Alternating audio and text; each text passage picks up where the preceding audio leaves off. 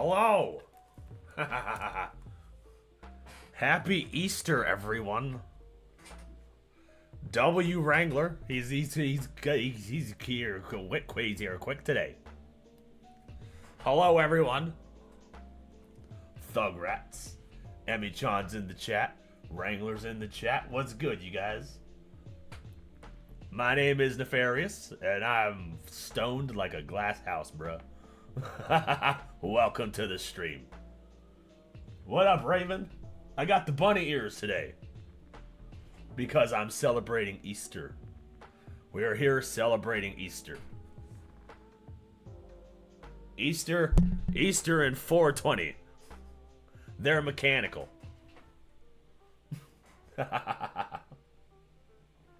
My ears are mechanical. But yeah, happy Easter. Happy 420. Hope everyone's had a good weekend. Everybody's out of town this weekend. I totally get it.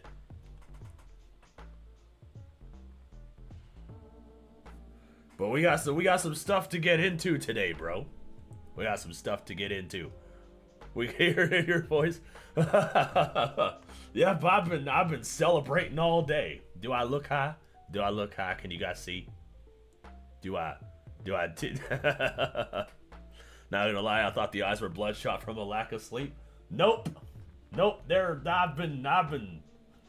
I've been partaking in God's herbs, you know what I'm saying? Been plucking from the ground, throwing in a pipe and burning that shit. I burned plant matter. That's what I've been doing. Burning plant matter and inhaling the toxic fumes. And I'm higher than Dave Blunt's cholesterol. So so happy 420. We got some stuff to get into today, bro. Fucking Shoe on Head dropped. She dropped on a Friday, so that was unfortunate. I was at work the entire day, so I couldn't react to it. And I made a video yesterday, so I was just like, you know what, just gonna stay on schedule. Stay on schedule with the Shoe on Head, with the live stream. We'll react to Shoe on Head. That'll be the first thing. That'll be the first thing. What up, Wicked Digit? Happy Easter, bruh. Happy Easter. Happy 420. Christ has risen, and we are raising our blunts in the name of the Lord. Everybody's smoking cross joints today. Everybody's gonna be smoking cross joints today. I will plant a new plant today in honor of National Ganja Day. That's what's up, bro. You gotta name it after good old Nefarious. It'll be your Neph plant.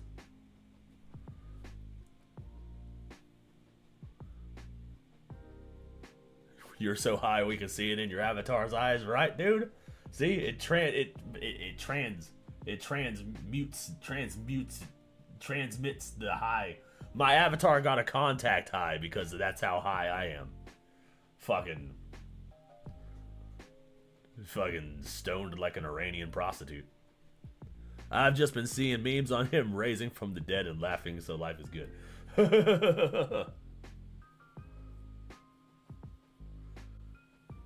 God, I fucking love Pineapple Express. The movie's pretty good too. Movie's pretty funny.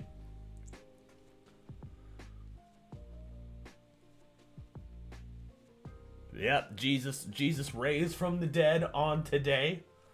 2,000 years ago today.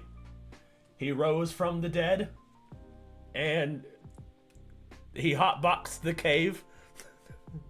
He hotboxed the cave they put him in, and when they rolled back the rock, he was gone, and all that came out was a cloud of smoke.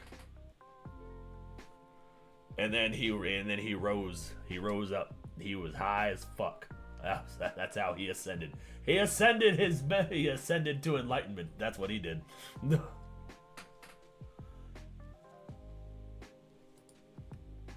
Don't punish me, Jesus. I don't mean to blaspheme. These are just jokes.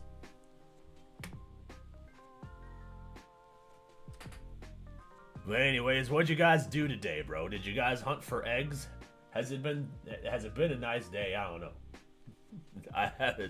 I went to the store and it was pretty nice day. So I don't know if it was good the entire time.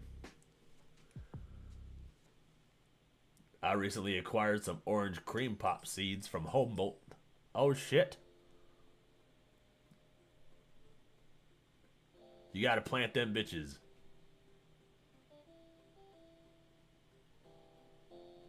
Not the antidepressant.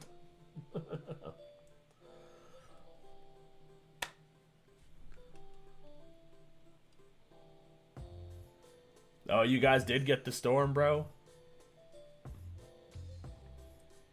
I've been seeing some shit on the storm. I've been seeing stuff on my recommended page from all the weather channels.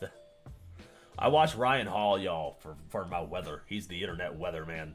And I get recommended shit because I watch his stuff. And then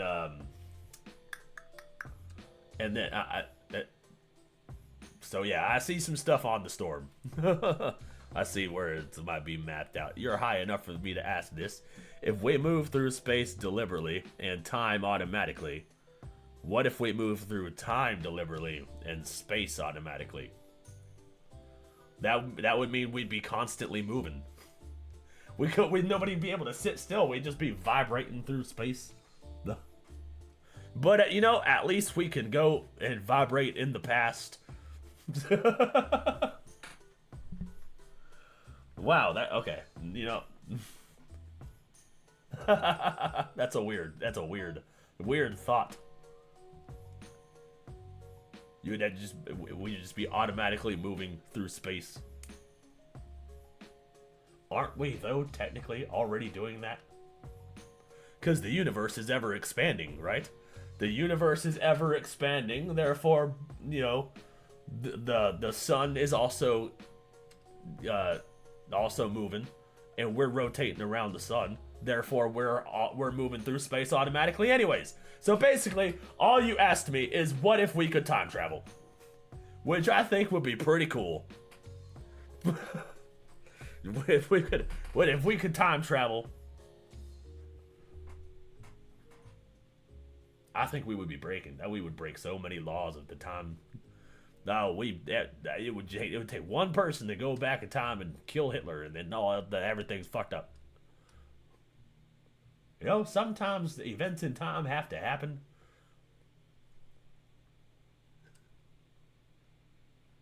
See, look, you got me on a rant about fucking space, the space-time continuum. You have a new subscriber. Oh shit!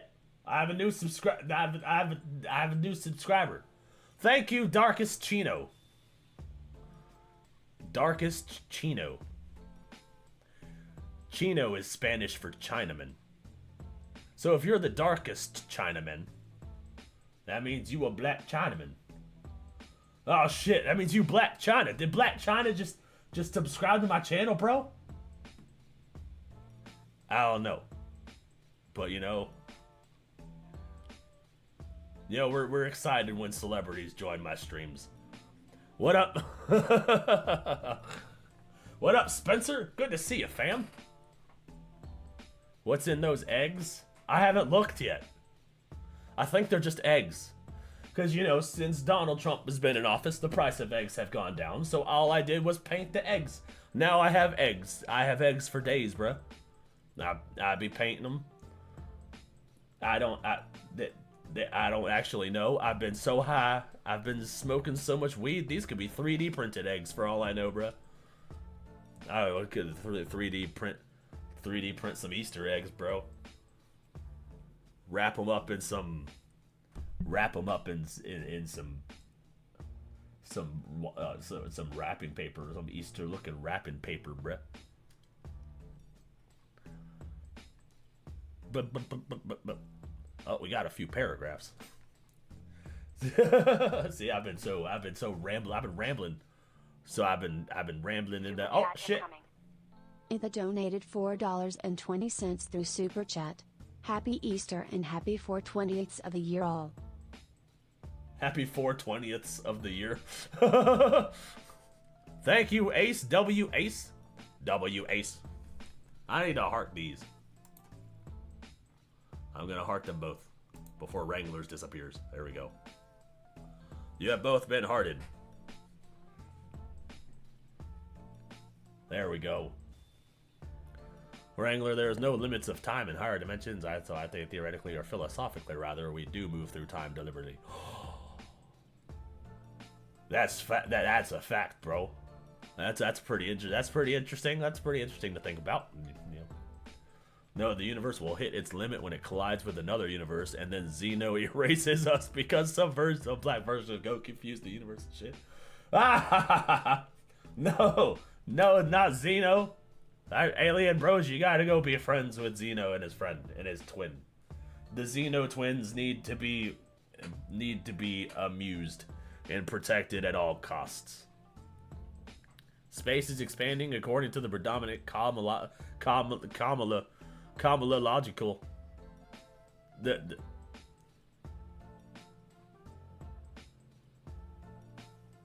Take two. Space is expanding according to the predominant cosmological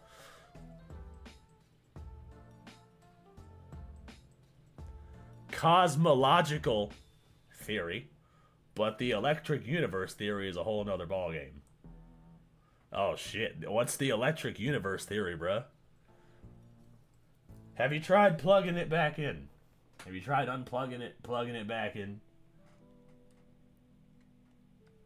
We just somebody tripped over the cable. They accidentally unplugged the universe, bro. Someone plug it back in.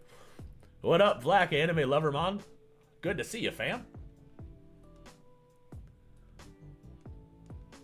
I 100% perfect believe in the universe. Oh yeah, I remember you telling me about that. Okay, yeah, okay, I understand. I get it. I get the electric universe theory. Kamala la la la. It took me a minute to say cosmological. I might be a little high. Just a little high. I might be a little high. Not gonna, I thought you were saying space is expanding because of Kamala's ass. Yeah, but it's her fault. It's her fault that space is expanding. Hope y'all doing good. I honestly was expecting a Monday stream, so I'm doing a game night with the lady tonight, but I'll be around the stream. Oh, you were expecting a Monday stream? Well, I can't skip 420, bruh. I have to do 420, bruh. It's 420, and I'm just high enough for this shoe on head video to be peak. Oh, it's gonna be peak. Just high enough. I am just high enough for a shoe on head video, bro. I talked to you about Electric University. Yeah, that's what I thought.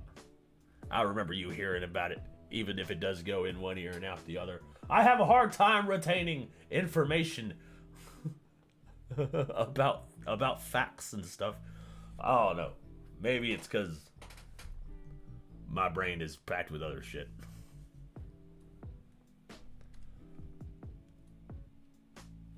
Got some ice cream jerky and popcorn. What the fuck? What is ice cream jerky? Oh, wait. Oh, are there supposed to be commas there? You got ice cream, jerky, and popcorn. Got it. Okay. What a lovely chaos stream we're gonna have. Yeah, bro. We haven't even left the station and we're already off the tracks, bro.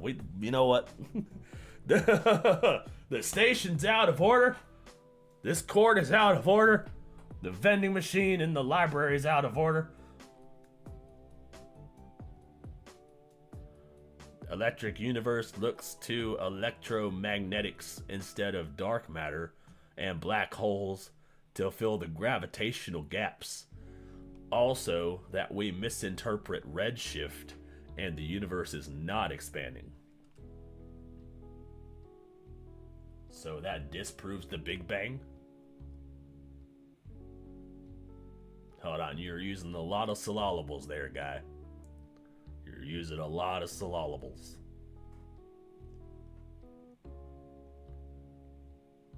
So if the universe is not expanding because there was no Big Bang, does that prove creationist theory? 100% believe in that shit. Yes, I left the comment out on purpose. Well, you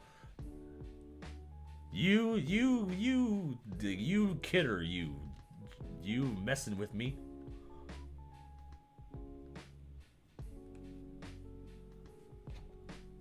Time to hit the pen. We're gonna hit the pen in honor of the 2 super chats, and then we're gonna watch some Shoe on Head because she talks about Donald Trump. And don't worry, I got you guys a joint. Okay, I got you guys a joint, so you guys get to smoke with me, bruh. We get to celebrate 420.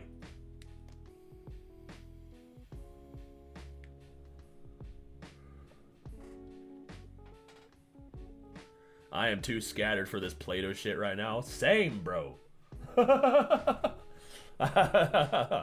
Dude, I'm higher than the price of Nintendo's next game. Don't worry, I got you guys a joint, and I got you guys some eyes. So you're also high. See? Look at that. Look at my high chat. Look, just a bunch of stoners over here. Look at you guys. Being extra stoned with your big ass joint. See, this is how we celebrate 420 on the Nefarious channel. We hide eggs on the screen and spark up a joint. Yeah, everybody hit the like button. Hit the like button or I will curse your family for 7 generations. Neff, I will make you a very detailed video on random universe facts. Alright, dude. It'll be unlisted. You can watch it in your free time or when you want to learn some shit, as long as I don't forget. You should totally publish that shit. You should be like, yo, the random people love random universe facts.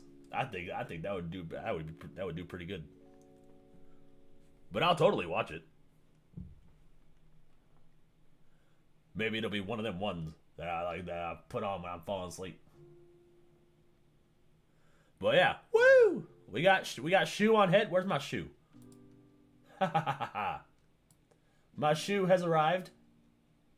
We're gonna shrink the shoe. We got a little shoe.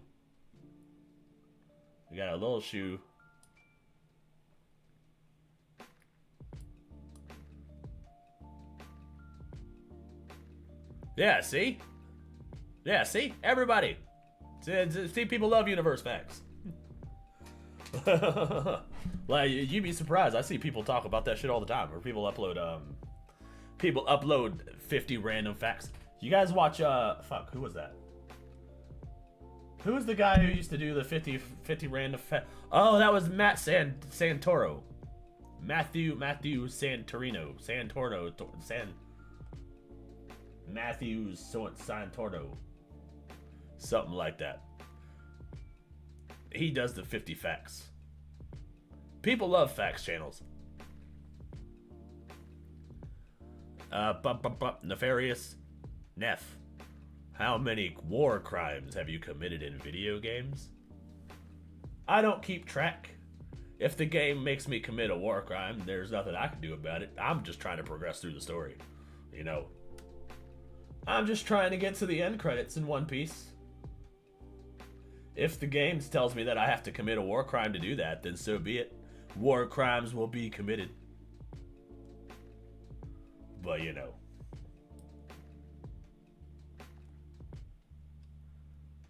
I don't like the countdown videos, actually, or the list of stuff. That's fair. That kind of niche kind of died. Except, I don't know, Mojo kind of just still does it. What up, Loki? Good to see you, fam. Everybody chilling today. Oh, shit, we got 12 people in here. I was not ready for that. ready for that. I was not ready for that. I thought everybody be out of town or some shit. I thought everybody be like, oh, we're going Easter hunting with the fam. We gotta spend Easter with the fam. So I appreciate everybody showing up to the Easter stream to watch this stoned ass Easter bunny with mechanical ears and a shoe on his head talk about shit.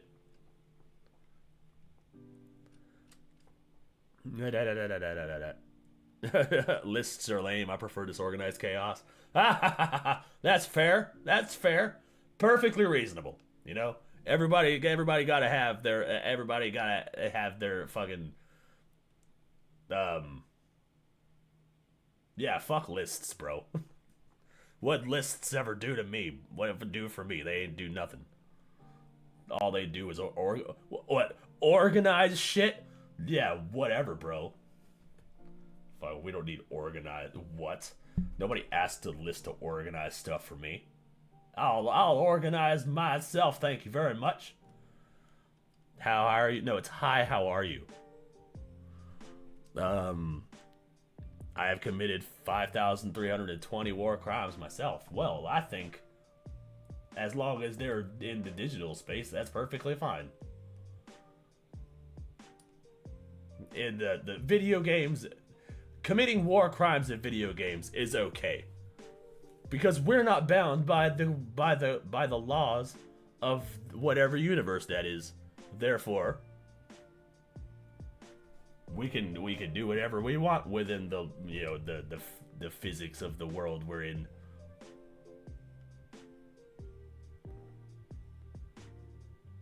You offered weed, of course we'd come. That's fair. That's good. That's good. Yeah, you guys get all the weed you want. You guys get your own little joint, and that's perfectly fine. You guys get your own joint. You get your own eyeballs. So you guys get to express how high you actually are. You're gonna put the shoe back on the head. And then we're gonna watch Shoe on Head talk about the USAID. This video is called What Trump Really Destroyed. The dark truth. The dark truth behind USAID. The United States AID. Something for international development. For the advancement of international development. Well, something like that. So yeah. Don't worry, the pieces were there. You guys can put them together. You're smart people. I know you guys can do this. You guys can totally just string together what I mean. It's fine.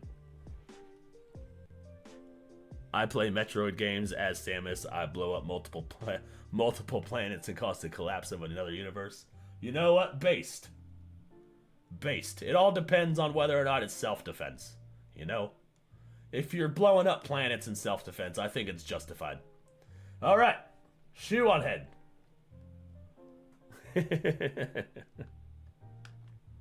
3, 2, 1. Talk to me, mama. Donald Trump, along with Elon Musk, have created a new government agency loud. called Doge. And what I originally thought was just an older sibling giving a younger sibling an unplugged video game controller actually turned into a real thing. And their first order of business was dismantling USAID, an innocent government program that helped poor people all around the world.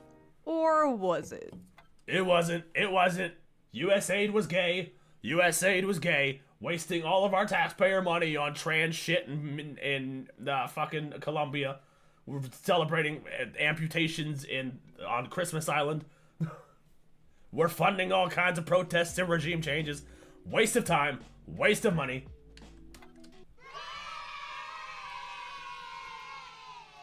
Hello and welcome back to the Shoe on Head channel. I am Shoe on Head and I am not real. I am a figment of your imagination. You have been in a coma since 2012. Wake up. No, you can't do that. No, wait, stop.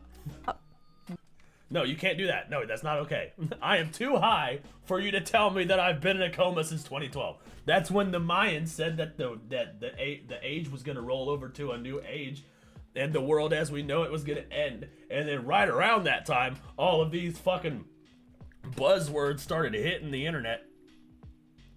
It took off like a bat out of hell. all these fucking words in the media, like the racism and transphobia, and that's when non-binary spawned into existence in 2012. She gotta tell me all that was a fucking, all that was a, I've just been in a coma this whole time. So if I wake up, everything will be normal. It'll be like 2010, but you know, more advanced, and everybody's actually civilized, and I've just been dreaming this whole time. See? I'm too high for this shit. You can't just be doing that. Wake up. Today we will be talking about the dark, seedy underbelly of US aid. This is a topic I've been interested in for a very long time now. And now that recently US aid has been in the news, I figured it is a perfect time to finally talk about it. All the mainstream liberal coverage I've seen of this has basically been late night talk show hosts crying fake tears about it being Fuck you, Stephen Colbert. Motherfucker. What was I gonna say? He was one of the ones that brainwashed me into the left. Because I used to like his show. I used to watch his shit. Now I wish that he gets canceled. He's just a shill for the establishment. Might have even been on Epstein's Island, allegedly, in my opinion, in a video game. But, you know, I think we've seen pictures. He's on the flight logs, probably. Dismantled, and all the mainstream Republican coverage has just been about all the woke shit USAID was apparently funding. But I promise you, it is more than that. A lot more. If you're not a very political person and you only come here to consume the Reddit gender war slop, you should still stick around for this because this gets juicy. And remember, even if you're not interested in I come to Shu's channel for all of her slop. Politics is interested in you. And trust me, I understand why some people aren't interested in politics. It's confusing, it's stressful, it's a lot to keep up with. I feel like 500 things happen every single day. But thankfully, I have a tool to help with that. Oh, we got a Ground News sponsorship. Ground News sponsorship, ladies and gentlemen. Ladies and gentlemen. Gentlemen. We got a Ground News sponsorship. That's right, ladies and gentlemen. This video is sponsored by USA. Just kidding. This video is sponsored by Ground News. Let's quickly give them a shout out and then we will jump back into this deep dive, shall we? Ground News is a website and an app that gives readers a fun and transparent way to read the news all across the political spectrum, from left, right, and center. Every story comes with a quick visual breakdown of political bias that helps you understand the full story and makes sure you're getting both sides. One of my favorite features of Ground News has to be the blind spot feature. It shows you news stories that have been covered by only one side of the political spectrum and ignored by the other side. For example, here is a story about how Elon Musk apparently pressured the Reddit CEO to moderate content on the site. Right? That doesn't make any sense. That goes against his whole fucking free speech thing, don't it? Why would he want to moderate Reddit? That doesn't even make sense. That's kind of out of character. Right away, we can see that the story has been covered by 12 sources. And out of these 12... Skip the ad? No, so I can't skip the ad. She yells at me for skipping the ad. Oh, she always yells at me. I can't skip the ad or she'll threaten me with knives and stuff. Sources, 75% lean left. And no right-wing sources have covered it. Ground News also makes it really because it's probably not real. Like, it probably didn't happen. Easy to compare headlines to see how political bias or ownership can affect the framing of a story. For example, this right-wing headline about how Trump is taking executive action to make DC safe and beautiful. Let's go! Is he actually? I don't... Is he actually gonna need some sources on that? Because DC has been kind of scary. I'm too afraid to go up there. Literally, I could throw a rock and hit the White House, bro. That's how close I am to DC. I don't want to go outside. What up, Dugan? What up, Mike Dugan? Happy Easter 420, bruh. Enjoy Flower Family and some music. Yeah, we working on it. We're enjoying Flower and Family. Yep. We gotta chill with the fam. While this left-leaning headline frames... Oh, I got a song coming soon, brother. So you'll be happy to hear about that one. I know you were telling me to drop music. So, working on something. The same story as Trump wants Washington, D.C. to be Berlin 1939. Wow, what? Wait, what? That is so fucking... What? Yeah, we're gonna clean up the streets of DC. You could clean up the streets, make DC beautiful again. Trump wants to turn Washington DC into Nazi Germany. What the fuck, dude?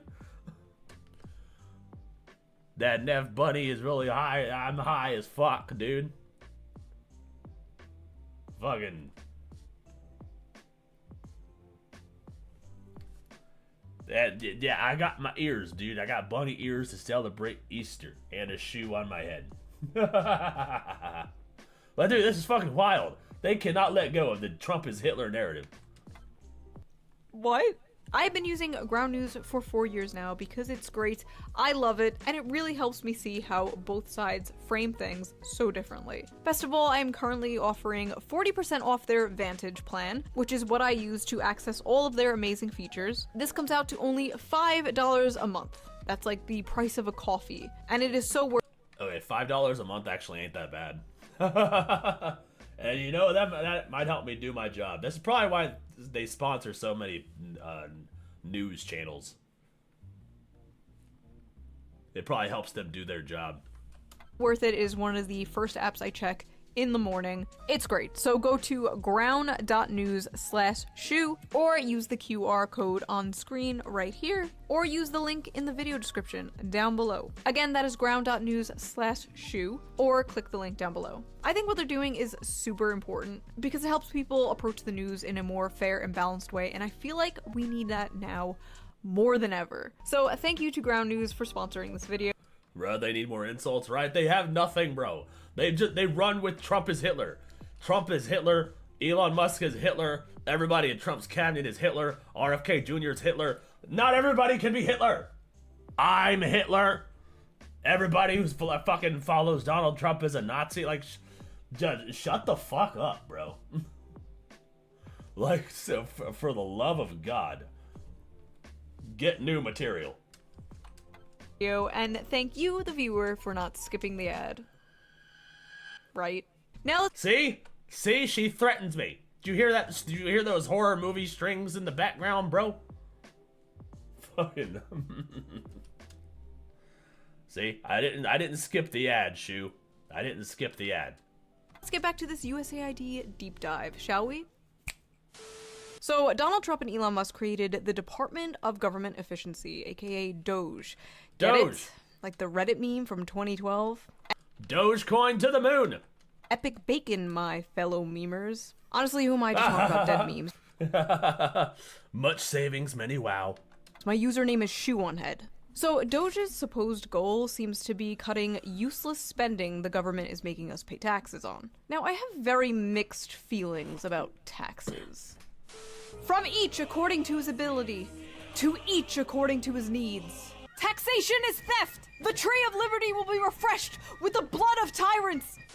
My opinion has always been, if we are going to pay taxes in this country, could they at least go to things that actually help people, like Medicare, Medicaid, Social Security, child tax credits, firefighters, fixing our bridges and roads, castrating pedophiles, government-funded girlfriends, things like that. And I'm totally behind castrating pedophiles.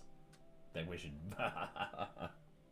I'd be down for that one. yes, we should be auditing the government. I think that's a good thing. Frankly, Same. I don't care who does it as long as they do it well. Good things are good, bad things are bad. I'm anti-bad things, pro-good things.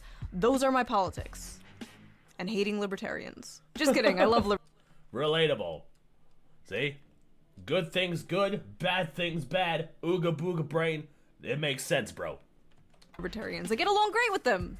As long as we don't talk about child labor. Anyway, Doge got straight to work, firing government workers and basically hiring my Twitter mutuals. What was once a theater kid-occupied government is now a... oh shit, you clipped the I'm Hitler bit. I skip her ads. I'm not scared of the Italian. We simp for the Italian. The screw Dogecoin by XRP. I have 2 Dogecoin. Just in case. You never know, bro. One of these days, Dogecoin's just gonna explode out of fucking nowhere. You never know.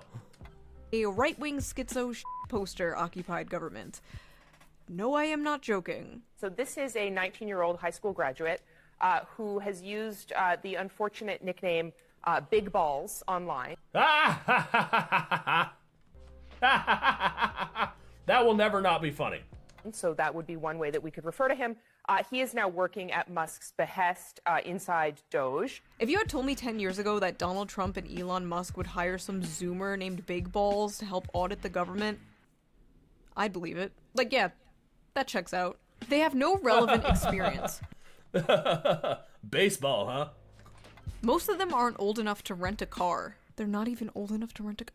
They're in their 20s. We sent 18-year-olds to go die in the wars you cheerlead on, you evil hag. Why are they so focused on the ages of these people when our government is basically a retirement home? But honestly, I don't blame Hillary Clinton. If I were her, I also wouldn't want 22-year-olds in the government.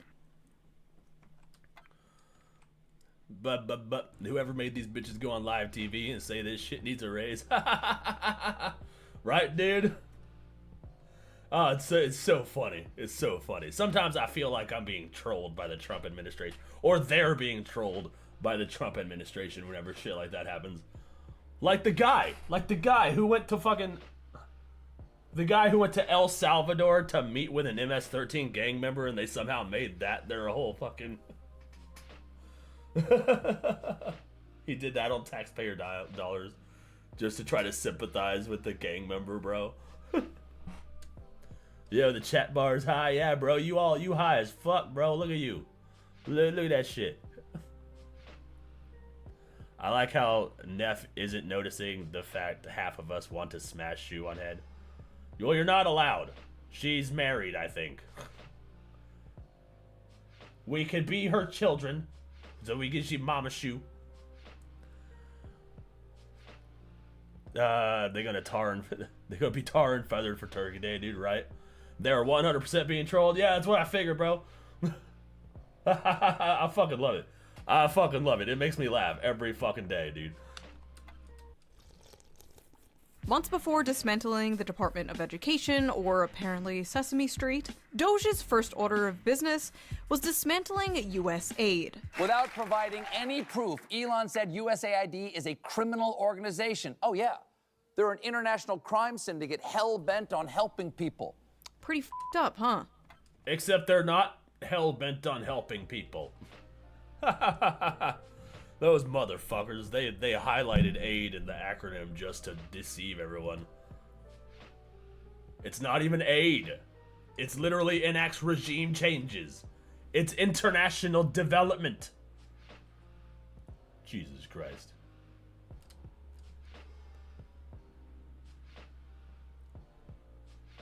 Fucking, I'm higher than Katy Perry's rocket trip. And even I knew that shit. I'm 56, I'm the weird uncle at best. Ha! Fair. The troll president. Love it. Love the troll president. Love the meme president. Taking money away from an aid program that helps poor people all around the world. Except USAID was not exactly that. In fact, it doesn't even f***ing stand for aid. It stands for United States Agency for International Development. Oh, agency. What did I say? What did I say? Advancement? I said United States for Advancement to International Development or some bullshit like that. I don't remember, but whatever I said was retarded. See? There's the United States Agency for International Development. Not even aid. It's US AIDS? Yeah, exactly. It just slowly kills the world until they die. I'm not gonna lie, when I first heard of USAID, I thought it was AIDS study to make medicine. That is funny. It has f*** all to do with aid. But honestly, I don't blame you for thinking it does. After all, they do make the word aid a different color in the logo. those sneaky bastards. Although it Exactly. said USAID provides 42% of global aid, the truth is most of those funds are just spent paying US contractors and secretly conducting regime change all around the world. Exactly. Regime changes. That was the CIA's mission. Or one of their missions. To enact regime changes around the world. They almost did it here. Until we got Donald Trump, all 7 swing states. Cryo Trump every 4 years. I mean, it's using tax money for LGBT promotion, so it's US AIDS. Pretty much, bro. We're freaking chopping fingers off in Guatemala or some shit. The sex changes in Nicaragua. What was that? We're doing comic books in Peru, trans musicals in Colombia. Like, what the fuck? How is that aiding anyone? In fact, 80% of all USAID funding goes to just 75 organizations, while only 6% of that goes to aid. And by auditing USAID, Doge exposed the true, real puppet masters. Oh yeah, that's what I was going to say. All they do is funnel the money into NGOs. So these non-governmental organizations that are just meant to launder the money. Like, how can you call yourself a non-government organization if you're just accepting government money? That makes you a government organization. These fucking liars. These sneaky little bastards. Behind the secret cabal of evil masterminds funding the woke ideology spreading all around the globe. You. Yes, it was you, American It was me. Me? taxpayer. Turns out the deep state was the friends we made along the way. And yes, it's true, we are spending billions of dollars in our tax money God damn it. to fund things like teaching Sri Lankan journalists how to avoid binary gendered language. Are you fucking shitting me, bro? Who is funding this shit? Or who organized? We're funding this shit. Who organized this shit? Like, send them to the gulags immediately. El Salvador, every single one of them. Was it George Soros? El Salvador. Send them to El Salvador. Combating disinformation in Kazakhstan. Promoting inclusion in Vietnam. You gotta be kidding me, bro. What the fuck? Combating disinformation in Kazakhstan? I don't even know where that is. Why is my money going to Kazakhstan? I know it's one of the stands. Uzbekistan, that Pakistan, Afghanistan, Turkestan, Kyrgyzstan. I don't fucking know. There's too many stands. Promoting inclusion in Vietnam. Jesus Christ, bro. Millions to an Armenian LGBT group. Millions to rebuild the Cuban media ecosystem. Millions for LGBT causes in the Western Balkans. Millions. Atheism in Nepal. We're funding atheism in Nepal. I don't know where that is either. The fact that we're funding atheism is just wild to me.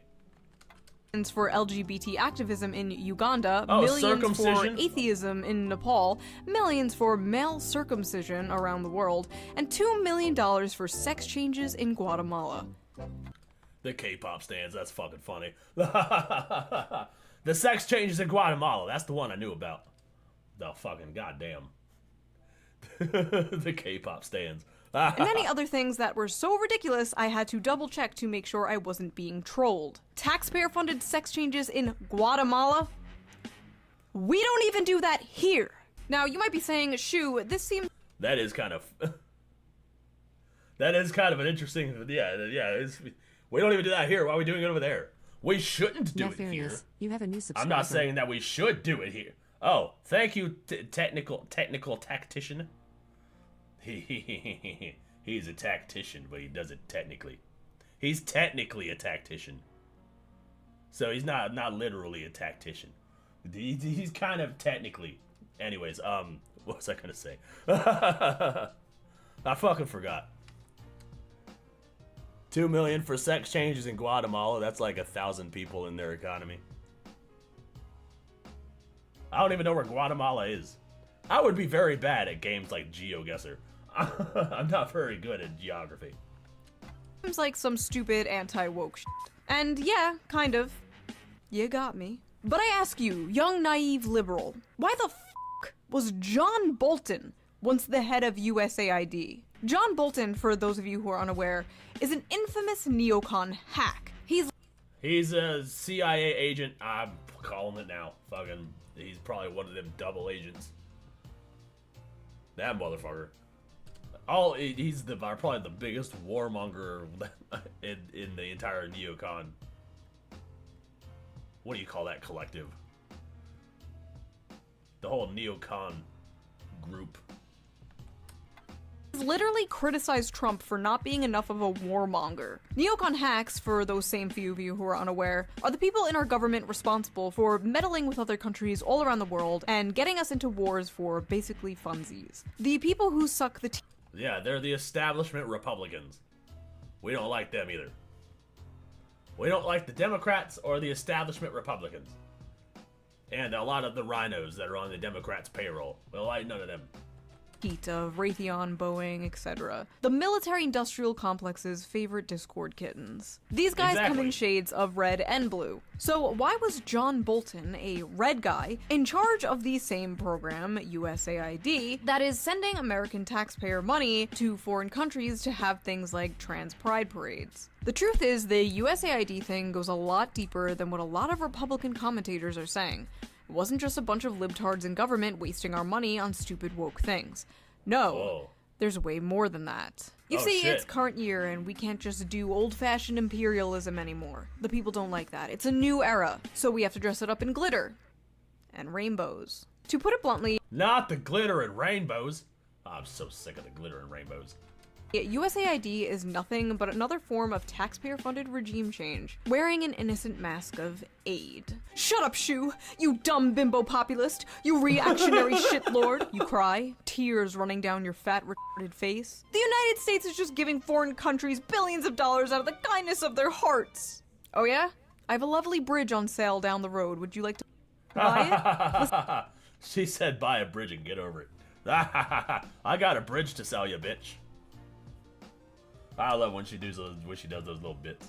Listen, despite all its faults, I love America, and I love the American people. But if you believe the corrupt, greedy bureaucrats running the deep state of this country do anything out of the kindness of their hearts, you are a sweet, innocent angel, and you need to be protected at all costs. You're a wonderful, you're a fine gentleman. Have a wonderful afternoon.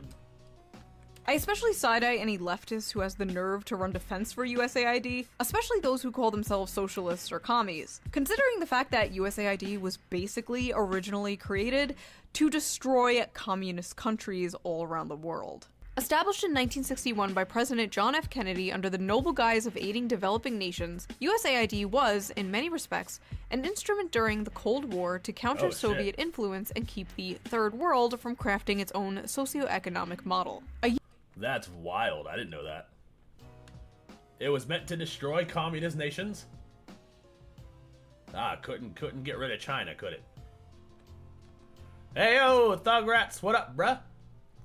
Good to see you, fam. Kindness of our hearts from who? Satan's, right, dude? Swear to God, as soon as the Democrats took over, everything went to shit. And then they somehow mysteriously managed to win every single election except for Trump's. Trump won. But Hillary Clinton was meant to carry on the regime. And now we've all been awoken. We've all woken up from the Democrat brainwashing. A year after President John Kennedy created USAID in 1961, he told his directors that, as we do not want to send American troops to a great many areas where freedom may be under attack, we send you. It wasn't long before the CIA spotted an opportunity to extend its reach. In 1962, USAID launched its Office of Public Safety to send agents around the world under the guise of training police officers. But as it turned out, the trainers were busy teaching enhanced interrogation techniques, a euphemism for torture. The scandal Of course. Enhanced interrogation techniques. Why do they use these multisyllabic shit? Is that so other nations can't pick up on what they're saying? They use alternate language. I can understand a government official doing that. Which kind of makes sense as to why all the leftists are trying to change everyday language into these multi-word, multisyllabic phrases. They're being infiltrated by the CIA and meant to brainwash the American people. Scandal broke out in 1966, and although the office was finally shut down in 1974, the dark practices persisted within military and intelligence circles. By 1980, USAID Administrator John Gilligan was candid enough to describe the agency as nothing more than a graduate school for the CIA. At one time, many Oh fuck! Well, there you get what? CIA. They're behind everything. Need to just dismantle that whole organization, and then start again. Just fire everyone, dismantle the whole thing, and then just make a new CIA. If we really need the CIA.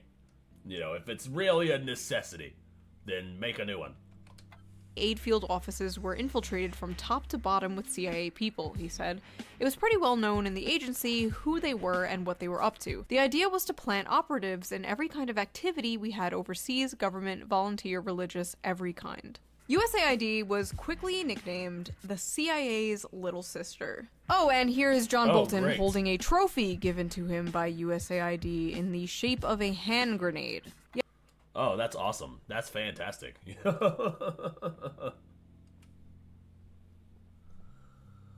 So the USAID was essentially the CIA's little sister, bro. What the fuck? That is crazy. Yeah, nothing to see here, folks. So let's talk about Zune Zaneo, shall we? Sit down. I love this story. Taken directly from Wikipedia, Zune Zaneo was an online social networking and microblogging service created by the United States Agency for International Development, aka USAID, and marketed to Cuban users. It was covertly developed as a long-term strategy to encourage Cuban youths to revolt against the nation's government. The developers aimed to use non-controversial content, such as sports and music, to build up subscribers and then to slowly introduce political messages through social bots to encourage dissent in an astroturfing initiative. So basically, USAID created a fake-ass social media platform in Cuba with our tax dollars. Wow. Wow, that is crazy. What? Flooded it with bot content about like sports and music and whatever, just to make it seem normal, then slowly started to manipulate the users and create political division on the app between Cuban citizens in order to create political chaos in this country and a potential uprising. Wow. That was a test. That was a test. Cuba was the test because they were going to do that on America. They're doing it to America. They were testing it on Cuba so they could initiate it on America. And then they were going to, and that's what they did. They did that. They probably have bots flooding all kinds of fucking. Dude, what if Blue Sky was created by the CIA to control the narrative? Because they were doing it to Twitter, but then Elon bought Twitter. That's crazy, dude. That is fucking wild. Cuba was a test. Cuba was a test. They literally created social media sites, flooded it with bots just to cause political division in an effort to stage some sort of uprising and revolution. That is crazy, dude. So yeah, how dare we take money away from those starving undercover agents? To make things even more sus, the money we spent on Zune Zaneo was publicly documented as an unnamed project in Pakistan. Yes, this fake-ass social media psyop they created in Cuba was documented by our government as being a project in Pakistan. Now, think of all the other weird shit USAID That sounds like a cover-up to me. That sounds like they were trying to blame Pakistan. was supposedly funding. Those sex changes in Guatemala. Were they really sex changes in Guatemala? Or were they some covert psyop being done somewhere else in the world? I guess we'll never know now. Oh, bro. She's like blowing my mind right now. Maybe it's because I'm higher than Elon Musk's rocket car. I'm not sure. But, like, she's definitely fucking... She's fucking with my head right now, bro. Were those sex changes in Guatemala really for sex changes in Guatemala? Or was that just a just a distraction? Or a trying to divert your diversion. Trying to divert your attention away from what it actually went to. That's bruh. Using social media to divide the masses and create political division. Oh. You don't think... Yes, I do think. I think quite a bit, actually. Pretty often, I think. And yes, I think. I think about it. No. Yes. They wouldn't do that. I mean, They would, and they have, and I'm pretty sure they have, and it's happening right now. it's kind of weird they asked the former founder of Twitter to help with this project, but no. Oh, fuck!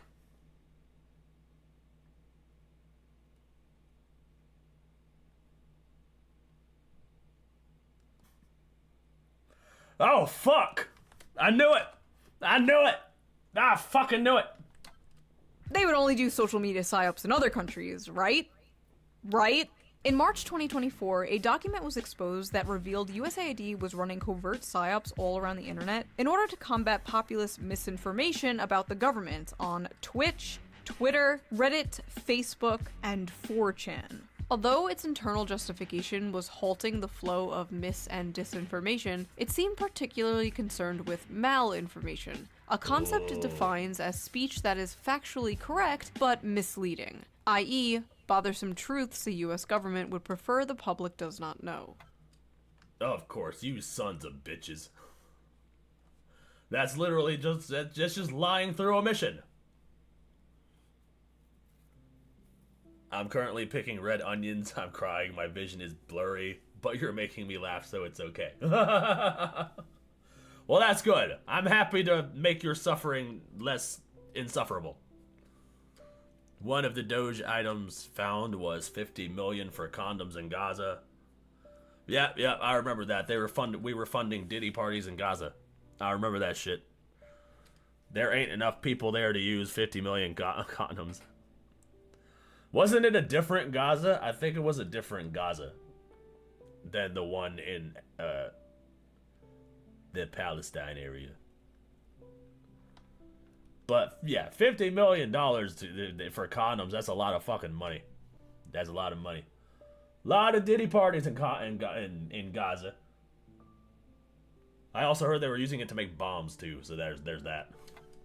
USAID suggests directing the public toward mainstream corporate sources of information and psychologically inoculating them against inconvenient facts that challenge US power by pre-bunking information before people see it. Pre-bunking includes discrediting the brand, the credibility, and reputation of those making false allegations. In other words, a state-directed attack against alternative media and critics of the US government. So basically, what? USAID was funding a bunch of dorks to go all around social media and be like, source? Every time...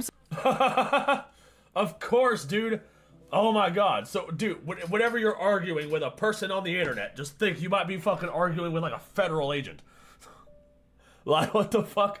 Bro, now they have, like, bots that could do that shit.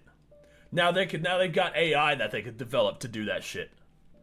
This is why arguing on the internet isn't even worth it. You may as well just ignore the comments altogether. Because 9 times out of 10, you might be either arguing with an AI bot or arguing with like a federal agent. Both of which funded by the CIA. Well, technically the USAID, which is the CIA's sister company, but you know, whatever. Still the same thing. Pretty much. Someone criticizes the government. This is somehow more pathetic than when I used to use an alt account to defend myself on BreadTube subreddits. That is basically what our government was doing. Also, I like how this implies the people you called a Fed online might have actually been a Fed. There is a chance that— Bro, fucking exactly. Fucking exactly. you may have fought with a federal agent, a USAID federal agent on Twitter or 4chan. This also implies that, like, See that fucking exactly. This is why arguing with people online isn't worth it. It's just a waste of your own energy. streamers and social media influencers you know may have been funded by USAID. But who? Who among us? Who would be willing to unquestionably Harry Sisson. Harry Sisson. Hassan Piker, probably. I don't know. No, he wasn't on the list, was he? Harry Sisson was definitely on the list. enthusiastically suck establishment cock that hard? Harry Sisson. For all the bad stuff America Destiny? Alright, I can see Destiny. Yeah, I can see that. does around the world, USAID was just an organization that did a lot of nice things. Like, it put a lot of money into efforts to help people in a variety of ways, like both materially and culturally.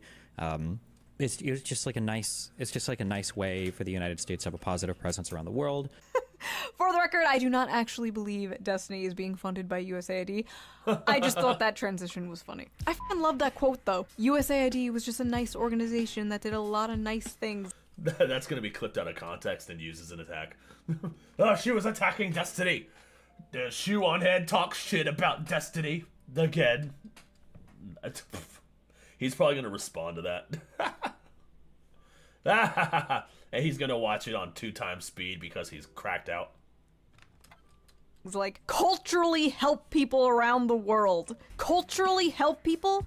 Why are we in the business of cultural imperialism? Why do we have to Right? Isn't that called colonialism? Right? Oh, did Destiny just defend colonizing a country? That's what that sounds like to me. A leftist YouTuber, a leftist Twitch streamer, just advocated for colonizing a country. All he did was call it cultural... What'd he say? Cultural... Whatever he said, it was bullshit. He meant colonizing the country. Culturally enrich Latin America or the fucking Balkans. So not only are we the world police, but we are now the world HR department? Ha! No thank you. Why are we spending billions of dollars doing fuck-ass shit in other countries while ours crumbles? I don't care about teaching gender studies to Ugandans. The pothole in front of my house hasn't been filled in 3 years. Thank you. See? Fucking shoe on head based as fuck. See, we get it. Why do we want our tax money going overseas, bruh? Fix our potholes. These are my taxes, and I believe my taxes should go to help people in my country. I don't think that's controversial to say. And I know many conservatives agree with me. I'll always hear them say, we can't be spending money in Ukraine. We have to take care of our own. And then they just don't take care of their own. Because that's socialism or communism or something. Listen, do you actually want to take care of your own? Do you actually want your taxes to go towards helping the poor and sick and families in this country? Are you actually America first, or are you corpos and foreign countries first? I'm more than happy to work with you on good things to fix this country. But I don't think the establishment GOP is. You don't want able-bodied workers on a program that is intended, for example, for single mothers with 2 small children who's just trying to make it. That's what Medicaid is for, not for 29-year-old males sitting on their couches playing video games. We're going to find those guys and we're going to send them back to work. First of all, I mean, that's fair. I like that. Medicaid is for anyone who needs it, period. And second of all, 29-year-old guys? You mean your fucking voter base? You mean the very demographic that is shifting the entire country in your direction? Those guys? Yes. Yeah, we're just wasting so much money helping young men. Those greedy gamers just gobbling up all the tax money. Not massive tax cuts to corporations and the rich. Not all the money to the bloated military-industrial complex. No. Gamers. Young men who can't find a job, can't afford a house, can't afford college. Young men who can't build a family because of the society you created. Those guys, they need to pull themselves up by their bootstraps and pay for their own Medicare. This care isn't for them, it's for women. What? It's for the women. I wouldn't be against having a public option, but I don't think it should be the only option. That's my thing. Great to know both sides of the establishment fucking hate young men. Anyway, sorry, I popped off. Let's get back on topic. Now, USAID did do some good things, I won't deny that. But even some of the good things USAID did were nothing but a bunch of fronts. Using Cuba as an example again, because these are some of the only ones that have been exposed so far, there was a USAID program called the Travelers Project that was said to be an HIV prevention workshop. But yet again, it was nothing but another covert regime change psyop. This was exposed in 2014. See, they've been trying to do this forever, bro. They just want to change regimes and bring about a new world order. They've been talking about it forever. They've been talking about the new world order forever. They've been saying it right. It's been right under our nose, bro. Fucking George H.W. Bush did a speech where he mentioned the new world order. Rappers have rapped about the new world order. Fucking we had Tupac, Illuminati with my mind, soul, in my body. Fucking Eminem's talking about the new world order. What song was that? As we move toward a new world order, I know my life is boring, but superstar. See? New world order, bruh. They've been trying to push that shit forever. That's why they're trying to do regime changes and change. They want everybody in the entire world to be on the same side so we can move towards a globalist agenda. A world without borders. 2014 by the Associated Press. Young Venezuelans and Peruvians were deployed by USAID to Cuba's college campuses for $5.41 an hour. Really, USAID? Billions of dollars force feminizing mice and you can't even pay your spies a living wage? Sad. Anyway, they were used to recruit college students into political organizations with the goal of turning them against their government. The goal of, once again, creating political division. In the exposed memos about this, USAID called their HIV workshop the, quote, perfect excuse. What? The perfect excuse for what? What? Question, when do you think it first gathered? Do you mean the Illuminati? It probably supersedes any of, I don't know. It probably back in Templar times.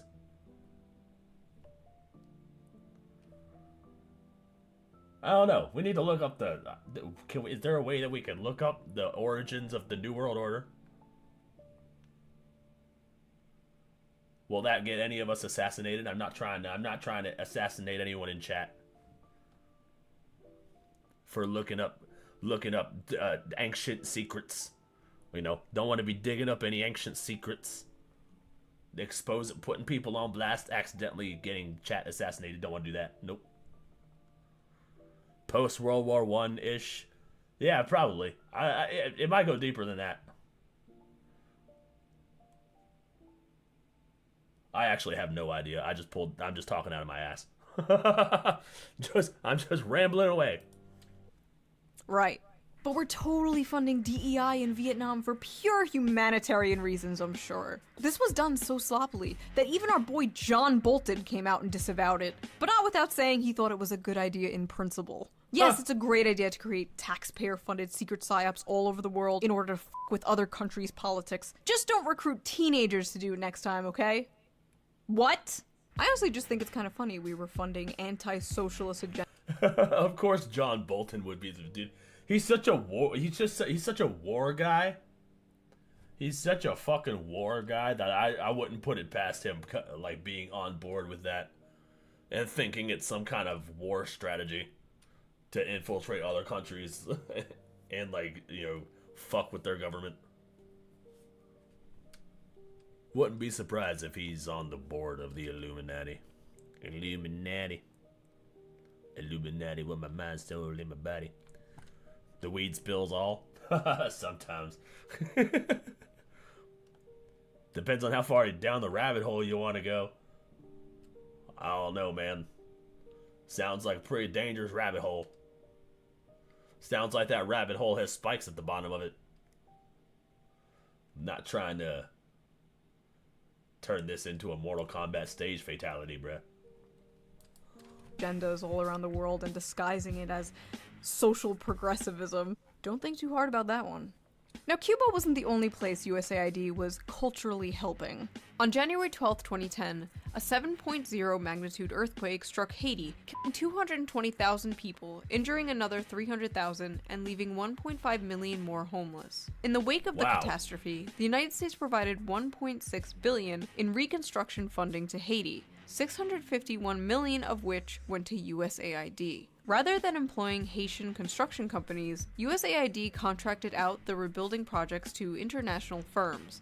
For instance, Minnesota-based construction firm Thor was awarded $18 million in contracts, and Mexico-based firm Cemex received over $7 million. But by far the largest recipient of USAID funding in Haiti was Washington, D.C. based contractor Chemonics International, who received over $200 million to carry out a total of 141 projects. Wow, in fact, dude, what the USAID awarded more money to Chemonics than to the entire Haitian government in the wake of the earthquake.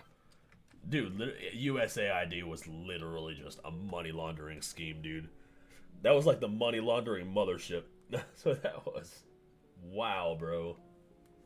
And it launders money all over the world, bro. What the fuck? More money went to this fucking organization than to the entire Haitian government in the wake of an earthquake. So who are we aiding, bruh? Aid to who? So far, we ain't do shit. Just taking advantage of tragedies to enrich our friends. That's literally what they're doing. Basically, everything that they're blaming Trump for is shit that they're doing. Just fucking taking money from the taxpayers and enriching themselves. An audit conducted on Chemonics revealed that the company had a tendency to not finish jobs, evaluated its own project on arbitrary criteria not having to do anything with the project, and failed to set timelines, causing some projects to fall behind schedule. In one case, Chemonics was contracted to build Haiti's new parliament building, but what they constructed came out half-finished and unusable. The company only built the framework of the building, not even erecting interior walls to divide office spaces, nor did they bother to furnish the building. Left with this, the Haitian government was forced to draw $775,000 from its public treasury to complete the project. Despite these disastrous results, Chemonics to this day remains USAID's top contractor. The construction Not anymore, bitch.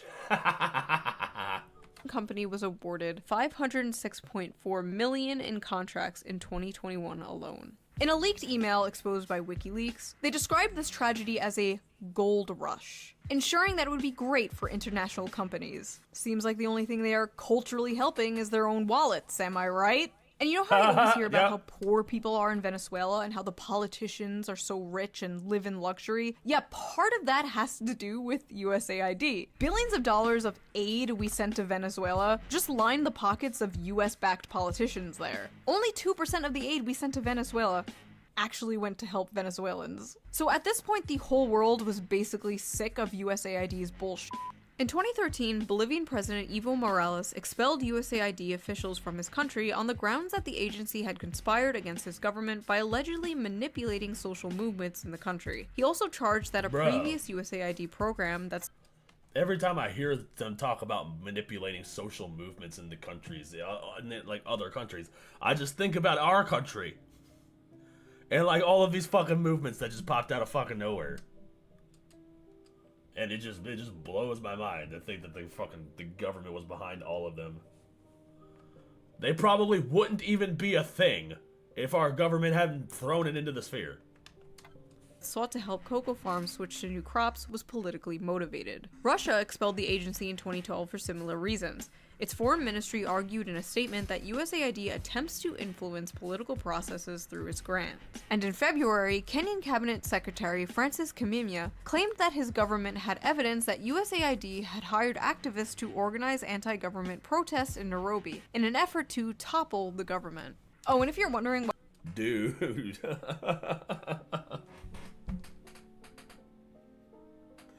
Bro. See? Fucking see? What she just say? They hire activists?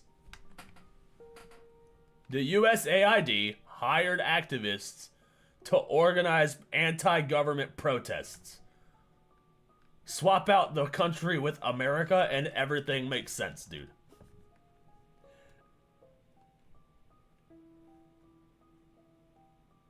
Like, bro.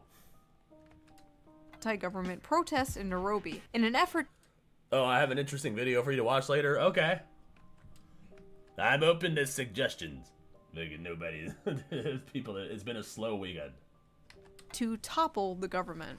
Oh, and if you're wondering why so many news outlets and journalists were freaking out over the potential shutting down of USAID, yeah, it's probably because it's where their paychecks were coming from. Yeah, apparently USAID was funding about 6,200 journalists and 707 news outlets. Jesus Christ, dude. They had almost 7,000 people on their fucking payroll, bro. Every single woke journalist, every single woke gaming journalist, every single fucking... They were all funded by USAID. All across the world.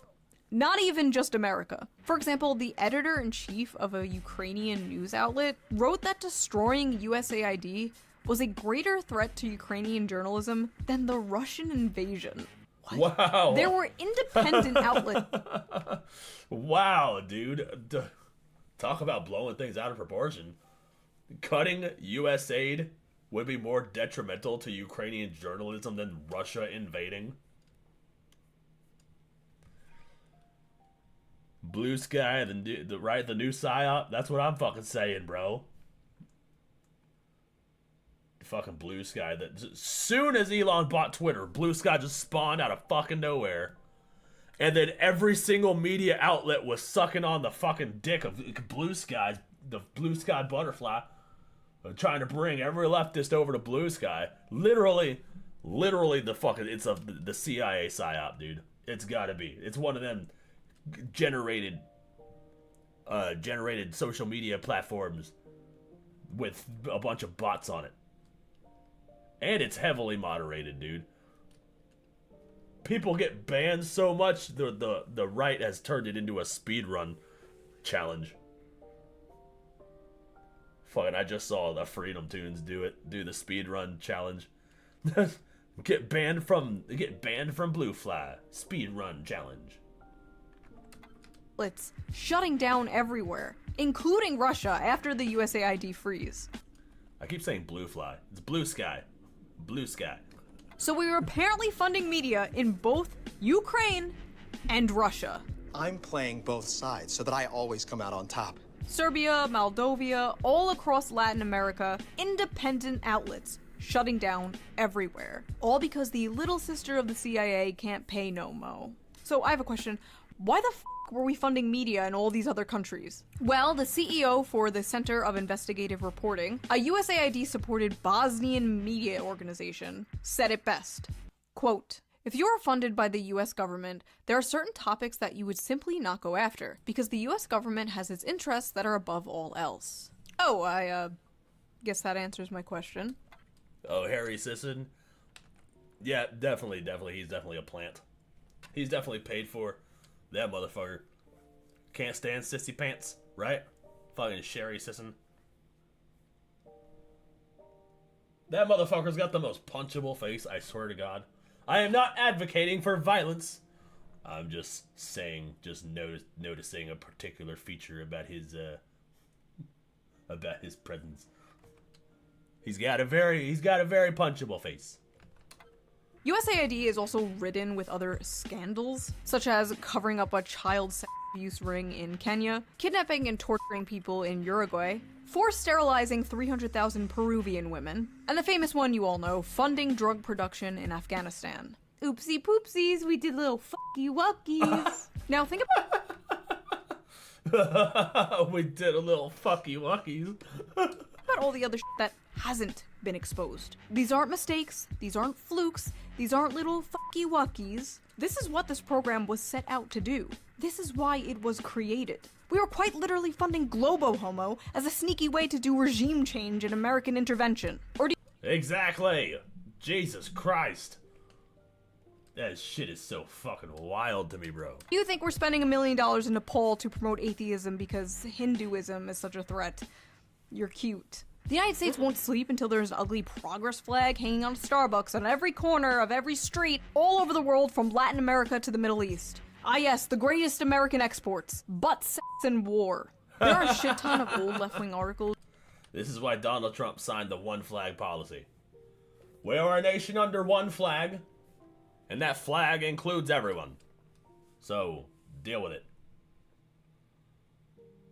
They haven't banned me yet, but all I talk about over there is Metroidvanias. Yep, as soon as you start praising Trump in any way, shape, or form, or saying anything that goes against the left-wing narrative, you get fucking investigated. Forced sterilization, a favorite of early America and Germany alike. Lovely, right, dude? Right. Forced chemical castration. Castration for all. You can find online spanning back to like 2010, even earlier, about how evil USAID is. Now suddenly liberals are acting like it's another fucking beacon of democracy that we have to cry and piss and shit about just because it's Trump getting rid of it. Frankly, I don't care. If they start dismantling things that I do care about, things that do actually help the American people, then I will care. Expose where the trillions of dollars we spent on the Iraq war went next, please. Or, you know, actually release the Epstein files. Thank you. Do I think Doge cut USAID because they're our great comrade in arms, cutting off the tentacles of American imperialism? No. Trump probably just cut it because he thought it was a woke, gay waste of money, and it was. But as far as I'm concerned, every article written about how bad dismantling it was... That would be fucking funny. Hey Trump, why'd you dismantle the USAID? It was woke and gay. It was too woke and too gay, frankly. And you know, I'm not gay. I won all 7 swing states in a landslide. It was quite possibly the least gay. So USAID, so gay, so woke, had to go. Was written by John Bolton himself. Like the president of Colombia said, take your money with you. It's poison. All the sources I use in this video and all the information I got for this video will be in links down below. Feel free to do your own research as always. And if you like this video, please consider subscribing. A lot of you aren't subscribed apparently. You just watch and fuck off. I will find you. Also, this video... No, you can't. No, I am subscribed and I got the bell on, so I'm the underdog, bruh. I'm in the 0.1%. Is most likely going to be demonetized, so if you can and if you want to, please donate to me on Patreon, link down. That was a good video, dude. Oh shit, I got clipped again.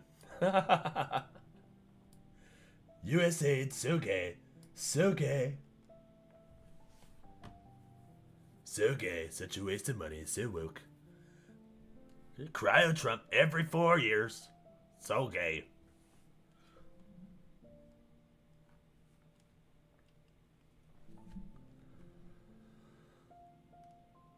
But yeah, I think it's good that we're fucking getting rid of the USAID. Or got rid of it. It's gone now. Haha! Hooray! It is gone now. Now if we can get rid of the actual CIA and not just the sister location. We need to get rid of the actual Freddy Fazbear, not the sister location. What else is happening?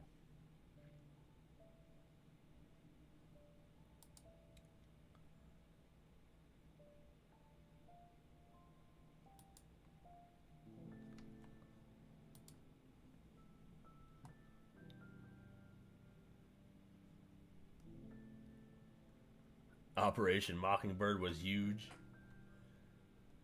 Yeah, dude, it fucking worked.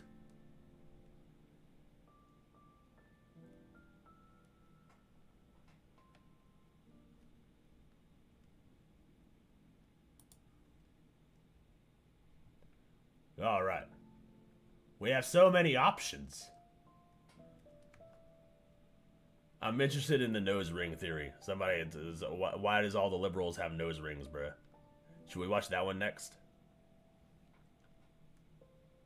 You guys want to watch The Dadvocate? I've seen some of her stuff. I'm going to show you guys how my style. Oh yeah, I have ads now, cause my premium ran out. Cause I'm a person. I'm a person. I'm just like you guys. I'm broke too. See? Well, I also don't pay for premium. Poll time. You want to do a poll? I'm cool with doing a poll.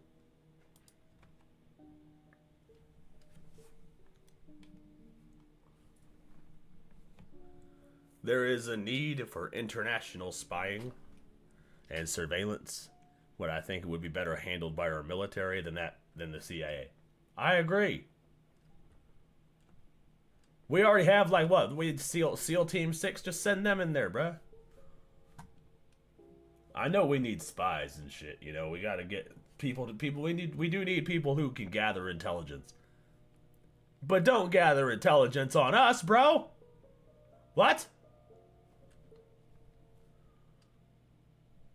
Like, how about no?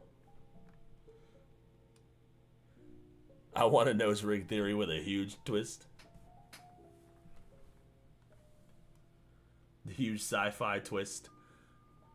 Watch that be like the mind control device. Watch there be like some sort of nerve in the nose where if you pierce it, you are all your common sense goes out the window.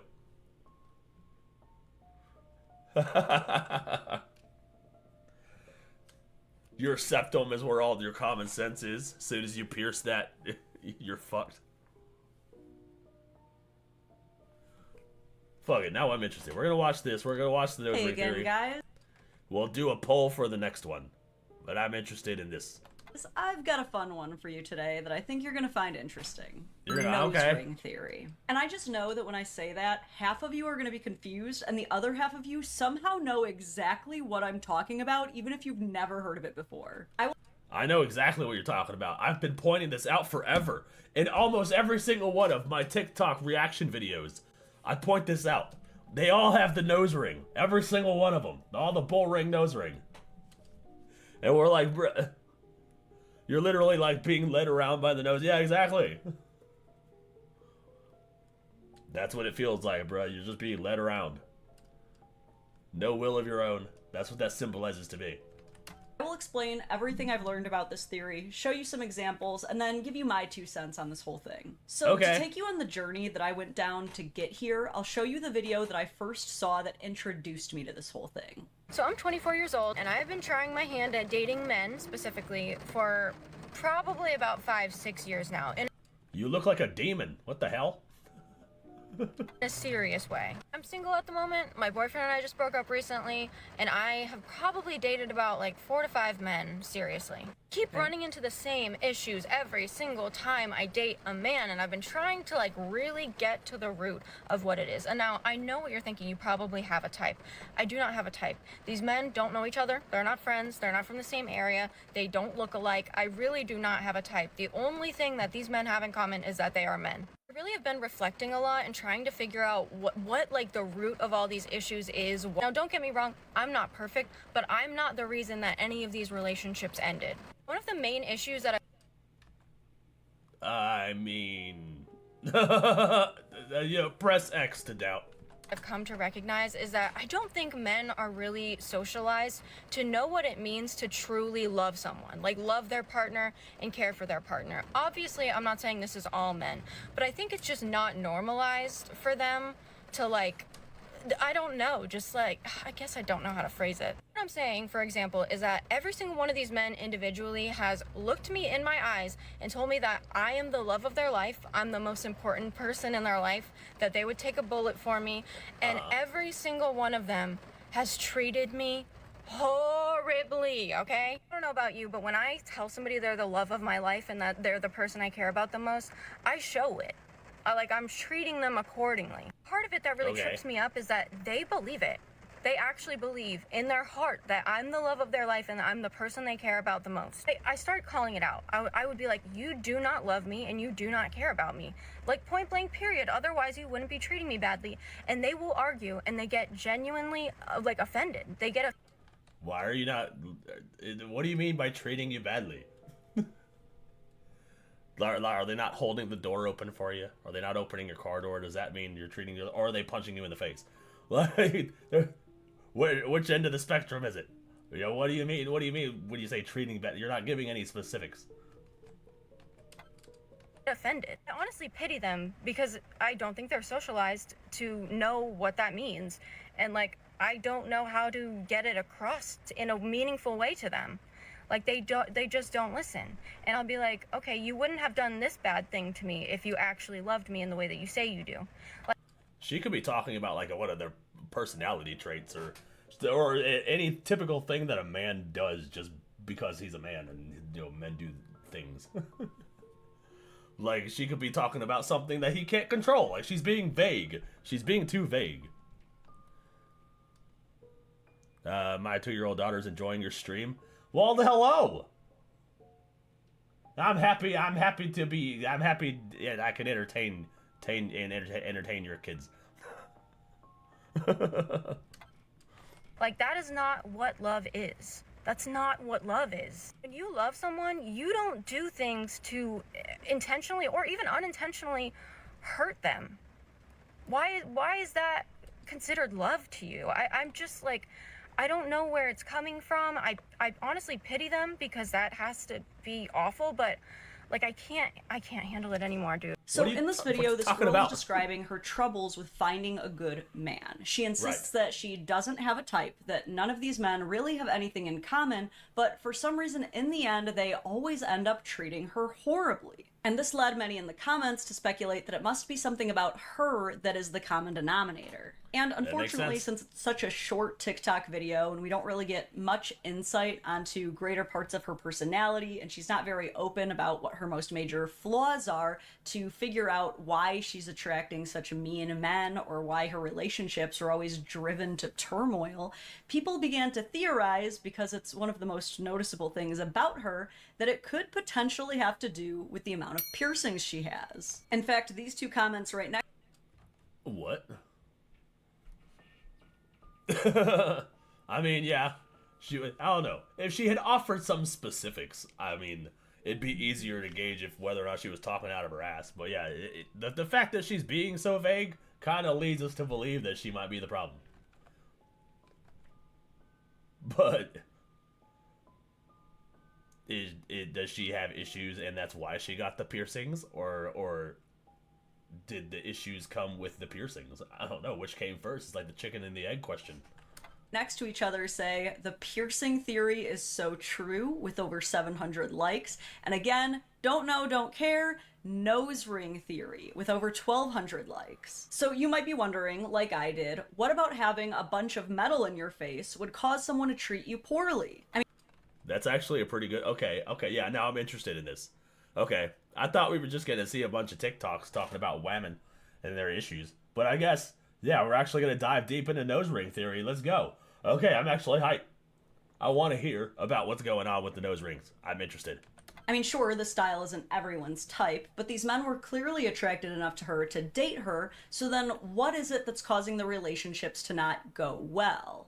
So I decided to look into what these men were referencing when they talked about the piercing theory or the nose ring theory. And this was the top video I found.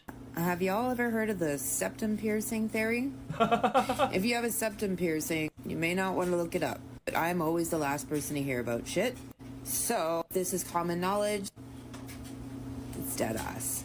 It's actually dead ass. Because it says that every person that has a septum piercing makes their trauma their entire personality.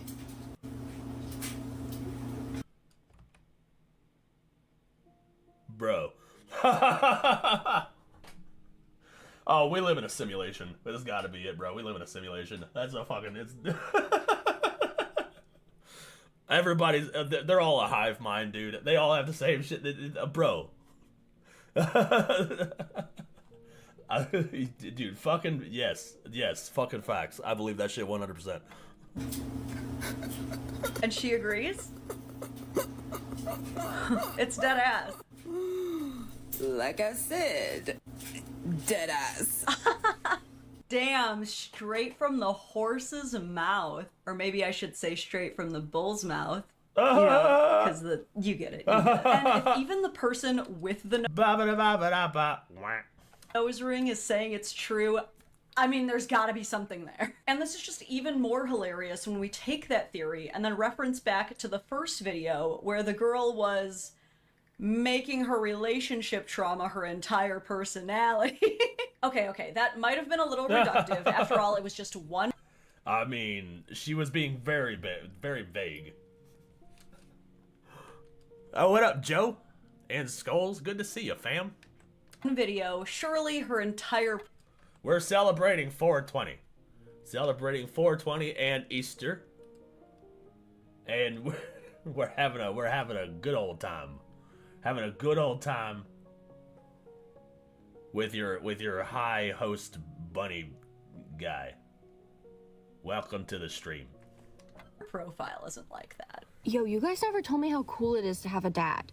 Like, this is a secret that's been kept. This is the same lady. Kept from me, okay? I grew up with 3 moms. My mommy issues are off the charts. Okay, sure. I mean, so maybe she doesn't have a dad and has a ton of self-proclaimed mommy issues, but that doesn't mean trauma's her entire personality. I have psoriasis. Bro.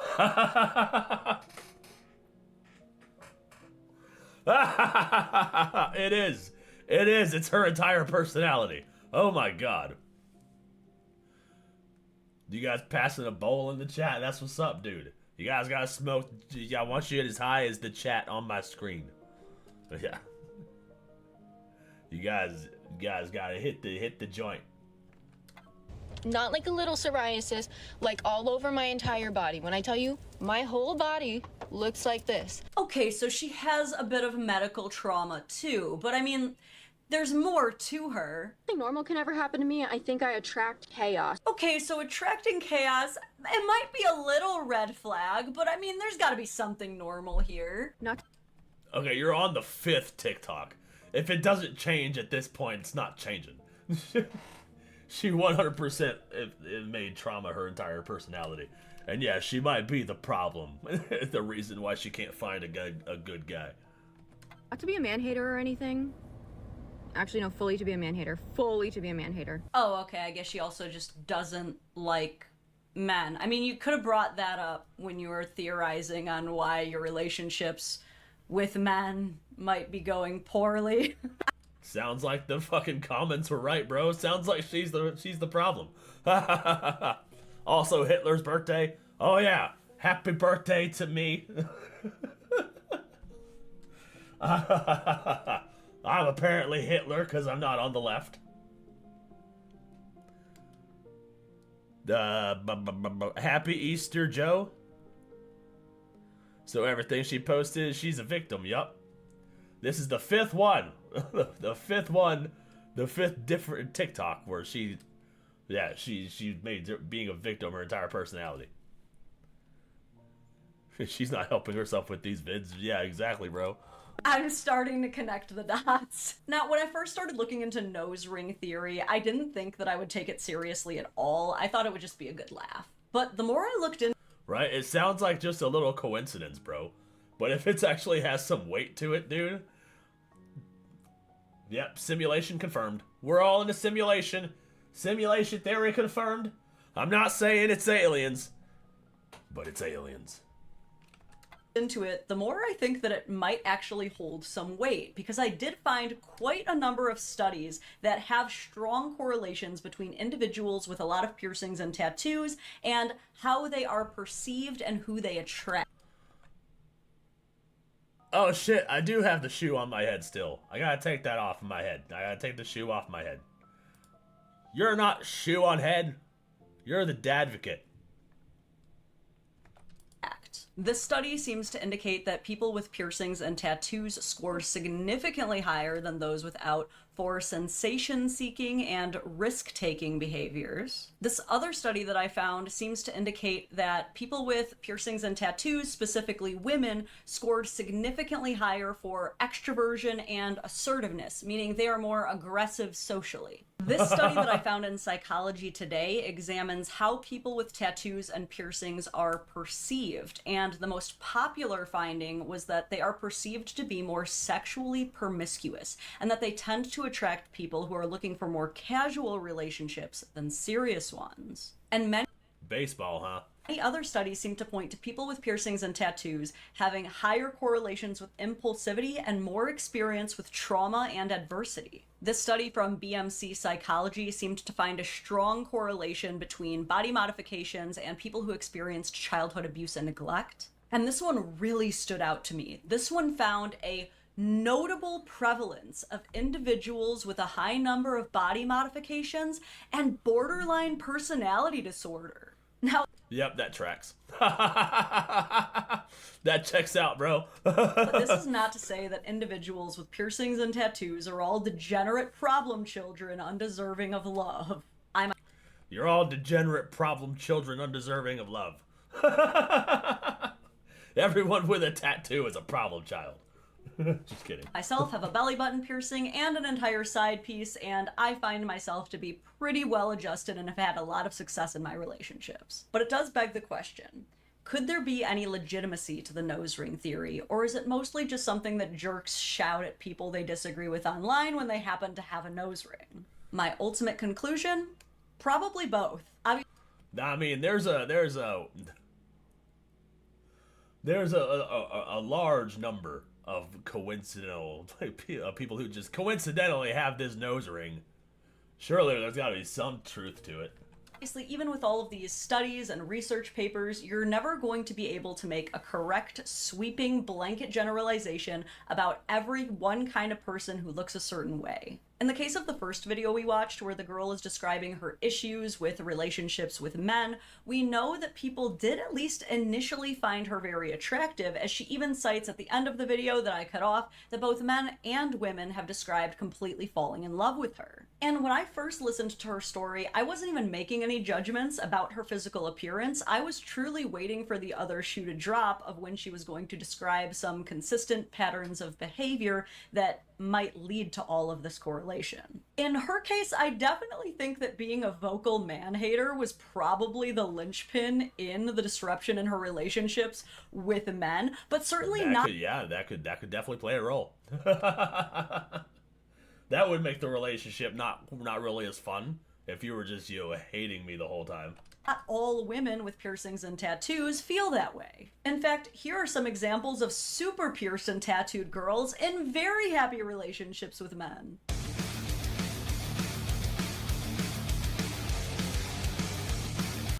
Yeah, it seems like what Raven said. The one of those all rectangles are squares, but not all squares are rectangles kind of thing.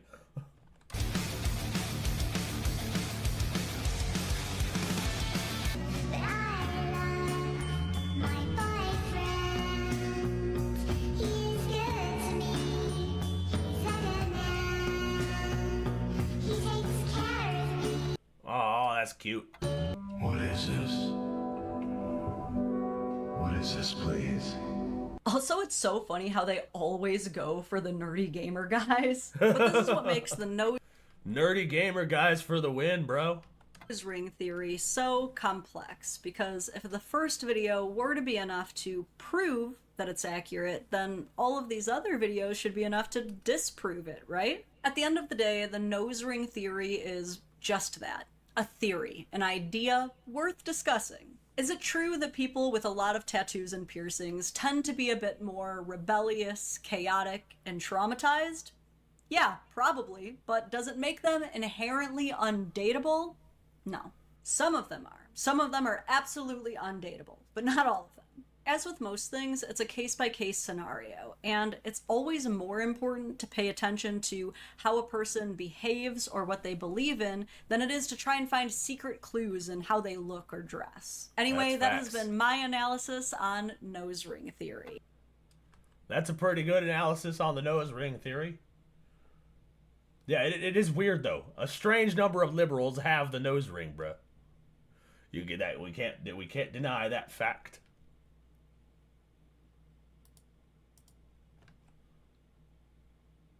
But yeah, that's pretty much the end of this video, I think. If you liked my coverage, please drop. Yeah, now she's doing her call to action. Yeah, that's video's done. That was the Dadvocate. If you guys like the Dadvocate, I'll drop the link. I gotta go back to the. Let me drop the link. Where's my music?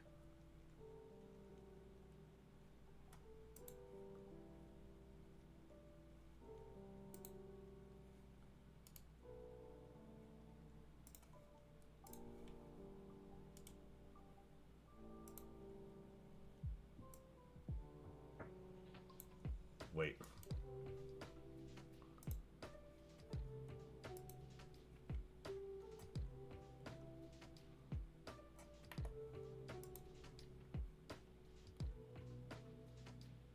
Fell asleep from too much high? Yeah, you didn't miss much, bro.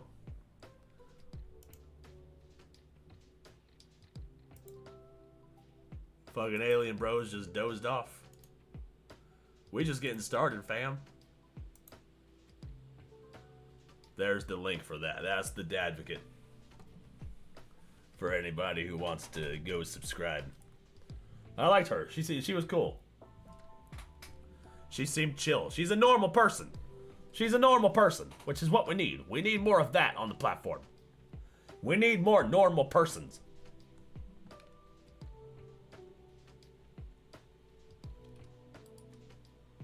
Oh shit. Where did I go?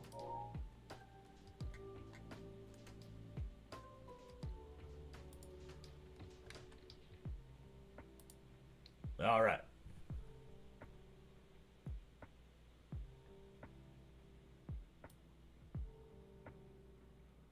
This is what we got next. If it says I watched it, it's lying. I didn't watch it. Yeah, too many crazies out there. Too many fucking... Yeah, too many weirdos, bro.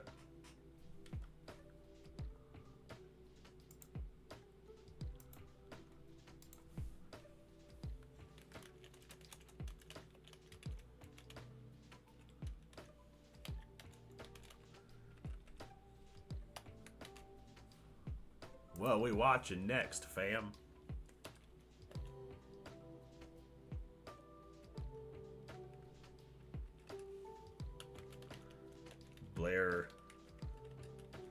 Blair White's responding to people who hate her. That's always fun. Or we can watch Nux talk about Hassan Piker. Apparently Hassan Piker caught at a Diddy party. What? What?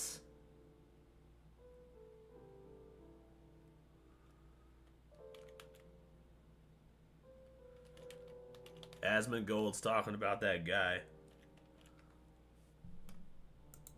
That live streamer in the Philippines. Oh, they about to fuck his whole world up, bro.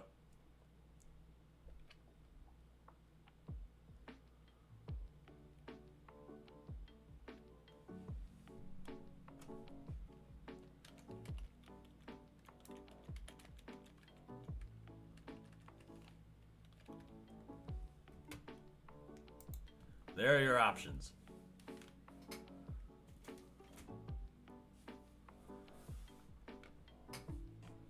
Let the voting commence.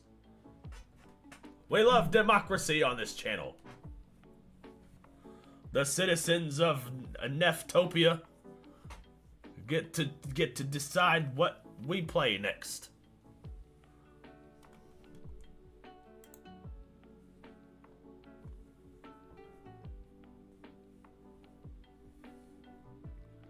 All right, Wrangler. Catch you later, fam. Happy Easter. Happy 420. God bless you, and God bless America. America. America. Oh, shit. We're 50-50.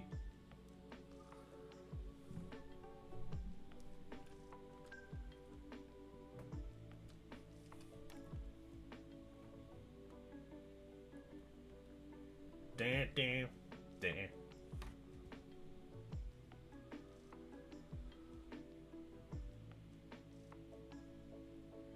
It is my, yeah, it is my royal decree that the citizens choose.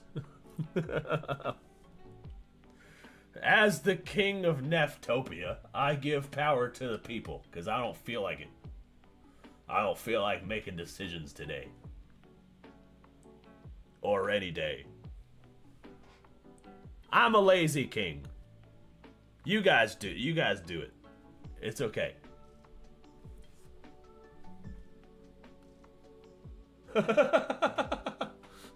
Sometimes I wonder if you guys do this on purpose.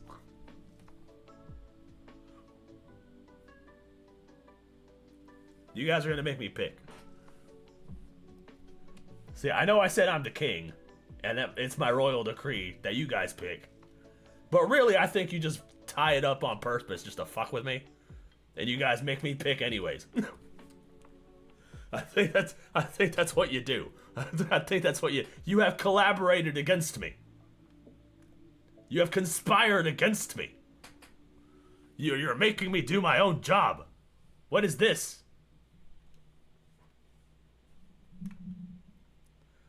So you're a democratic dictator? Yes. Yes, I am on both sides of the political spectrum. The political spectrum is a circle, and I'm at the point of it. I'm at the end point of both. I'm both left wing and right wing. So if I look cross-eyed, that's the reason. It's because I'm looking left and right at the same time. All about the chaos. See, you guys do this on purpose. You guys tie it up on purpose so that I can just pick.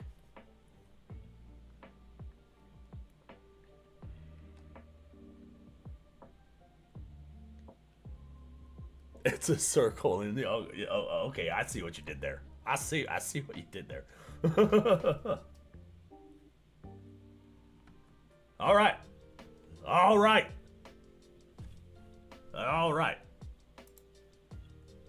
I'll pick. We're watching Blair White. Hey, I haven't Blair seen this White, yet. for example, she is a trans woman, albeit a conservative one. Blair throws trans people under the bus. Really? I'm throwing you under the bus. I couldn't lift you if I tried. Blair. Please rip him a new asshole, bro. Please rip him a new asshole, dude. That fucking guy, the one that goes to all the restaurants just to complain about being misgendered. He's so insufferable. White is what you get when you have a trans woman who's trying to keep her male privilege. That's what happened right there. Oh, did that person just admit that trans women are men? Oh, how about that? So wait, what does that mean? Does that mean that if you transition, you're giving up your quote-unquote male privilege? Is that what you're doing? So is that how you're converting people? You're trying to brainwash men into thinking they have this male privilege, and the only way to get rid of it is to transition to a woman? That's pretty fucked up. Trans Republican. Oh! I wonder what it'd be like Not Dylan Mulvaney! You know what? I need a monster for this. I'll be right back. Everybody hang tight. Blair, entertain everyone with the still image of you. I'll be right back.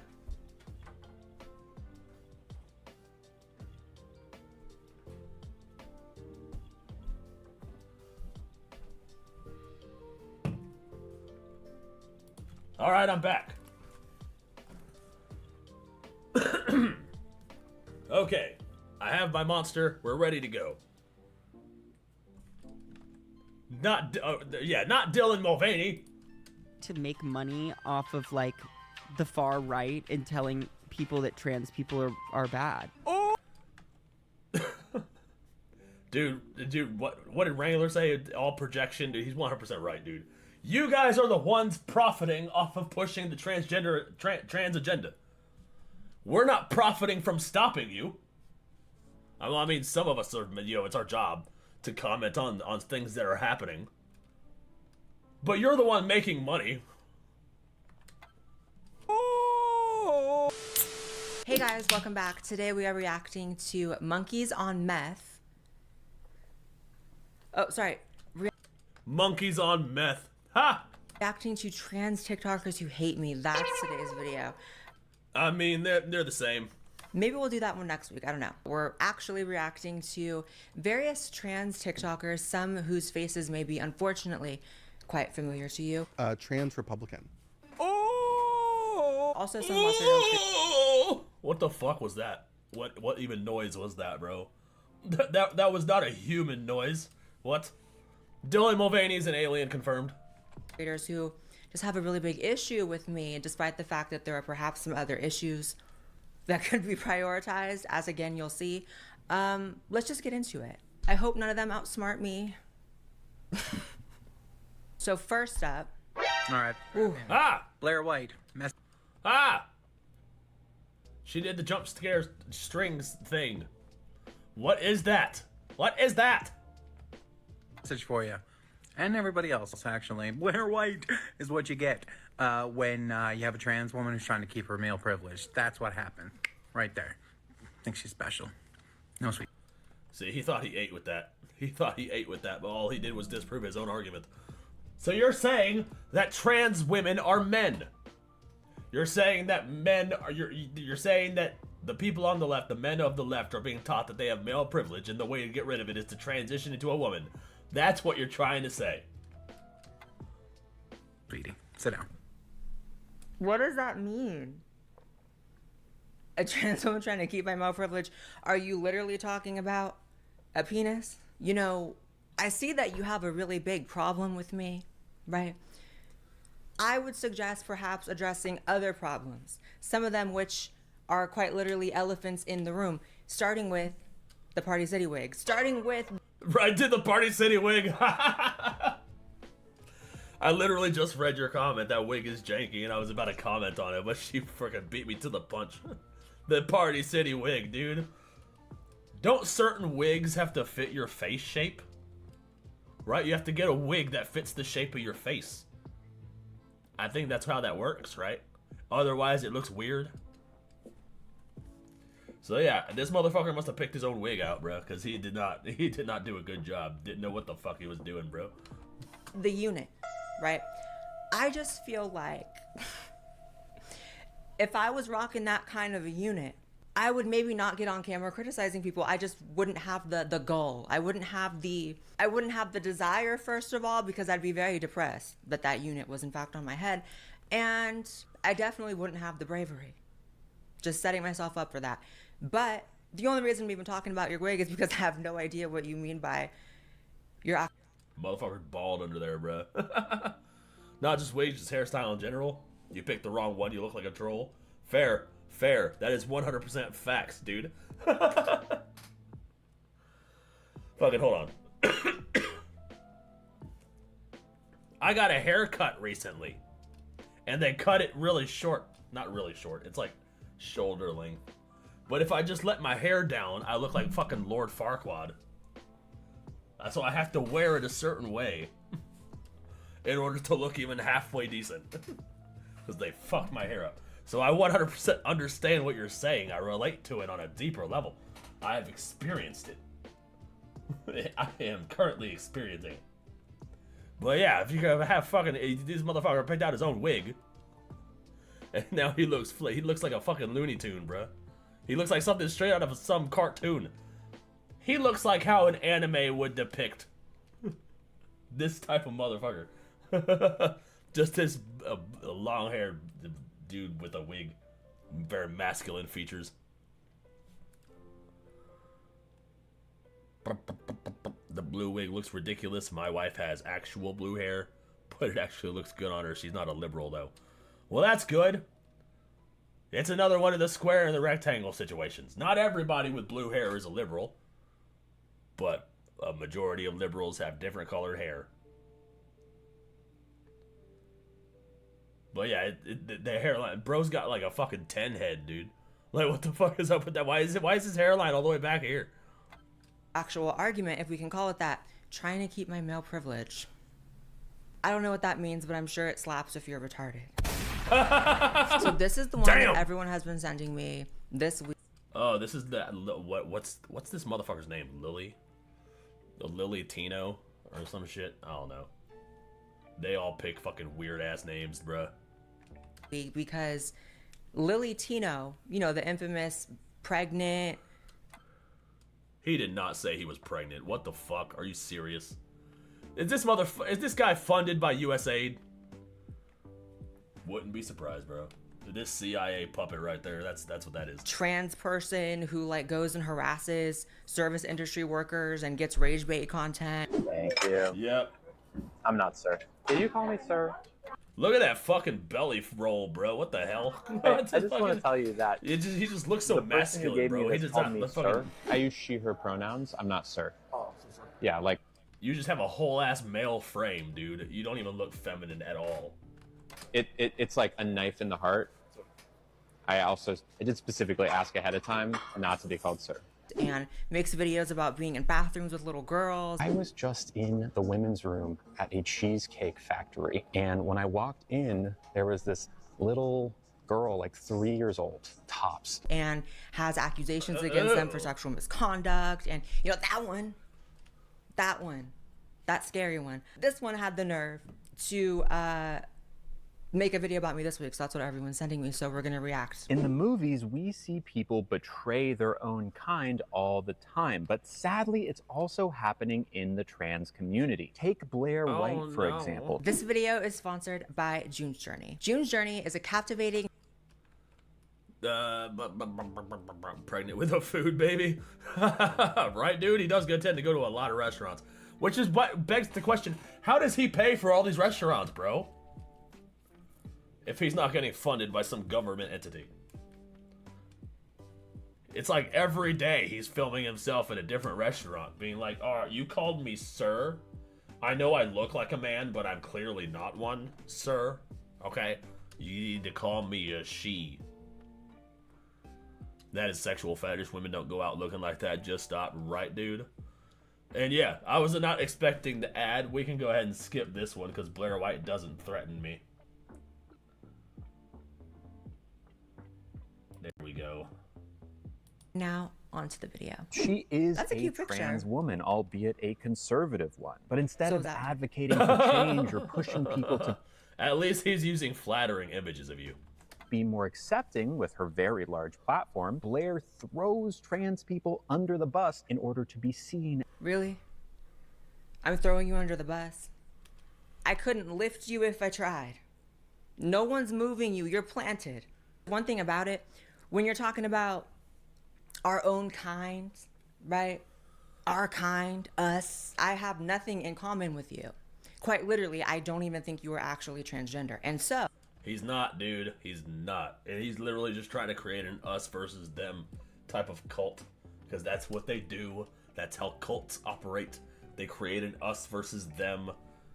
We're morally superior to them. And they're subhuman garbage because they're killing us. That's what they try to do. CIA playbook, bro. It's literally in the PSYOP. It says PSYOP. I've been watching a lot of PSYOP videos on how to detect the PSYOP, and they've all been fucking the same. It just verifies everything. Oh. The things that you and I have in common, the list is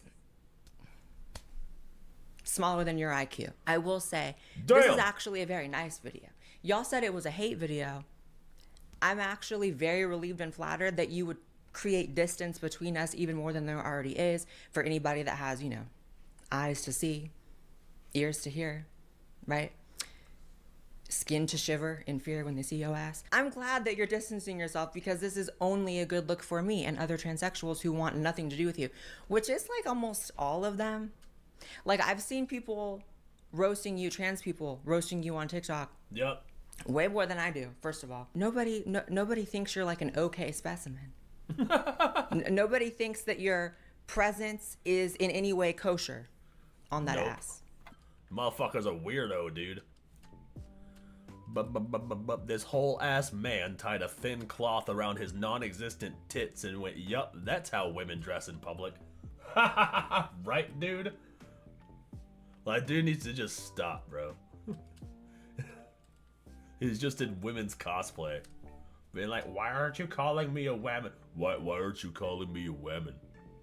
I'm a beautiful, elegant lady. A cult that instead of drinking punch just snips their wiener off? Yep. Yep. It's a cult that's coming after your bloodline because they're trying to prevent the second coming of Jesus. So that's why they're advocating for abortion and cutting generations. They're cutting off entire bloodlines. Oh, be gay. Or if you're not gay, then you're trans. So cut off your wiener and chemically castrate all the kids. We gotta prevent the second coming. I'm gonna go out and say it. Well, that first dude said about Blair White being is actually this guy. Oh yeah, trans while keeping male privilege. Yep, dude. Right. Just wait, in 40 years, all these dudes cutting off their wings will start getting dementia. They're waking up wondering where their willy went. Right? If the devil doesn't collect them first. The devil's been collecting his soldiers pretty quickly these days. Okay. And by the way, it's not enough you gotta harass people in restaurants. You're up in a movie theater with a ring light on your phone recording and talking. You are just a pest. A whole pest. Trans or not, can you just not be ghetto in the movie theater? That's actually the what? I didn't even realize that he was in a movie theater doing this shit. Why are you filming in a movie theater, bro? Why are you filming a TikTok hit piece on Blair White in the movie theater, bro? Are you watching Snow White? Is that why? Because the theater's empty anyways? If you were watching Snow White, I would understand making it a TikTok in the middle of the theater. There's nobody in there to be bothered anyways. As one of the good ones by conservatives. For example, Blair is on the record saying that trans kids don't exist. There is no such thing as a transgender child. Period. That's true. There's no transgender children. There's no such thing. They're not trying to save trans kids. They're trying to create trans kids. There's just confused children and sick adults. That's all that exists. Period. I'm not just standing on that. I'm sitting on that. I'm relaxing on that. I'm chilling. Because I agree with that. Not only is there now an actual pretty sizable divide in the actual trans community on if children transitioning is good or bad, when there used to be just unanimous, everyone's for it, the world has really come to understand that this is like some barbarian shit. Yeah. You're a barbarian. And advocating for that and just existing the way in which you do, right? Existing in the context that you do, right? That's just not okay. But also supporting these things out loud as a trans influencer, again, please create more distance. Please. Right. That is such a worse look. Y'all lost yourselves the election. You took back actual trans acceptance to like the gutter. Like the gutter. Not just trans acceptance. The whole LGBTQ acceptance in general has been pushed back like so far because of these trans activists. Don't worry, it's probably just an empty theater, right? Yeah, exactly. I think they want to stop childbirth because without it, the economy actually drops. So what will we need to do to solve that problem? Illegal immigration. They want illegals to vote and as many illegals to come in to create a single-party state. That's facts. That's true. Even Elon Musk freaking verified that when he was looking through all the records. You still want to be up here on camera acting like your ideas have not already been found out as fake as hell. Like you. Quite fraudulent. And I'm sorry if I'm crashing out a little bit, but I really do just feel like as long as there are people like Lily Tino, like the feeling is mutual. For you to act like my existence is just so freakish and so crazy because I have different opinions than you, I feel like your existence is actually one of the main things setting trans bitch back. I feel like as long as there is the example of you and some other people like you out there, trans acceptance is going nowhere. Sometimes I literally just think about how like psychotic it is to be part of, even though I don't consider myself part of it, to be like in a group of people that you get called out for being normal. Like you get called out for just having like standard opinions like don't sterilize kids. That's the thing that gets you the out group, the outcast status. Right, exactly. I'm okay with being made fun of by these people if it means I get to be normal. We need more normal people. We need more normal people in that group, and that's just like really demented. It's like, oh, I don't think like women should beat men should beat women's asses in sports. I don't think kids should be sterilized. Like, I know it's like the same song and dance we've been talking about here for so long on this channel, but sometimes I actually stop and think about it, and I'm like, what is going on? What is that? It gives complete cult. It gives like, what's the name of that cult where they drank the Kool-Aid or whatever? No, Heaven's Gate. Oh, yeah, the Heaven's Gate cult. Yep, dude. Your boos mean nothing. I've seen what makes you cheer. Exactly. Fucking love that. I fucking love that episode, dude. That was a good one. Rick and Morty is for the win, bro. I heard big YouTubers sit lately saying there's a lack of conspiracy theories. I say that y'all ain't been talking to hillbillies. Yep.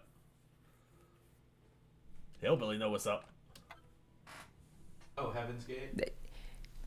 Devil's Gate. Hell's Gate with these ones, because it's like that. And it is actually fascinating how, per usual, they don't actually like debate what I say in the clip that they use. They just paint it as like, this is what a bad. Oh, Heaven's Gate was the matching tennis shoes. The Kool-Aid was Jim Jones. Oh, okay. Yeah, I didn't know that. I probably did know that. I just got confused them. Bad person says. This is what a bad person says. It's never like she's wrong, because it's more like she's a bad person. Child, and I say that as a transgender adult. Which is simply not true. And if you're thinking that that's a weird take for a trans person to see, and then just move on. Why? Why is it a weird take? Moving on. I agree with you. Her being trans gives the take some weird legitimacy so that conservatives can point to it and say, hey, look at this, even a trans person. God forbid I'm speaking in a way that's legitimate. I'm giving legitimacy to the topic. Holy shit. This is what I mean. This is the inversion. She's talking in a way that just makes her seem legitimate. He doesn't argue any actual point against it. This is what they do, dude. They just say, oh, this person's wrong. And if the fact that this person is... The fact that this person is even saying that is just mind-blowing because it's so wrong. But they don't say why it's wrong. I know it's hard. I know it's hard. And I know in particular for you, Lily, you definitely think a little more with the downstairs than the upstairs. I've seen that. We've all seen that. But every once in a while, maybe just... He thinks with the downstairs. That's why he doesn't have a brain, because it's gone. Run the equation through your brain a little bit. So far, Blaine White's a bad person because she's against kids being sterilized and because she comes across as legitimate. A trans person thinks that trans people are crazy. Now, it's worth pointing out the irony that the conservatives who use Blair as ammunition against the trans community will never accept Blair as a woman. Deep down, Blair understands this, but she just doesn't care. I mean, I see her as more of a woman than I see you as. Like, I've been saying this forever, bro. You gotta trick my brain into gendering you correctly. Into gendering you the way that you want. I've been saying that shit. If you look enough like a woman to where my brain thinks you're a woman, then I'm gonna say she just automatically. That's actually true. I actually don't care at all who thinks of me as a woman or not. I really don't care. Like, I don't care if the last thing that a conservative says before they lay their head down at night, they say their prayers and then the prayer's over, they have one last thing to say mentally to themselves, Blair White is a man. I don't care if every single one of them did that. And I don't care that people like you will say that I'm a woman because I'm a woman, because I'm a woman, because I'm a woman. Like, I actually don't care.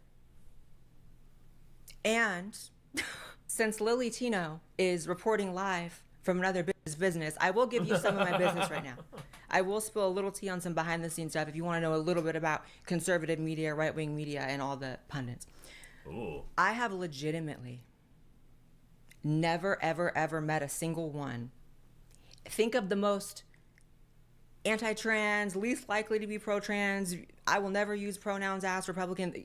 Picture that one in your head, and I guarantee you I've probably also met them. I have never been called he by a single one. Because you look like a woman, bruh. And yeah, she's right. If you watch her interview with Alex Jones, Every single one of them is like she. I can't look at you and honestly say man, because you have assimilated into the gender seamlessly. So it just tricks my brain into being like she. I can't be like, oh, I'm gonna go watch Blair White. I love him. Like that doesn't. My brain doesn't register that. But if I look at Lily Tino here, with his masculine jaw, I'm like, yeah, that's a whole ass dude. Like one of these things is not like the other.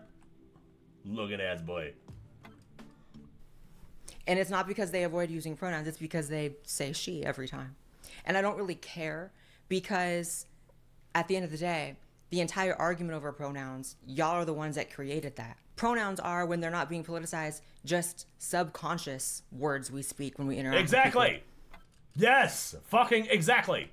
No one's running the gamut in their brain at every person they see to figure out if they're a male or female first and wonder about pronouns. They just subconsciously see a person, and if it looks like a woman, it looks like a woman, it's a she, and vice versa for he. That's actually how pronouns work. So the only one making some retarded, convoluted mess out of it is y'all, and now the conservatives in a lot of ways. But that's the point, because when you don't politicize pronouns, people aren't even tempted to misgender you.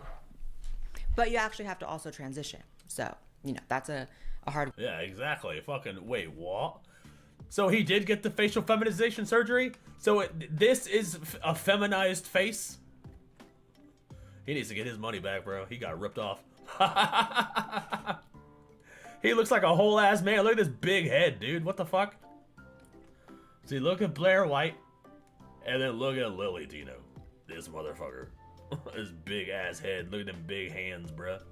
I don't know if it's the camera angle not doing him justice, but he looks like a whole ass dude. Blair White, just call out my nightly prayers. Reporting live from another bitch's business. That shit was, yeah, that shit was funny. You gotta watch the Blair on the Conservative Twins. I forgot she went on there. Yeah, I've been meaning to watch that one. I just forgot. But yeah, this is after the surgery, dude. Like, what the fuck? Yeah, you got ripped off, bro. Yeah, he doesn't even do his makeup good. Like, what did... He looks like a fucking high schooler playing like a cross-dressing for a play or some shit. One for a lot of people who call themselves trans now. Is this post FFS? Is it what? Wait, what? Oh, well, they just confirmed it. Is this post FFS? Lily got FFS. Lily got... How? I don't know. I'm dead really? Dude, what? When? They were sharing the before and after pictures on X, and it was... But this was posted like 3 days ago, so this has to be after that. And I'm feeling good.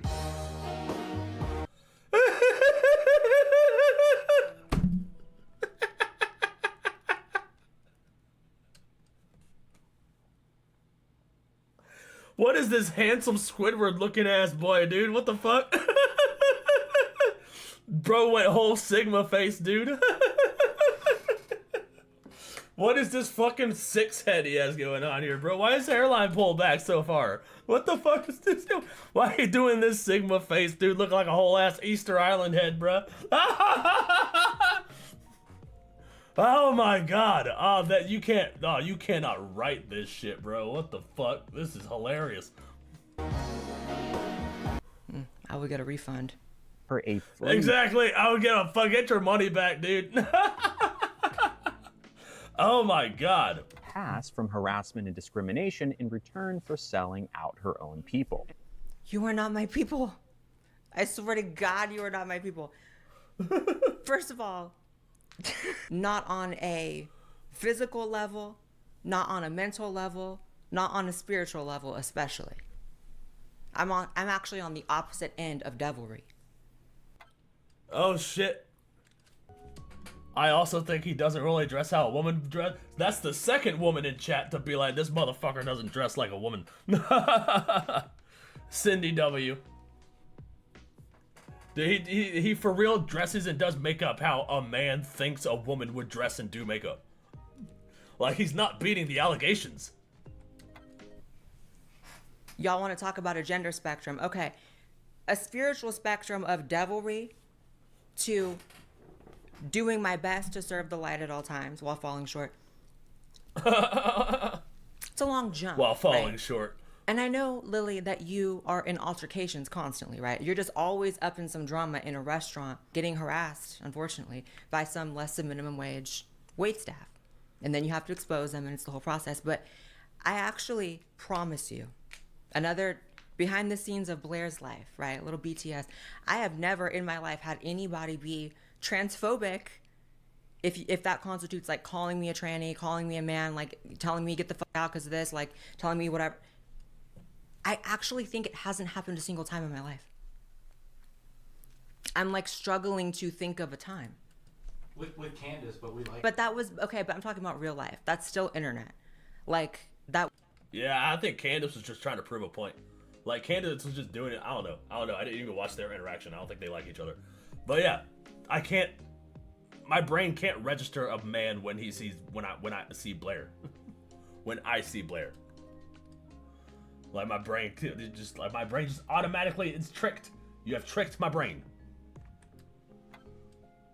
We're filming a video for the internet. And so people can try to frame it as me like thinking I'm like better than someone because I am able to exist in the world in a way that's like respectful of other people, like bare minimum type stuff, like coming out the caveman and cavewoman.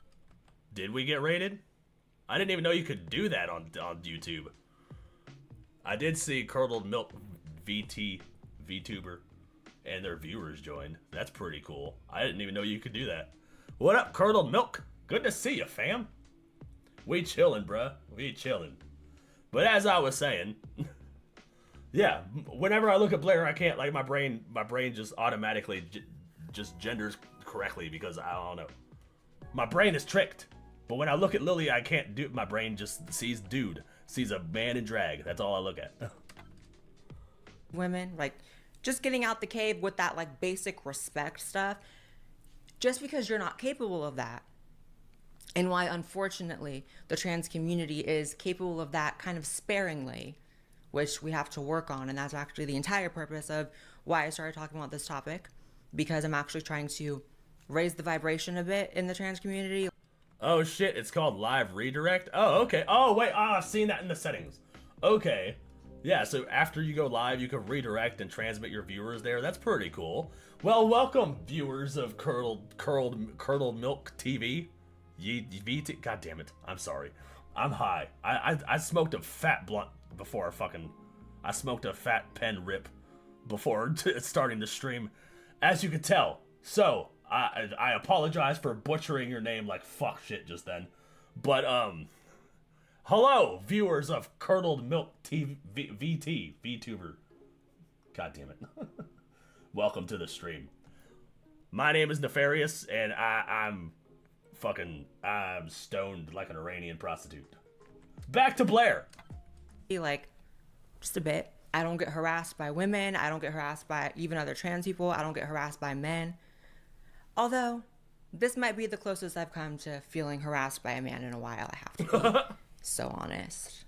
I'm a trans girl. Of course I'm gonna want representation in the media. Just not by Blair White. Oh god, ew. At least you look more like a woman than the last one. I'm a trans girl. Of course I've had to learn. You still don't dress like how a woman would dress, though. And that gay men shouldn't be my type. I'm a trans girl. Of course I raise the pitch of my voice around people who could be conservative. Ooh. What in the Caitlyn ass Jenner? What? Dude, she looks like Caitlyn Jenner right there, bro. What the fuck? Ooh. That was like painfully awkward. The voice thing? Oh my god. It's so cringe, dude. I mean, I'm looking at pain, for sure. I'm definitely looking at pain. I'm looking at something that has convinced you, going along with your little line, of course I want representation, just not Blair White. Then who's doing it right? Excluding you, because that's a given. We're at zero with you, right? It's giving actually nothing. So other than me, who's like doing it right? Lily Tino from the video before? Have you made a we don't like Lily Tino video, or just fix your little TikTok fingers to do a we don't like Blair White video? That's what it sounds like, bro. That's the craziest part. That's the craziest part. And it's weird to be like the crazy person of a group like this, because all it is just like level. Yeah, I could see I could see wearing the jeans, but not the shirt, dude. It's just weirdly small. Like, what? You're dressing like a whore. Gotta go have a great stream. I will. Thank you so much for the raid. I appreciate it. Didn't even know you could do that. But I appreciate everybody showing up. Blair is a queen.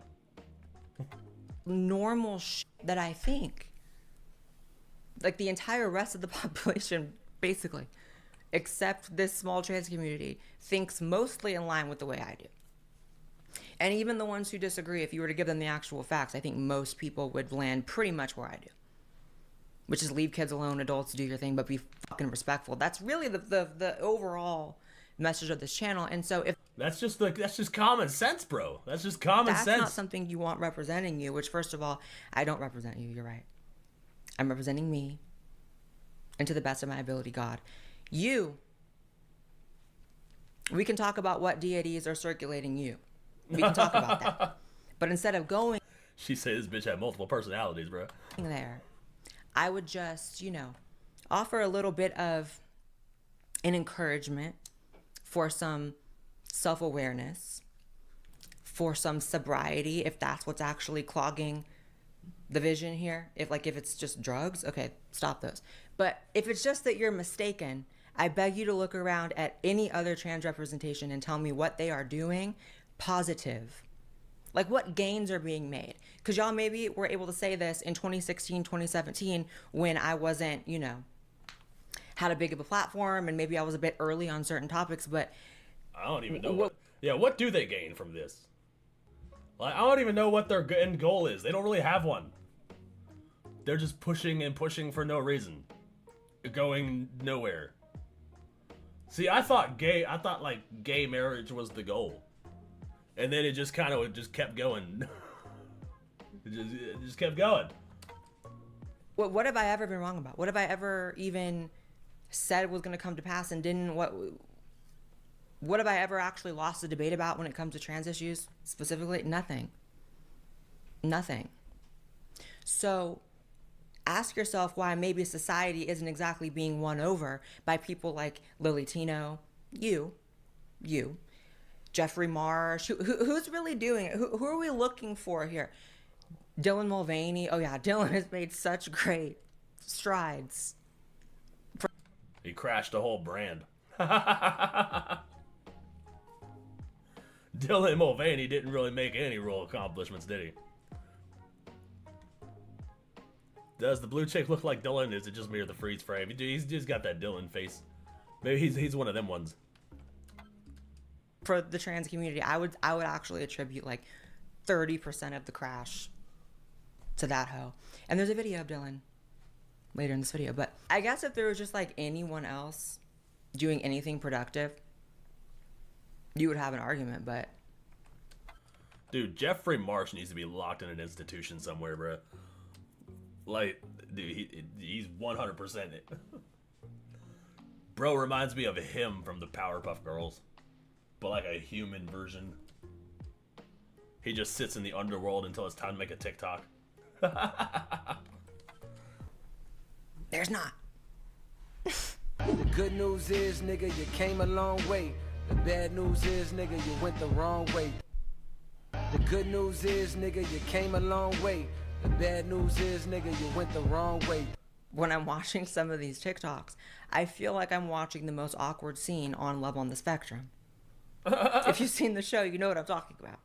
And you're mad that someone's saying they like trans people and their frame of reference of that is me. That's probably a really cool person, I have to say. That's probably like a completely normal person who is more than willing to accept and engage with a trans person, and you're online bitching about it. It's crazy how the fucking goal is like, we gotta get acceptance, which is really just a broader term for make people like us.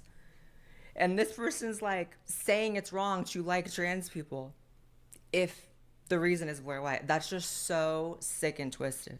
That is weird. You are twisted. And also, this one did have FTM in the tag, so this is a trans man. How about you act like one and stop attacking? I knew it, dude. I was thinking that, dude. She kind of has feminine features. I would say she kind of looks like a black chick. I was just like, damn, dude. Oh, you fucking broke another mug? Well, that sucks, dude. That's unfortunate. You gotta be more careful.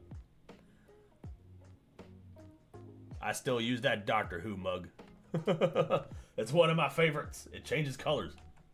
Attacking a woman on the internet. Blair White is gonna say one thing. She definitely does have some like really weird like I'm nurturing to the conservative. Like I understand the fillers have feminized your face, but I'm post-op boots. Like I know a thing or two. She I fart? know a podcast with her. What the Yes. I was shady to her. Where? When? Why would you make that sound effect your sensor? Like, that's so weird, dude. I called her Claire. Where? I kind of feel bad about that. Where did you No, go? I don't. Where was that? I don't care. Where was? No, Jeff, we're talking about, I don't know why all the girls hate me. I'm And- like, well, and- yes, and you, all this- yes, you do. First of all, Xanax is a hell of a drug. Xanax is a hell of a drug. I have to just say that. And second of all, I felt They like all I up was on the listening Xannies, to a bro. different language that entire time. I actually feel like I only understood like 3 words. And it wasn't even just the slurring. It was like, here's my hot take, my controversial take. This is a bit touchy. See, these dudes think talking like a Kardashian makes you a woman. Like they're so fucking, they are misogynistic just by their very nature. They bought her face being feminine because they're jealous, right, dude? First of all, the bitch looks like a drag queen. For real, dude. Swear, they freaking act like a Kardashian parody. That's what they look like. And this may upset some people. Do I care? Not really. I don't care who's mad, get so mad. I think there is an actual IQ problem in the trans community. Actually, I'm going to broaden it. In the broader LGBT community, I think it's not... I feel like I blacked out what they were saying, right, dude? My brain just tunes out that kind of shit. That kind of slop. My brain just tunes it out. Not that we don't have some brilliant gays, right? We've had those. We have one brilliant trans. Just kidding, there's a few others. But it's like the curve is just... And I don't know if it's the literal drug use problem we have in the LGBT community, for which it's a big problem. And I know that that can actually dampen your IQ as well, permanently. Yeah, that could be it. If that's the case, okay. But I'm wondering, is it a factor of their birth? Were they in fact born this way? Like the song. But you know, I do...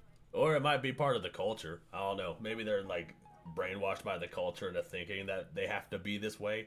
Drugs probably definitely play a role. Not saying they don't, but the culture is definitely a huge part of it. Probably. I do remember going on a podcast with this one. This one was correct. And I think it was years ago, but it's fine. I don't actually remember you. I don't have any beef with you. And unlike your voice, it's really not that deep. Trans Republican. Oh! He said, unlike your voice, it's really not that deep. Why the tiara? Because they're all queens. Snap, snap. See, it's like a culture thing. I don't know. They feel like they have to be these bougie bitches in order to be women. I don't know. It's weird. It's weird. Hello, Hollywood. I wonder what it'd be like to make money off of like the far right and telling people that trans people are bad. There's such a weird trans influencer pipeline. We don't have to tell people that you're bad. You just do bad things and we tell people that you're doing it. That's all. That's all. That's all. That's it. That's what's happening. All we're doing is reporting on things that we see. We commit the crime of noticing. To being conservative. Because at a certain point, they've mined all of the stuff that they can talk about. So then they go, I guess I'm now far right. And it's crazy. Yes. There's all these dolls on the internet who are like, I have guns. And it's like, what are you doing? First of all, guns. Did they say my name? No. But I'm including it because who the fuck else could they be talking about? Yeah, you're the only one that like actually showcased your guns. You freaking. She did a whole video reading hate comments while she shot guns. It's so great. But yeah, like I don't know who else they could be talking about. Because there's just such a plethora of right-wing trans women who post with guns. There's just such a plethora that like it'd be crazy for me to take this personally, right? Right. Dylan, I wonder what it would be like to make money off of telling the right wing blah blah blah. Dylan, I wonder what it would be like to make money doing the shit you do. Here goes nothing. It's pink, it's kind of adorable, and it kind of looks like a butter churn.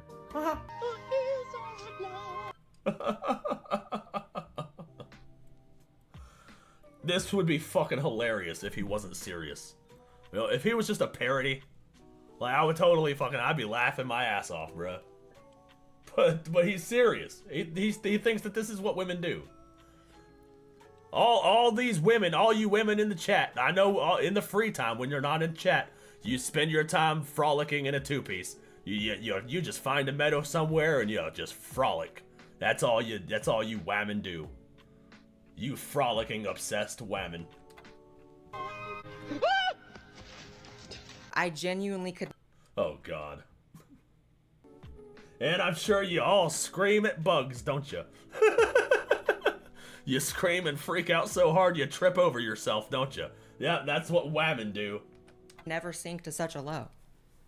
The clownery is like, we need a different word for clown. It's like, clowns have much more dignity. I respect the behaviors of actual clowns more than yours. I really thought, call me white-pilled. Call me a high hoper, right? Call me Delulu. I thought that after the election... Sometimes Delulu is the Salulu. And play with our tampons, right, dude? Average women behavior. And trans people had their ass handed to them so hard with a complete rejection of all of the things that they're fighting for. Like, I thought that maybe there would be like some self-reflection where people are like, you know what, maybe like it's that we're crazy. But that's like never what crazy people do. So for me to actually assume that. Right? Crazy people don't know that they're crazy. That's what makes them crazy. That was wrong on my part. And for the big one to say, you know, I guess it's because once you mine all the content you can make and you run out of all the ideas, then you're far right. You can tell that these are like not meaningless people, but people without meaning, right? Like people with no purpose, people with no real convictions, because normal people's political views and opinions and ways of being are not dictated by an algorithm and like milking ideas until something works. That's what you guys do, right? That's why the theater kid thing didn't work out. So then the gay kid thing maybe worked out a little bit, but not enough for Dylan. And then it was non-binary, and then it was trans, and then it was day 666 of being a woman, right? Day 666. Right, he finally found a buyer. He finally found someone willing to buy his soul. Maybe that is how you guys operate. Like, let me just try to be all these different types of people and say all these different types of things and give these different opinions until something works. But I've been that far right tranny. Far right. But I've been me since day one, actually. I have always firmly been on one side of the political aisle. I don't milk a bunch of different ideas. I'm not a fucking libertarian and then a leftist and then I'm actually just assessing the world based on how I'm assessing it, right? Yeah, you just calls it like you sees it. People get mad because we notice. And that's the bigger picture, is like all these words, Republican, conservative, far right, whatever the fuck, like those are group labels, but then there's also the separate process of like, I am genuinely assessing the world in this way. I'm seeing what works and what doesn't, and these are my takes. That's different, and that's something y'all are not actually capable of.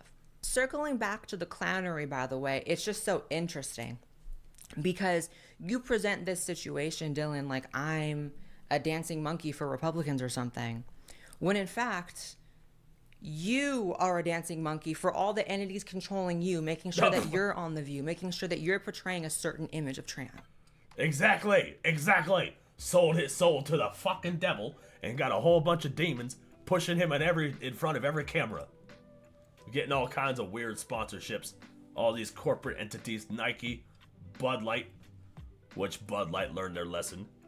Bud Light learned their lesson, so, you know, I guess we can forgive. Jesus teaches forgiveness. You know, so, you know, where was I going with that? But yeah, you are just a puppet pushing this trans agenda. Linebacker, look at that, boy. Your wife said she'd be willing to deal with a tarantula. Tarantulas are big. I could see that. Not like the little spiders. They could them quick ass motherfuckers. It's an image that's really fucked up, that's really embarrassing, that's really cringe, and seems almost abusive towards you to even put you out there the way that your handlers have put you out there. Day 3 of being a girl, and I've already become a bimbo. I'm not. Oh, that is so gross. Oh God. Blah. Paid by anybody. I'm not owned by anybody. You are. And that's clear. And that's fine. And that's everyone's bag and everyone's path is different. But for you to sit up here and act like you have not been like the #1 contributor to people disliking trans people more. Right, dude? Like, genuinely. Just the fact that he says day 1 of being a girl and not day 1 of being a woman is just, it's weird in and of itself. That fact alone is like, okay, that you're putting us off of everything that you're doing already. And yeah. Girls aren't bimbos, bruh. Not automatically. They gotta be a bimbo in order to be a bimbo. There's a lot of bimbos. But not every girl is a bimbo.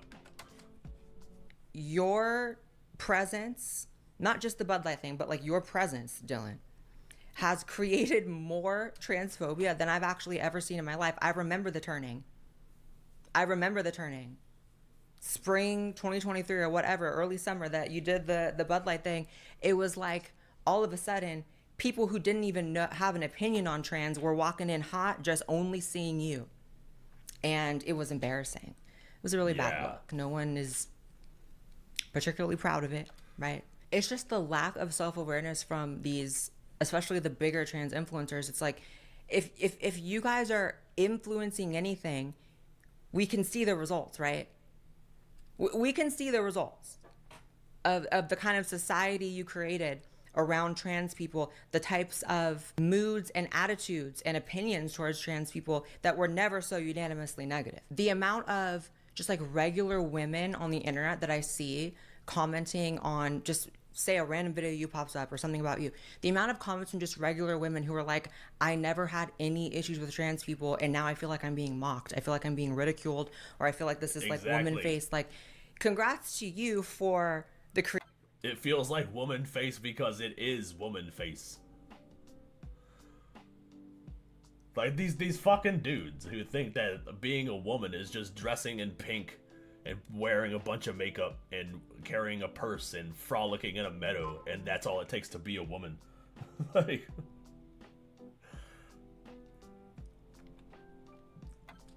creation of the term woman face, because I never heard that shit in my life. And now that's something that all of trans people are in a way taking on because of you. If we really want to analyze it and have a discussion, if we want to compare societal harm against trans people, what have I done? I feel like if I was just like a random person in the trans community and I was looking at like Dylan Mulvaney and Blair White, I might not like Blair White. People don't like trans people because of Dylan Mulvaney.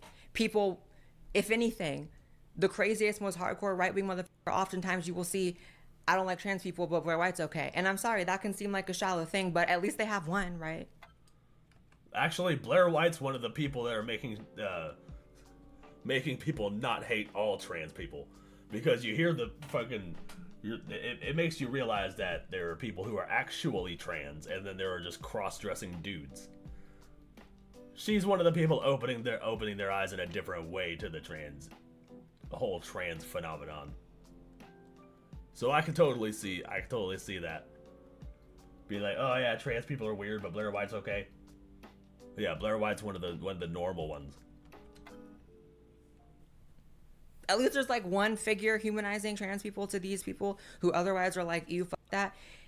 That is called a net positive. It's a very small one, and that's how bleak the situation is because of you guys. But you get what I'm saying? Would you rather have 1 or 0? I don't know. That days of girlhood shit. It's weird. That days of girlhood shit was literally like the trans apocalypse. Yeah. All right, I'm tapped out. This one was just so annoying. Follow me on this channel. Subscribe to me on this channel, rather. Ew, I'm a YouTuber. Subscribe. Follow me, though, on X and Instagram and TikTok. And subscribe to my second channel, my podcast channel. And I'll see you in the next video. We love Blair White. We simp for Blair White on this channel. But yeah, she's one of the ones that are making everybody normalize. They're kind of normalizing the trans, spreading more facts about it. It is a mental illness. It's not a sexuality like the activists are trying to tell you it is.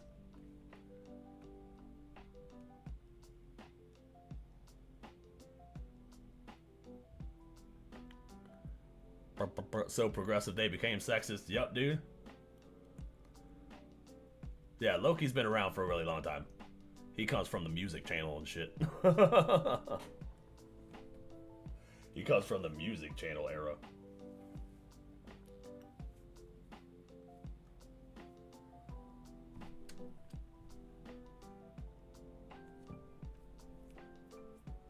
So yeah, I get it. Let's see what's next, you guys.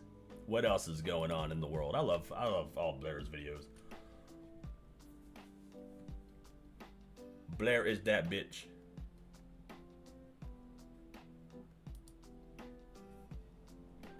Do I need to refresh?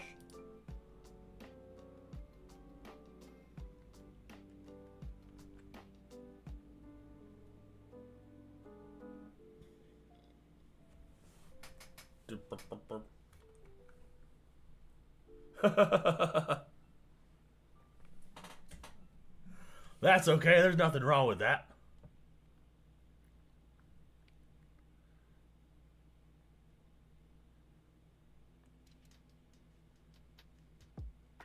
Let's see what's next. We have Nux. We have Nuxanor. Decoy voice. Should I do another poll?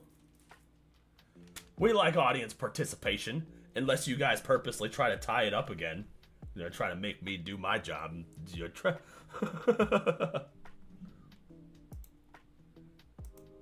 Audience participation time.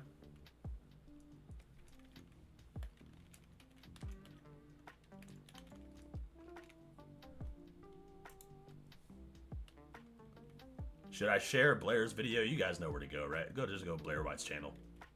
Do it for the lulz. F it, dude.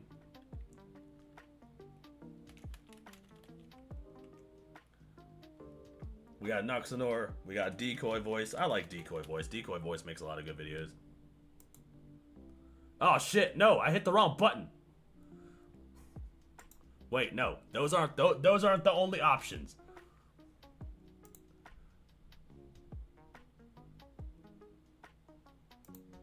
Those are not the only options.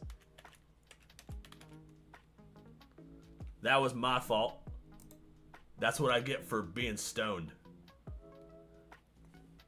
But you know what? I don't know what I was gonna say after that, but you guys get it. The pieces are there. You can put it together. This is the button I was trying to hit. I'm fixing the poll. We got Asmongold. He's reacting to he's doing looking at the streamer in the Philippines. The one that's getting arrested and shit. The Philippines is not a place you want to be, I tell you what. Their prisons are insane. I don't know if you guys have seen any of the videos about that, but that shit is crazy. And then we have Moist Critical. Those are the top 5. Top 4. I can't even count. You guys understand. You guys get it. You guys understand that it's 420, right? Nobody make fun of me. I'm so high you can see it in my avatar. You can't judge. You're not allowed to judge me. If this is your first stream, I am sorry.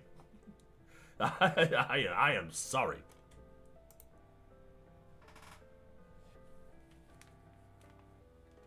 There's probably a lot of new faces that are like, what the fuck is this? We got a stoned mechanical bunny rabbit. Can't even make a poll in his chat.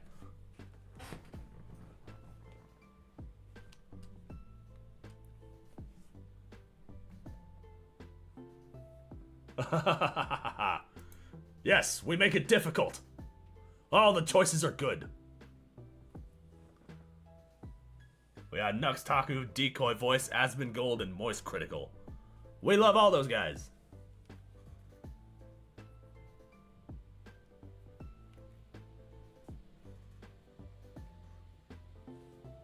We got Decoy Voice and Moist Critical in the lead.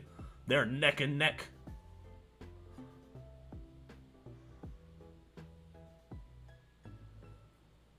We need somebody to break the tie.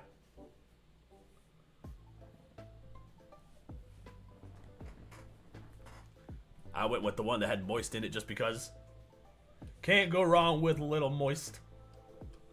I probably lost like 10 viewers just saying that word because it's so gross to some people.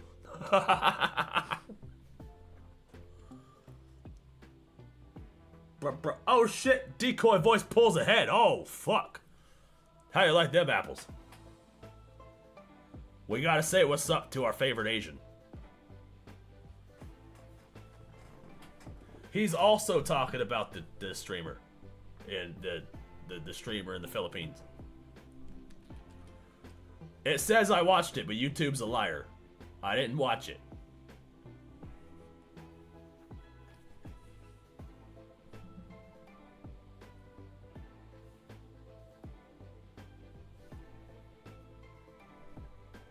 The Moist video is a body cam police thing, so it's a change of pace. Oh, that's fair.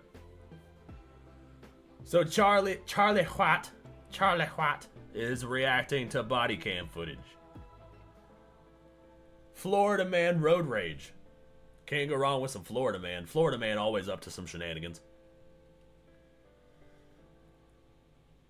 Shenanigans and tomfoolery. That's what happens in Florida. Wasn't there a guy that took an alligator to a 7-Eleven or some shit? I think I read that somewhere. Yeah, let me just take my pet alligator to a gas station.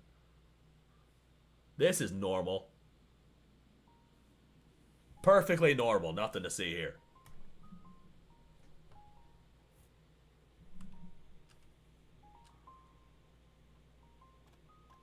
You miss being a Florida man? Oh, shit.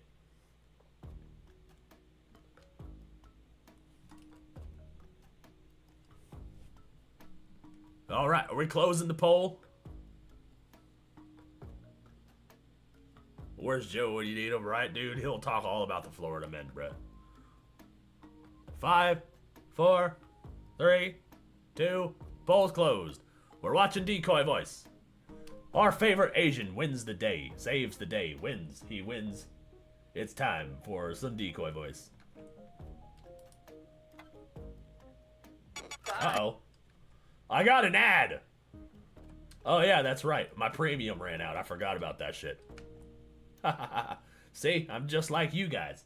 My subscriptions run out too sometimes. I'm a normal person. Le dije, vamos a hacer maldades. Vuelvo yo te traje. Pago allá el mahones si no baila pa' que sale. Aquí están mis anormales. Que cabrón, tú mueves ese.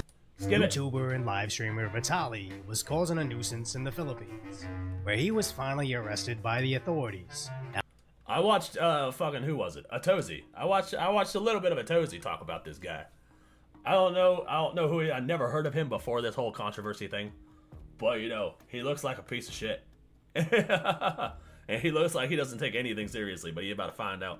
Now, he originally didn't take this too seriously until he started facing 24 years in Filipino prison, Jesus where Christ. even if he isn't convicted, he will remain in their custody for 2 to 3 years during his trial. and the Philippines aren't necessarily known for their great treatment of prisoners. When covering these nuisance streamers, I once made the joke of their niche should be called live streaming until you die screaming. That's a bar. That's a bar. Live streaming until you die screaming. You always end up in prison, don't you? Did we know this may become another one of the many decoy prophecies to actually? Because it's one of those content where you get so captured by your audience that you got to push for bigger and bigger shit just to grow and sustain your audience. So you got to keep doing more and more extreme shit until you eventually land in prison.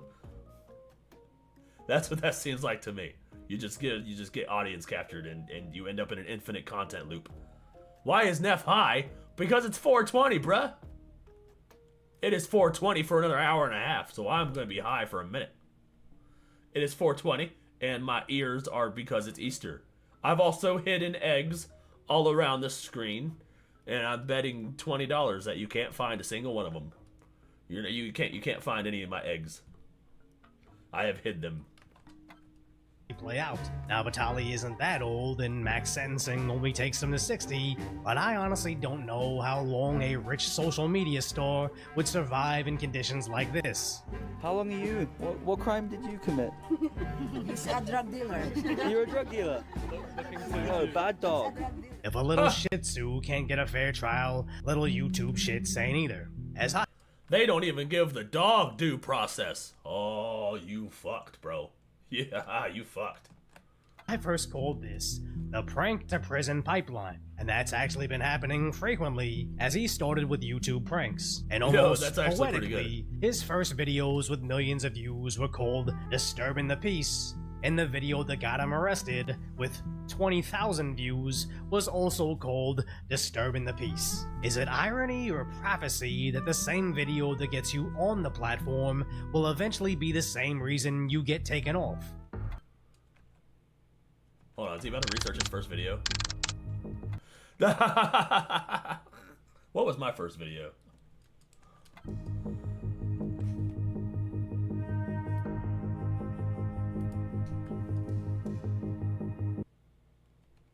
That's why it's great we have the sponsor for today's video, Raycon. What was my first video? What video is gonna land me in prison? Now I gotta find out. Oh, I'm gonna find out my first video. We're gonna see what video lands me in prison.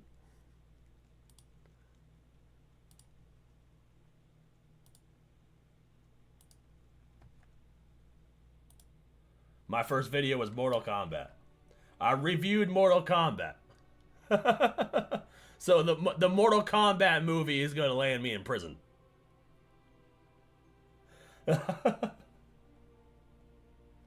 Oh, that's what my old avatar looked like. Yeah, so the Mortal Kombat movie is going to land me in prison. Specifically the 2021 version. So whatever happens with the 2021 Mortal Kombat movie, that in about 10 years, I'm going to land in jail because of that movie. So even though you completely forgot to get your mom a gift on Mother's Day, and that's a joke because this year it's on May 11th, but don't be that person that actually forgot. So now would be a perfect time to check out Raycon's everyday earbuds, because these are the perfect gift for anybody, as their latest model comes with a 32-hour battery life that features the ability to switch. My avatar's changed a lot. Yeah, it's updated. It's updated a lot. I think I'm on the 8th iteration. I keep making revisions to it. But I think I'm good. I think I'm happy with this one. I think I'm going to stick with this one for the foreseeable future. From active noise cancellation and awareness mode, where I use them when I'm out on walks and still want to hear everything around me, or when I'm working at home and need to block everything out, which is where the protective case cover comes in clutch, as I normally wouldn't get something in bright orange, but when I throw them in my bag, it's what I'm grabbing the most, so it's helpful to be able to see it and snatch it right away. So support the channel and go to buyraycon.com/decoyvoice to get 20% off site-wide. That's buyraycon.com/decoyvoice to get 20% off site-wide. But back to exactly what happened to Vitaly's nuisance streams in the Philippines.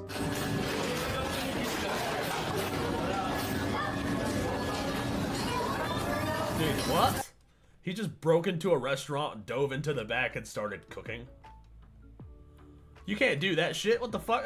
That's menace. Yeah, he's a fucking menace. Like fucking what? Alien F's been doing this for damn near a decade. Yeah, I started as a live reactor.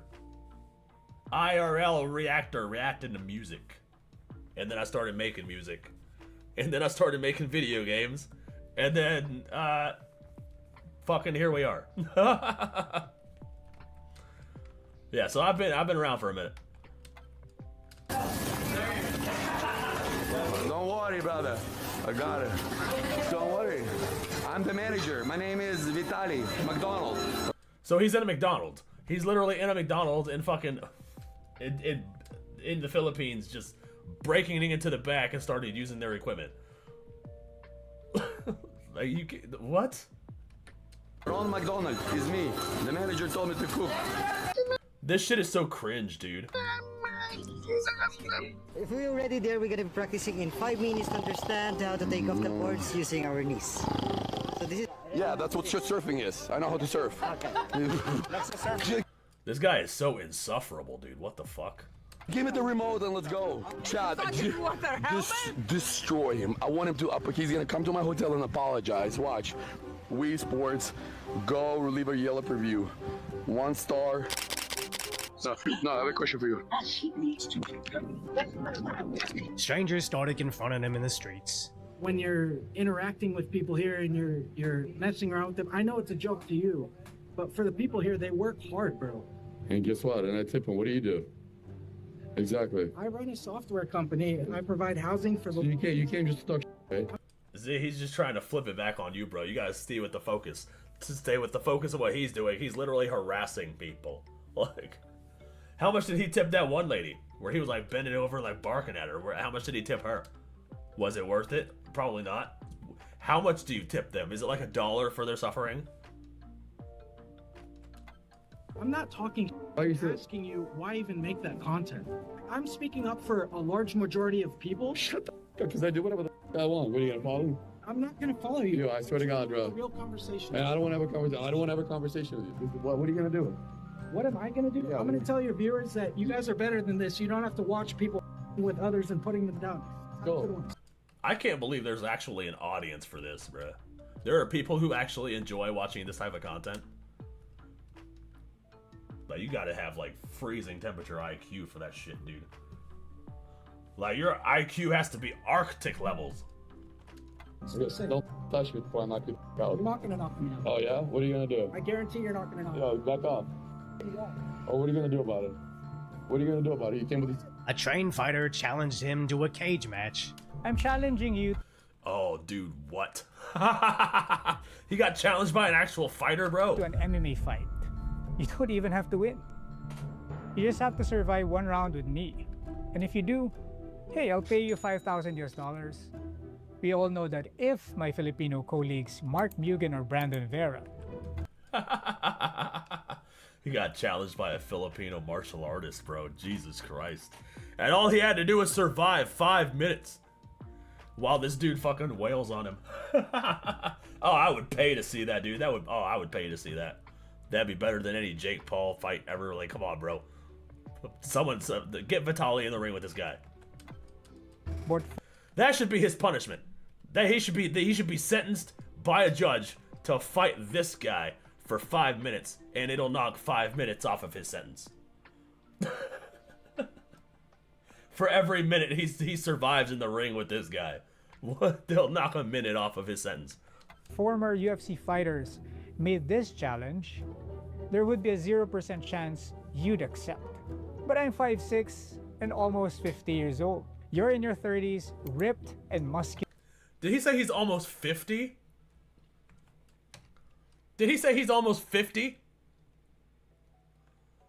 Dude, he looks good as fuck for 50, bro. What the hell? This guy is 50. This challenge, there would be a 0% chance you'd accept. But I'm 5'6" and almost 50 years old. You're in your 30s, ripped and muscular, and probably 70 pounds heavier than me. That is wild, bro. To be crystal clear, you don't even have to beat me. You just have to survive 5 minutes and I will personally hand you the 5,000 US dollars. And even the Filipino... Dude, the Philippines don't crack, bro. The Philippines don't crack. My grandma looked 35 until she was fucking 80, and then she just poofed into an old lady. Same with my mom. My mom looks like she's my sister. Like, it's pretty crazy. President acknowledged him, roughly stating that he will be punished in the Philippines with no deportation, no serving his time home in Russia, almost to set the precedence of foreigners committing crimes in his country, as their general elections are less than a month away, so it's almost like a political platform to show the citizens that his party will not allow tourists to come in and harass them. This is the country that elected President Duterte, the guy that essentially greenlit drug dealers until the International Criminal Court stepped in and arrested him for crimes against humanity. And after checking in with my Filipino friends, he greenlit drug dealers, bro? Parts of the country still see him favorably. So just how Korea just passed laws regarding deepfakes, which especially screws Johnny Somali, committing crimes in a country that craves law and order during election season is basically seasoning for how cooked your life is. As they're even after his camera guy, who is apparently already on the run. And I, for one, am excited at the idea that nuisance content is finally going to be punished, as even if they don't convict him, the 2 to 3 years of being stuffed in a hot closet with a bunch of murderers eating scraps should be enough to prevent anybody else from trying to be the next nuisance streamer in the Philippines. But sadly, the same can't be said for Japan. As we covered when Johnny started his nonsense over a year ago, they had the opportunity to make an example out of him, but he was quickly released to do the same thing in the next country. Come on, Japan. And now, they are plagued with copycats in their subways.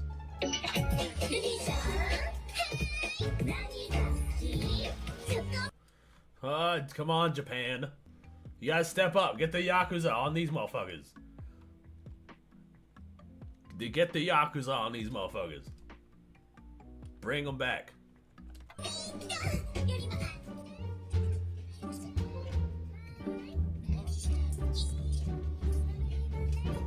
Where multiple... That is so crazy, dude. What the fuck? These people are so... Like, Jesus, goddamn it, dude.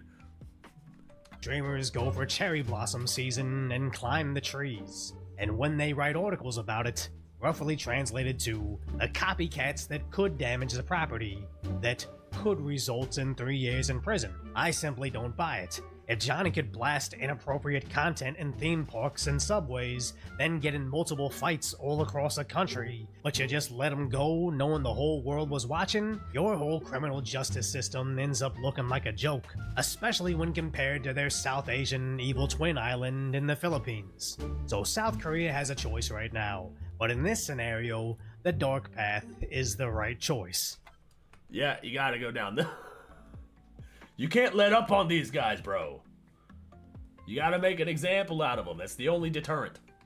So if you appreciate my concise, light-hearted commentary on the tragic...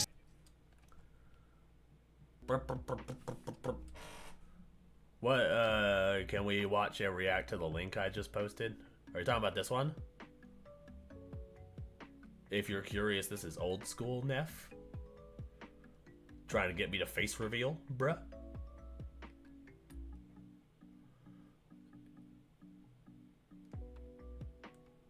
Can I just... Oh, sick. In a world. Oh yeah, this is my Google Feud video. I don't know if I want to react to myself. That makes me feel kind of weird. Yeah, this is my Google Feud video. Go watch that. That video is kind of funny.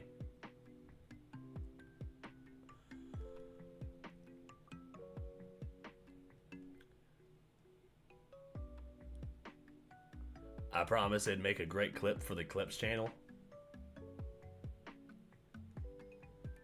Alright, okay. Alright, we'll watch it. Where years upon years of technological advancements made entertaining the masses easy, we have this guy. You know, with the amount of idiotic stuff that I do on the internet, you would think that I would be just cranking out endless content for you guys. Okay, I see how it is. I need to turn it up though.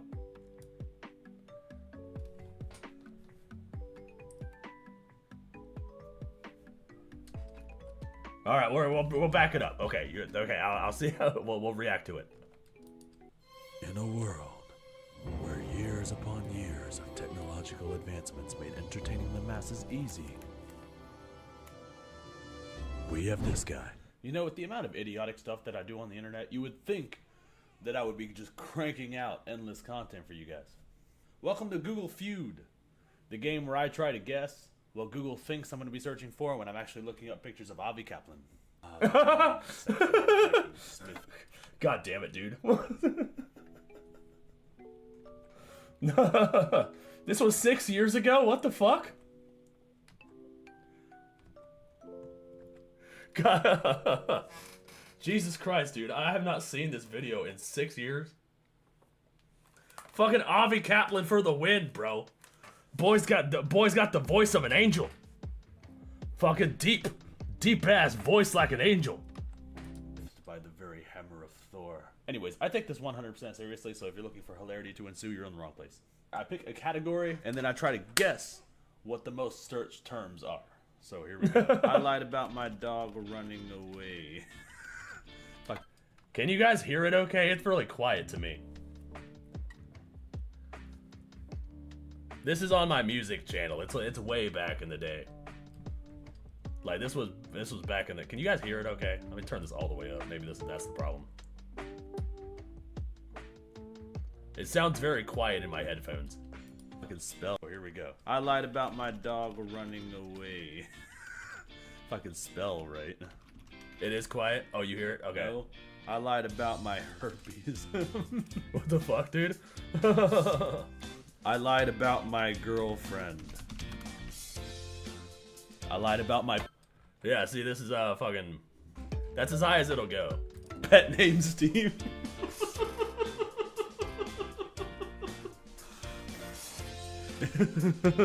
This is very old school. If you guys YouTube don't get vibes. that, I'll clip in the reference. Have a pet named Steve. This is when all the other YouTubers were doing this shit.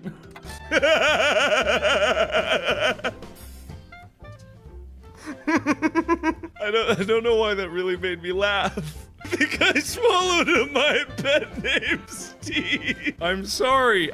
This is not funny. What's it like to be a pet named Steve?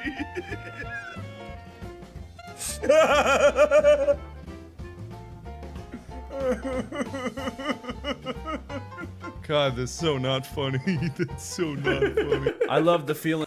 It's like too funny. I'm sorry. Of being a pet named Steve. Why wouldn't that be the thing? God, that's so not funny. Am I gonna be that guy? That's just copying Markiplier. Am I gonna be that guy? I'm supposed to be original. I'm 100% an original YouTuber. I have no other YouTuber has ever done Google Feud in the history of YouTube being God damn it, dude. a social media platform. It has never happened before. Making myself laugh feels weird. It feels weird. This feels weird.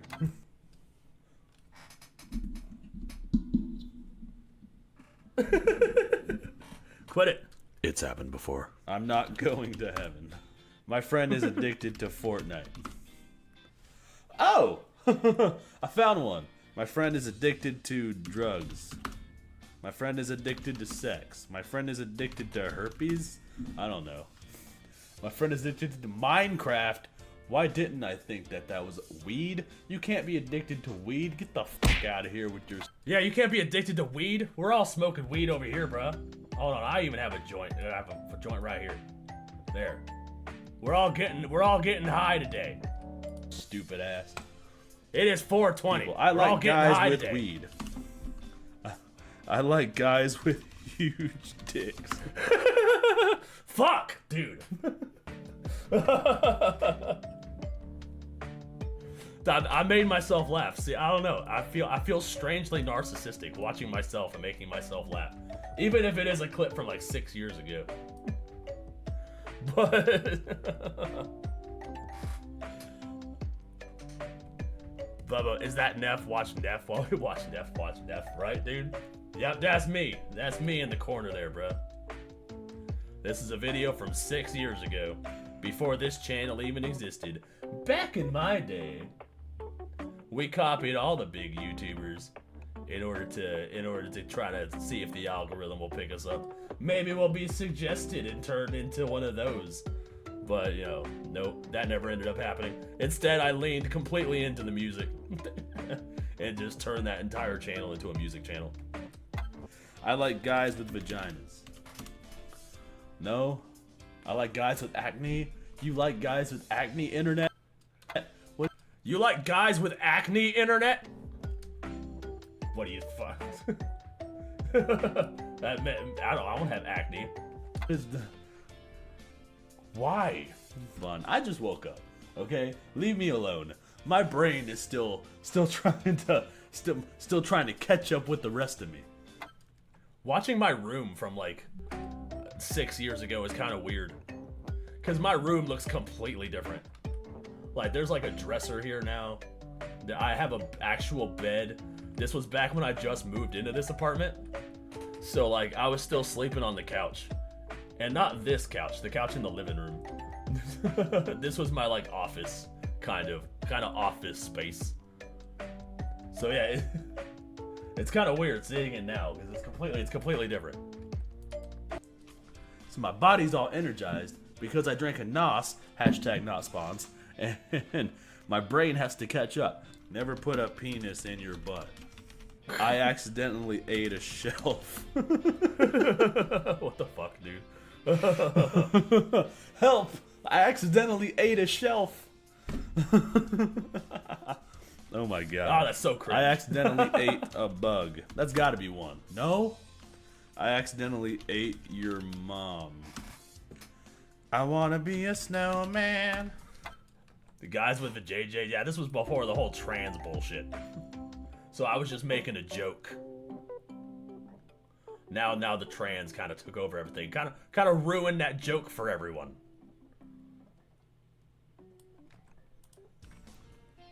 No? Okay. Whatever. Why would it? Yeah, WMM Mama Farius. Thanks to Mama Farius, I now have a bed. I think it was a Christmas present. But that's okay. I'm happy with it. I'm happy with my bed. Very comfortable. Be snowman. I want to be a millionaire. Oh, so if a millionaire, I want to be a billionaire. Yeah, that has to be one of them. That's gotta Why be wouldn't one. it be? Oh. So billionaire was twice. Look at that shit. See, I can't. See, I just had to get in the rhythm of it. That's what it had. I just had to get into the rhythm of the game. Now we understand. Oh. Now we're spinning in the chair. Oh, who scored 2 times? Now we're spinning in the chair. See, this is why I'm a VTuber. Now whenever I do cringe shit, you guys don't notice. In the same time, a voice actor. I freaking searched that. Why did I not think that would be the thing that would be the searched for term thing? Because I'm one of the things that searched for that thing. This is very 2010s YouTube vibes here.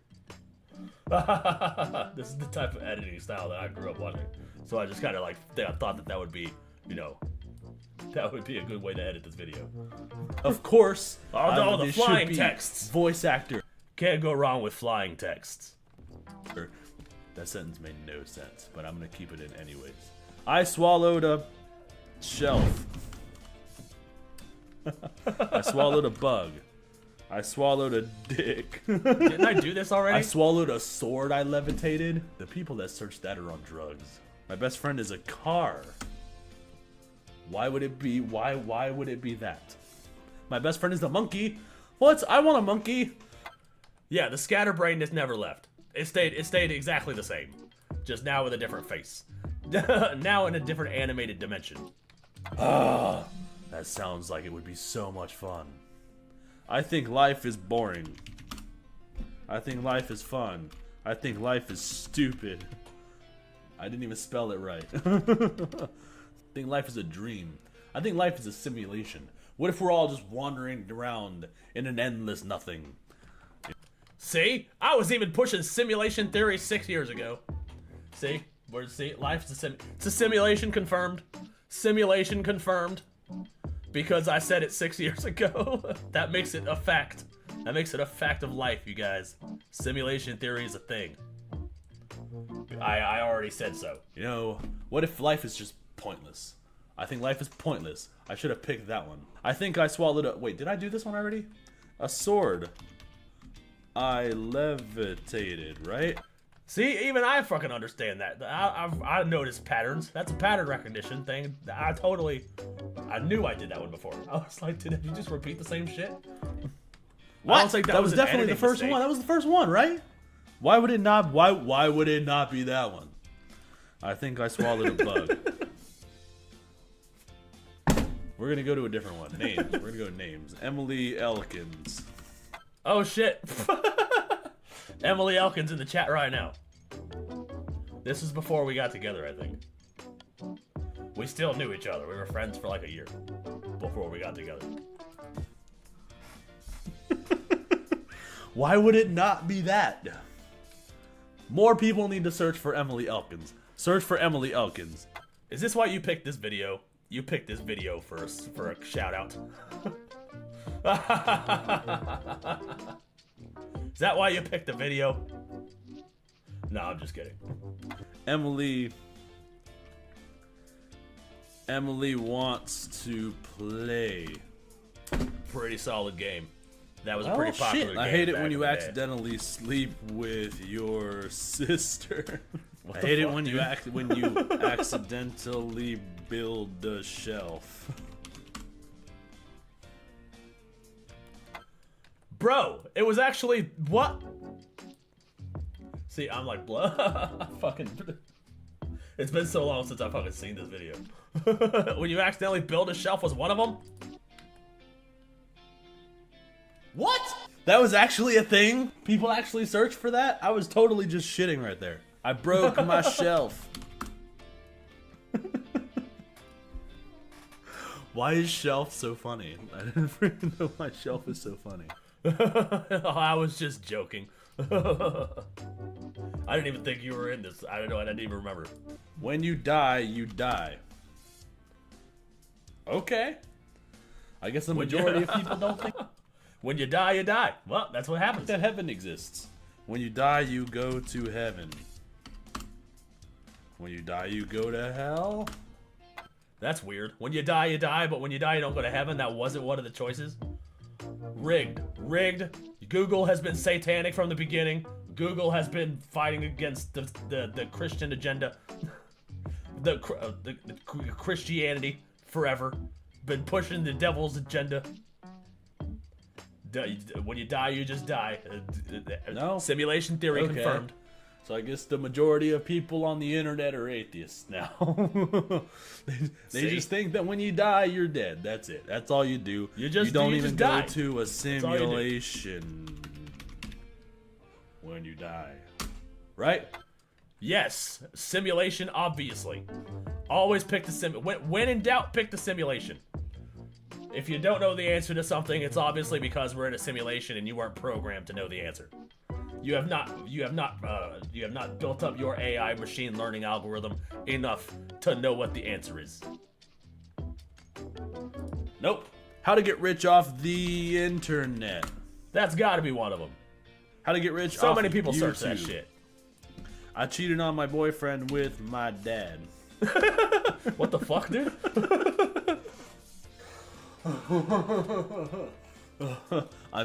I did delete a lot of videos. I went through it. I had an impulsive thing where I deleted all my reaction videos because I thought they were cringe.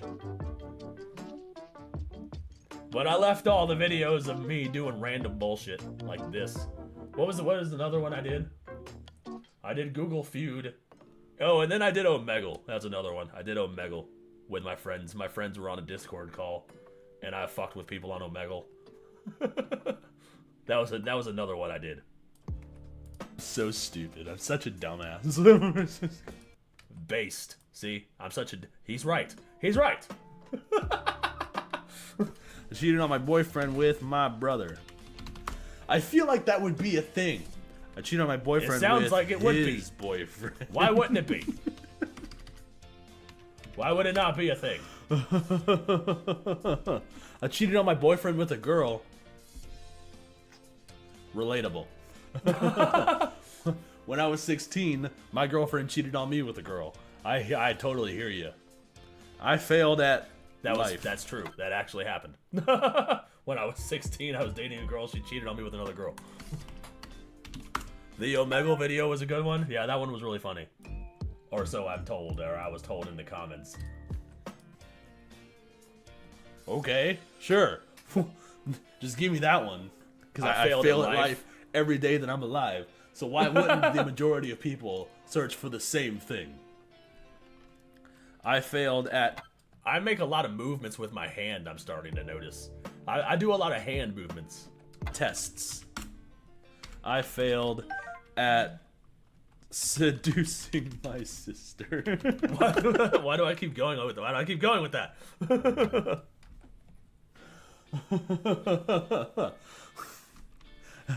I failed at building a shelf. What up, Vivid Wyvern? Good to see you, fam. I wouldn't have cheated on you with a girl. I appreciate that. You never know, friend. These fucking city bitches are weird. Always cheating. Everybody just cheating on each other in these fucking city streets, bruh. There ain't nobody got any morality anymore.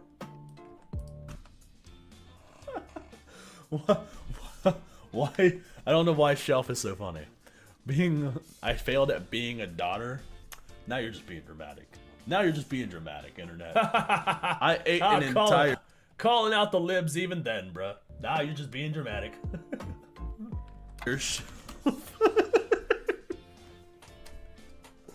I am really tickled pink. I ate an entire pizza. I've done that before. We've all done that. You just eat an entire... Yep, I've eaten entire pizzas recently. That is something I still do. That never changed in my personality. Entire pizza. I ate an entire Taco Bell menu.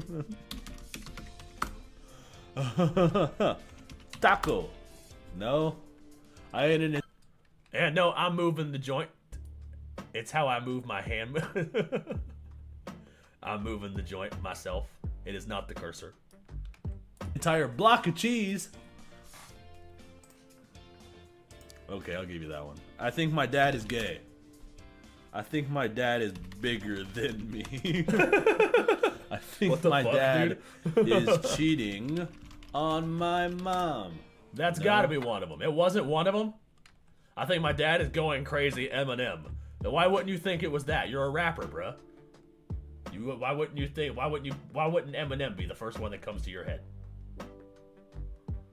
But yeah, I'm moving the joint around because it's 420.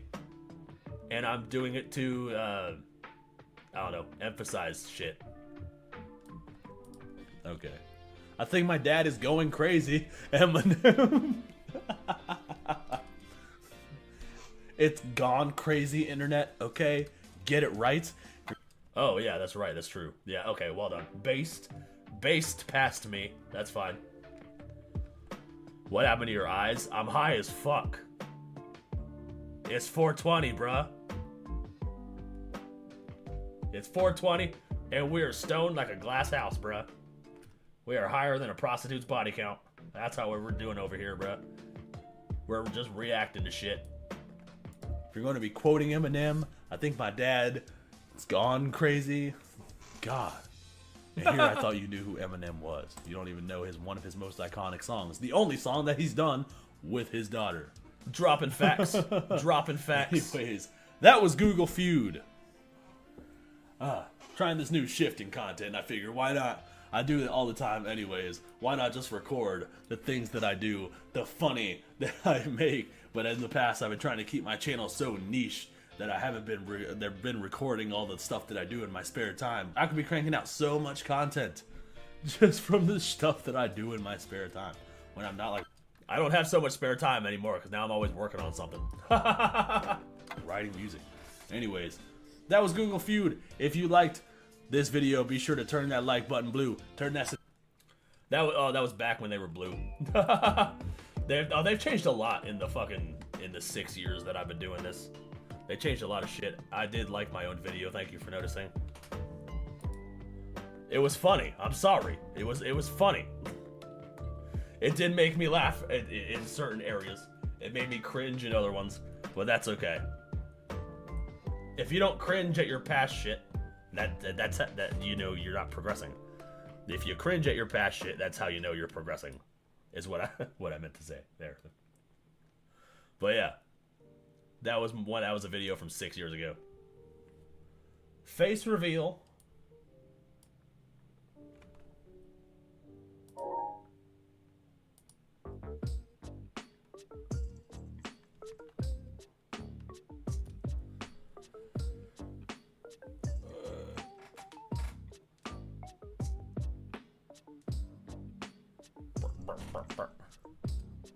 Cringe is the sign of growth. Exactly. Exactly.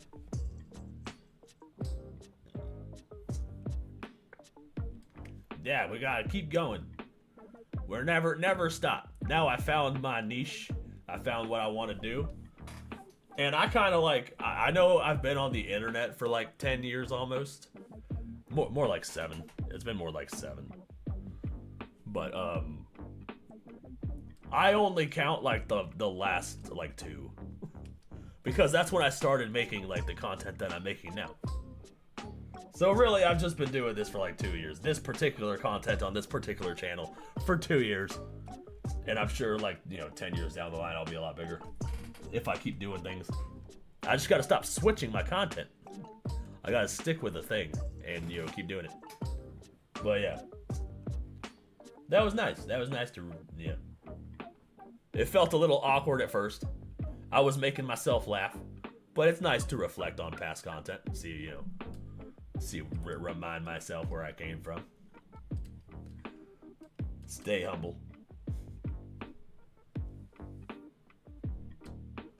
But yeah, what else is next?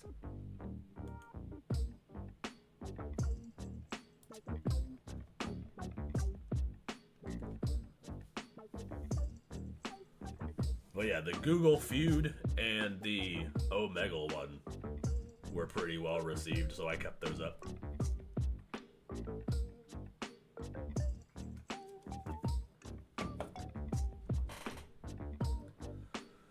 Neff, our favorite Asian? Ha! Does that mean Decoy Voice is your second favorite Asian?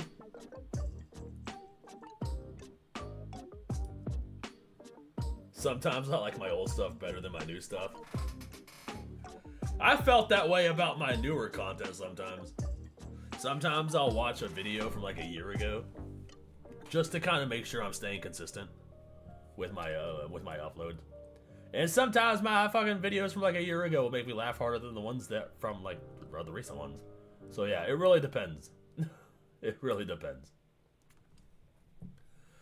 Omegle was a wild time. Yeah. Yeah, I made an Omegle video like everybody else was doing because they were doing those videos. I made one of those. Everybody was in Discord back when we did Discord.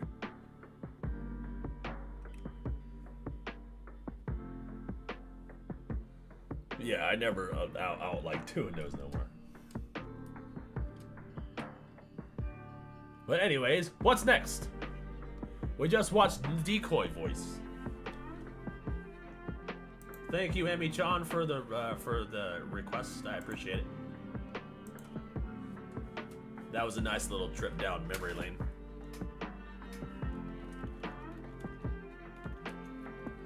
Nice little face reveal for anybody who wants to be for anybody who was in the chat. Do you think Hirohei became an anime boy? He was talking about wanting to be like a VTuber. Or wanting to, he asked for like feedback on that. I would totally fucking watch him if he was a VTuber. Love Hirohe.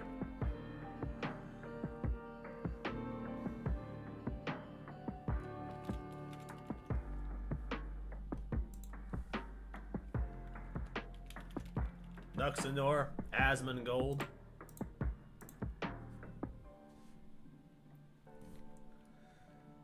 Speaking of Hirohe, we'll put him in there.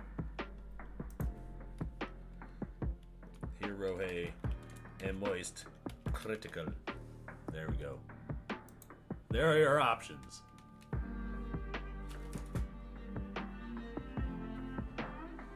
Nuxanor's doing the Hassan Piker shit. Asmongold. Well, that's another one of the Philippine guy. We just saw Decoy Voice talk about him, so that's another Vitalia one. And then Hirohe is talking about Paimon's voice actor again. Apparently she's got even more crazy. And then Moist Critical is doing the body cam footage from Florida Man.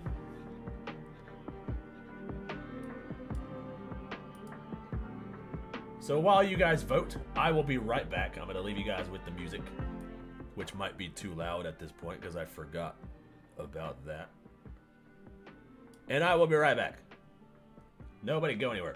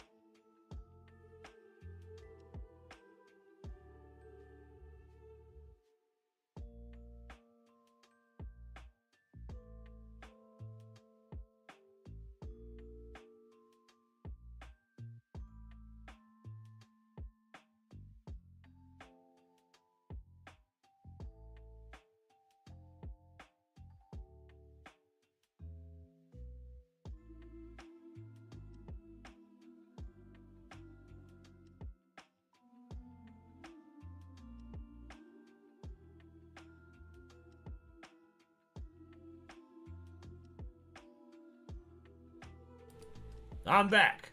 Are you guys doing shrooms in the chat? Oh shit, did Nuxanor win by a landslide, bro? We got a landslide Nux win, dude. All 7 swing states. Nuxanor wins all 7 swing states.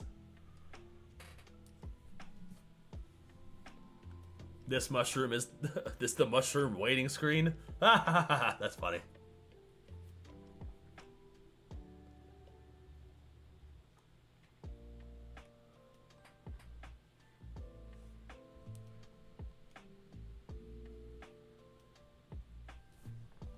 No? What's a no? It looks like Nuxtaku wins. He has 100%.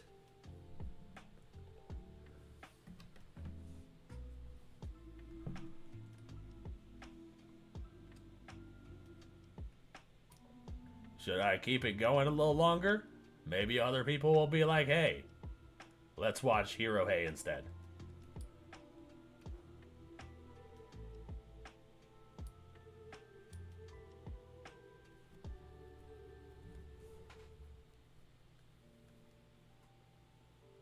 Or did my poll glitch out and it only shows me Nux? Nux got all the shrooms.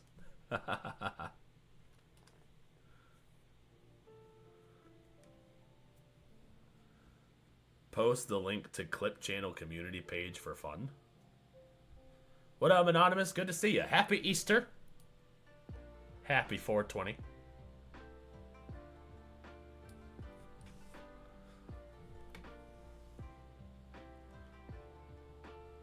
Are you saying post the link to the Clip channel?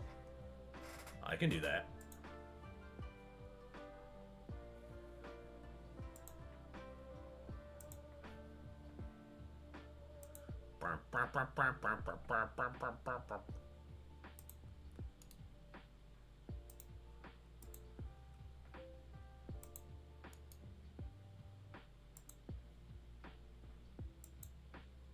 There's the Clips channel. Oh. We got 4 for Nux and 1 for Charlie. Oh.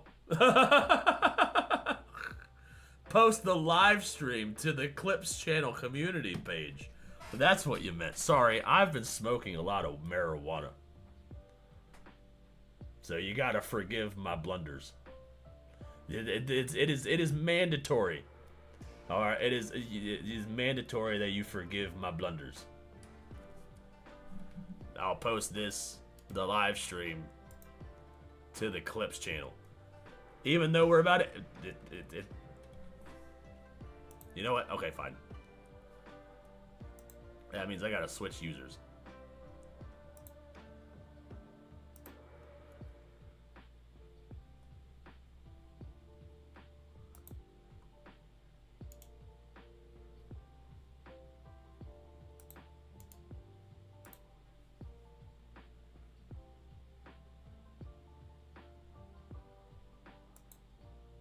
There we go. Hopefully that works. Hopefully that does something. I'll never go back to that channel. I need to go back to that channel more. I need to upload more clips. I haven't been doing that. I've been getting kind of lazy, or kind of busy with other things. A lot of Tales of Wind being played instead of making clips. Anyways, Nux Taku wins.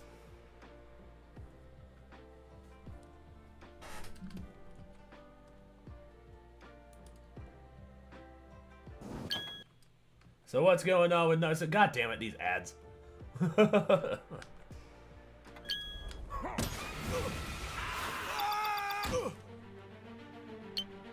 People that like consent.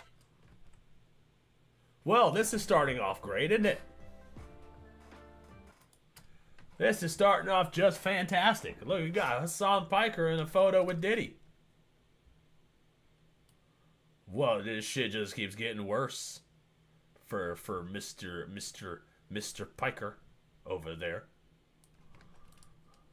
And large leftist political streamers, welcome to a brand new video. Oh, today we're cooking. Oh, today the, let's just say, chef is in the house. Hassan Piker currently 380% cooked. We have reached a new level of cooked that Oh, shit, you're overcooking the man, bruh. He's getting charred on both sides. You gotta friggin'... You're cooking him too hard. I did not think we'd see. Now, I was covering him mostly in regards to his blatant support of active terrorists around the world, because no one else wanted to call him out for that, because he would always say, I'm pro-Palestine, therefore I support the murder and rape of children. But now, we have reached a level of mainstream villainy I don't think anyone expected. Hassan Piker went to a Diddy party, and then he tries to blast other people for going to Diddy parties, and it was just revealed that he also went to a Diddy party. Allegedly, in my opinion. So, Content Cop happened. iDubbbz made a video. We covered that in Hassan. I just read the actual tweet that he's showing right now, and holy fuck, bro, what the hell? I would love to hang in Diddy's Ciroc entourage and trickle down bang anything thrown his way. So are you just gonna smash all the leftovers, dude? Is that what you're just gonna say? Is that how desperate you are? Is that how desperate you are? You're just gonna smash leftovers? That's cool. No. Do you, fam? Do you? That's fine. Sound is 370. I'm just gonna sit here and shroom with the chat. 70% cooked. That backfired immensely. But most importantly, I wanted to talk about Hamas Diddler. Alright, this guy, this dude over here, we have reached a new zenith of content no one has ever expected. This will go down in history as one of the greatest entries of the How F is Hassan Piker franchise. So, let's get this party started, shall we? But first, I need to introduce the players. First, we have Destiny, the second largest. Oh no! So, we started the stream talking about Destiny because of Chew on Head. Now we're ending talking about Destiny. Okay, his streams come full circle, you guys. We're talking about Destiny again. largest leftist political streamer, currently involved in a lawsuit regarding to him allegedly sharing nudes of women without their consent to the internet. In the next corner, we have the third biggest... Not Vosh! Are these guys all connected, bro? ...leftist streamer, Vosh. Now, Vosh is very well known for being a big fan of cartoon, child porn, having sex with horses, and debating why the age of consent should be abolished. And our current... Well, that's just a fucking... just a giant red flag, isn't it? Jesus Christ, dude.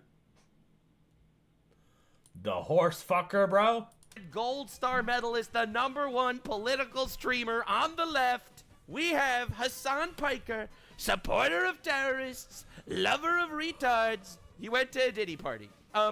Anyway, so let's just lock in. Let's get started. But first, a message from this series' biggest fan. Asmongold had nice things to say about the How Fucked Is Hassan Piker franchise.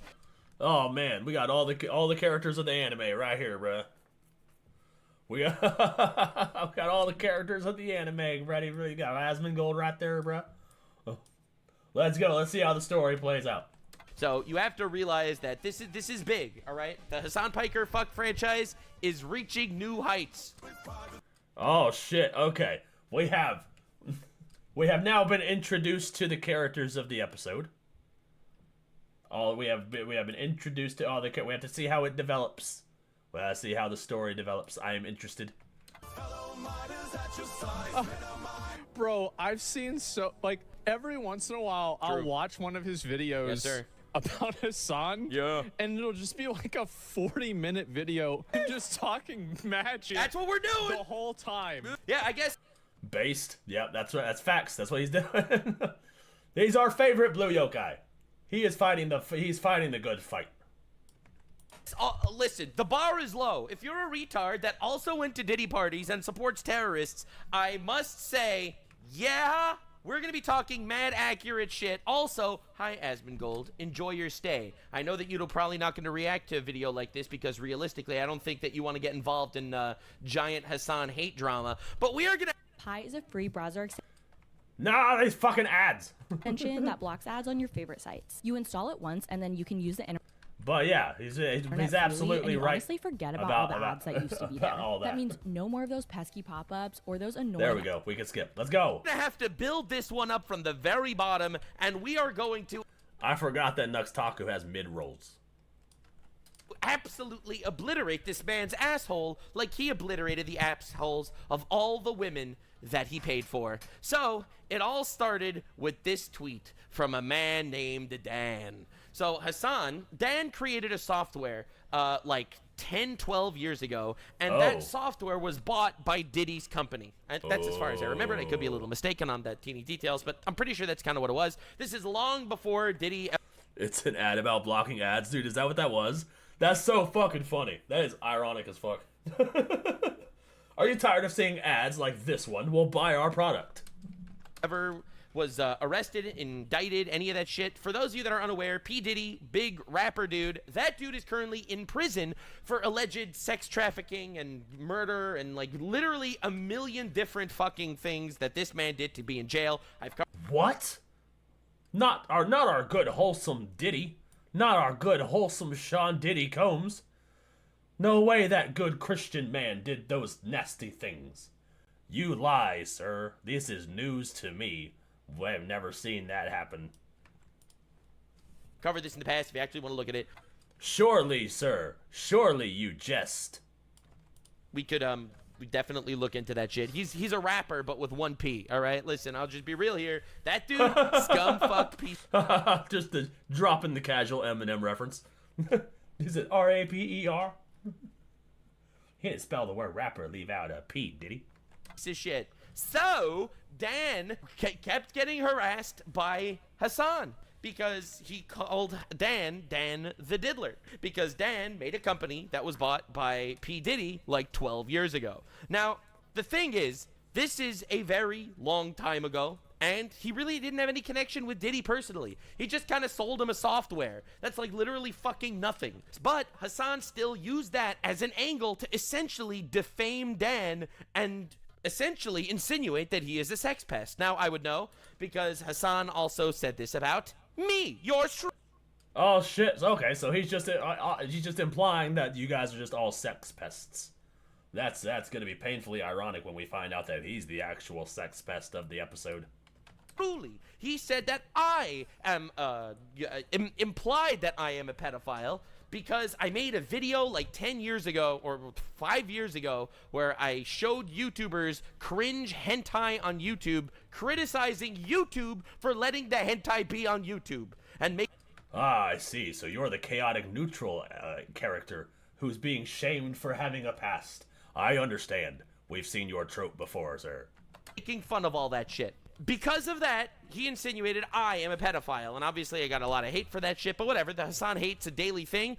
We eat that Hassan hate today, because I'll be real, the Hassan Piker is Fuck franchise is not making it itself, and no one is being as stalwart of a Hassan piece of shit, Epstein-level criminal over here like your boy. So, and unfortunately, I gotta do what I gotta do. I'm here on vacation, but there's some Hassan diddling to diddle. So, in honor of Hassan... I don't think that's a sentence you wanted to say, right? There's some Hassan diddling to diddle. Oh, what a bar. What a line. Oh my god. Slandering me, calling me a diddler. I want to be clear that only one of us has had sex with prostitutes. Hassan. Oh shit. True! What? What? Visited a brothel that was raided for human trafficking. Hassan. True! Begged to be at a Diddy party. Hassan. And this is... He begged to be at a Diddy party? Oh, fuck. That's right, because they were saying ain't no party like a Diddy party. I wouldn't be surprised if he was invited. I guess we're going to find out. He's the supervillain of the episode. He's the main antagonist. So I guess we'll see. This is a tweet from 2012 where Hassan said, I would love to hang in Diddy's Ciroc entourage and trickle down bang anything thrown his way. Dan says, I've never even met Diddy. More than I can say for Hassan, apparently. I appreciate him supporting React.dev. That's Dan's company that lets you delete tweets, but I would prefer him just not exploiting women. Now, this is an incredibly reasonable take to have. Now, Hassan Piker has gone to a brothel in Germany. He has paid for sex with prostitutes. That, Right? Can you imagine being so unfuckable that you gotta pay for it at a brothel? That is pathetic, dude. Are you that bad with women? Right? Or maybe they just hate you? You seem like an insufferable bastard. That would probably be a reason why you don't get any... Why you have to actually outsource your God damn it. That's why you gotta... It's why you gotta bang prostitutes in brothels. That brothel was shut down. This is a fact. A lot of people contest it, but that brothel was shut down at a point. It was raided by the police for sex trafficking children. Not saying that Hassan's a pedophile, because every time I cover this in a video... Oh, shit. Well, if he didn't bang anyone at the brothel, why was he there? Don't tell me that he just walked in. Oh, I just happened to stumble into a brothel. Well, I know, you probably heard something through the grapevine. You became a customer. You partook in the festivities. And then you left. And then, oopsie poopsie, you did a little fucky wucky. As it turns out, it was human trafficking children. You get these fucking news articles out there sucking Hassan meat to defend the largest leftist streamer and try to defame me in the process. There are tons of articles like that. That dude went to a brothel to have sex with prostitutes, and that brothel was later raiding for sex trafficking children, and also... he went to a Diddy party. This is very exciting. I'm loving this. It's going to be epic. It doesn't get stopped. Now, Hassan got... Dude, yeah, I saw that shit, dude. I saw the cat made shit. People are memeing him so hard on that shit. Like, how can anybody take that dude seriously? A little bit of a call out from Asmongold. Now, a lot of you may not be aware of this, but Asmongold is, in fact, the largest political donator to the How Fucked is Hassan Piker franchise. A lot of you... That was a joke. That was a joke. I'm just pissing off Hassan here saying this. Hassan won't mention me on his streams. I'm like his Voldemort. But unfortunately for him, Asmongold is famous enough that he has no choice but to bring him up. So anyway, I am the Hassan Voldemort, and I will remain the Hassan Voldemort. Now, Asmongold did a pretty reasonable take here. Probably the the point best is place that best when role to you be in. start making accusations like this, and you start calling people diddlers and stuff like this, like calling Dan Saltman a diddler. He called him a diddler because he made a software that he sold to P. Diddy. All right, just for the record, that is nothing. But Hassan still jumped on. Dude, what? Okay, so anybody who ever sold anything to P. Diddy is automatically a diddler? On that, still jumped on that to insinuate he's a pedophile, and Hassan did the same thing to me. Like that's a big one, right? Yeah. That's a really big one. Yeah. And when you have tweets talking about wanting to go to Diddy parties after you're calling somebody else a diddler, it doesn't look good. No. It looks really. It looks really fucking bad, bro. That looks really fucking bad. Really, really fucking bad. Yes. And look, you get what you fucking deserve. Yeah, the bald goat man has spoken. The bald goat man. Oh my god. You should have never said that. Nope. Should have never fucking said that. No, Hassan is a walking example of karma. And when the Hassan Piker is fucked franchise hits 1,000%, that's when that motherfucker gets arrested for treason or some shit. That maid outfit thing was probably Hassan Piker's humiliation ritual for Hollywood. That's why he's in LA. That's why he's so protected. That's why he keeps getting platformed by all these people. He's part of that. He's part of that group. That's why he keeps advocating for the downfall of America. Because they all hate America over there. Allegedly, in my opinion. You know, in theory, in a video game, whatever doesn't get me sued. I am just saying, bro. I am just saying the Hassan Piker is fucked franchise will remain ticking until it explodes. Massive fucking mistake. I feel like that's slander, honestly. It absolutely is. It absolutely is. And he did the same thing to me. I mean, I've literally been there. I know the feeling. Let me guess. You're thinking about going to therapy. And as a therapist myself, no, I'm of not. course I'm not thinking about going to therapy. I'm not thinking about therapy. I don't need therapy. I don't need therapy. I've already self-identified all my problems. And that means that everything's fine. Previously in the Hassan Piker is fucked franchise, literally the greatest franchise on the internet. It 100% is. It's not even a question. We're implying you like lolly shit? Yeah, exactly, right? But that is referring to me. That is the Asmongold's chat literally talking about me, because that's what he would say. He implied that I am into lolly shit, even though I've always said that I find it gross. Realistically, that dude's gonna fucking eat. He made his bed, and now he's gonna lie in it. Oh my god. That was like fucking a month ago. So like I'm not. Right, they're calling me out, bruh. They're trying to be like, Neff, go to therapy. You clearly have some issues. No, I will smoke my issues into escapism. I will work and run away from them. It's fine. No, I'm just kidding. I'm not going to go into that. A lot of karma to that? Yeah, exactly. And yeah, he implied that Asmongold's a pedophile. He implied that I'm a pedophile. He implied that Mudahar is a pedophile. He implied that Dan Saltman is a pedophile. Sounds like he's fucking projecting, bro. Sounds like everybody on the left. Everybody's a pedophile except for him, right? Yeah. Sounds like projection to me. But out of all of us, only one of us went to Diddy parties, and it was you. Oh! Yeah, I'm pretty alright. Oh, Hassan, imagine being a terrorist supporter that also goes to Diddy parties. It's like, bro, dude, pick your lane. Only one S-tier crime per person. Defamation per se? I think it definitely is. He's talking shit about liking anime. Well, I don't like lolly stuff either, which is like what was so weird about it. Is like, I talked about that 50 times. So like whenever he said that about me, I was like, well, what the fuck are you talking about? Like It sounds like he likes lolly shit. It sounds like he's really pushing that onto other people. He's guilty. He feels guilty of his own interests, so he's projecting them onto his enemies. I don't even think this at all. It was like confusing. Yep. Anyway, that is pretty awesome and epic. That's the Hassan moment. Now, I think Hassan doesn't realize something very true and real. Hassan is probably one of the most hated people, just generally speaking, for who he is.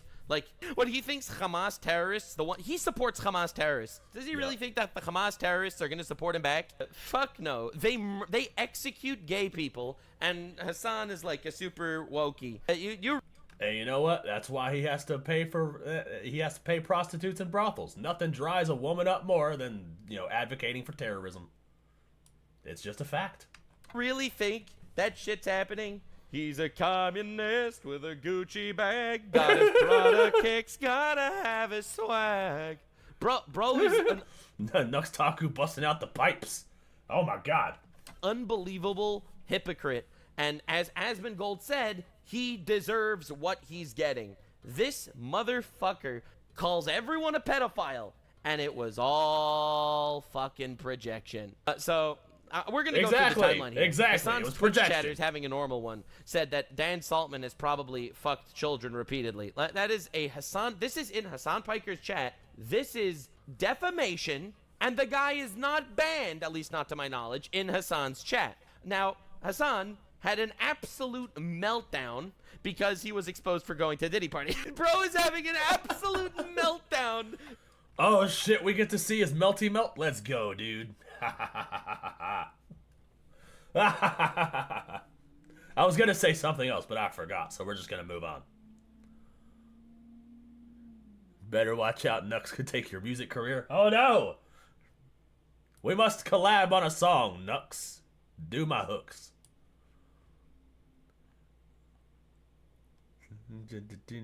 Yeah, he's got a lefty streamers already emasculated. Yeah, pretty much, dude. They all look like Whammon. That people exposed him. Dude, it gets so much worse because there's an old clip of him admitting it that they found later. Check this out. That I, a person who has direct associations with P. Diddy, am going to burn... Right? Yeah. Nothing says this man can protect our family like advocating for a terrorist group. Right, dude? Oh, yeah. That's masculine. Women love that shit. Oh, yeah. My company that works as a software tool that mass deletes your posts, I'm going to burn my software company's reputation by saying falsely, because this didn't even fucking happen. I never hired these services. I love Israel so much as a Diddy associate who loves Israel so much. Do you see how evil this framing literally is? Is it unbelievable? This guy's framing Dan Saltman as a guy that loves Israel and supports Diddy, when realistically, Dan doesn't even really have stances on Israel that I know about, aside from we shouldn't kill Israelis like Hassan. Hassan is out there literally saying, from the river to the sea, let's kill all the Israelis in Israel. That is literally Hassan's shit. He thinks that babies in Israel are valid military targets for Hamas terrorists. Dude, Hassan losing mad hit points right now, bro. He's not winning this fight.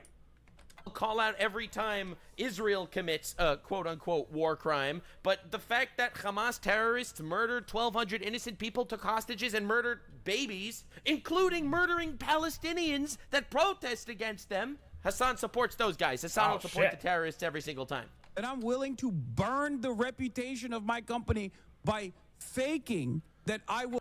See, he's in the middle of his supervillain monologue right now. He's crashing out because people are exposing him. People are exposing his master plan. So now he's like, you will not get the best of me. This isn't even my final form. We'll hold on to clients' former content that we technically delete to hold as blackmail. That I fly the most exquisite ships, navigating the mysteries of the universe. Not the mysteries of the universe. He's going on like this whole tirade. You called me out for wanting to go to a Diddy party? Well, in actual...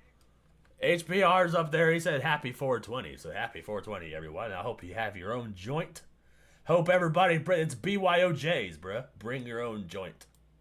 Actuality, I can't believe you're so obsessed with me that you would do that. Bro, it gets so much better. Hassan Baby Oil Piker has not only been to a Diddy party at least once, but apparently had intimate knowledge of them. So much so that when he heard his girlfriend was going to attend one, he broke up with her on the spot. Oh my god. Check. Wait, what? Hold on. Wait, what?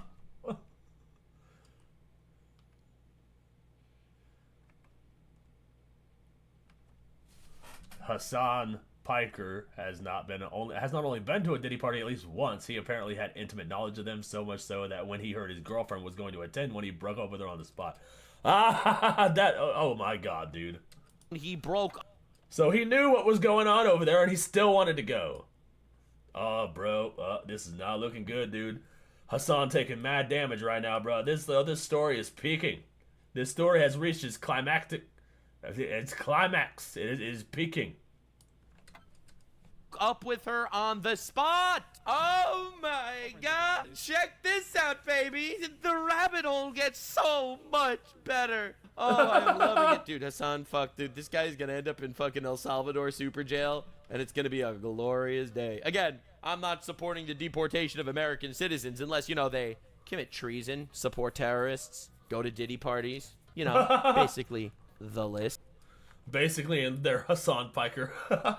Oh god, they so not like us, bro. This P. Diddy party, and I was like, okay, you can go. You can go.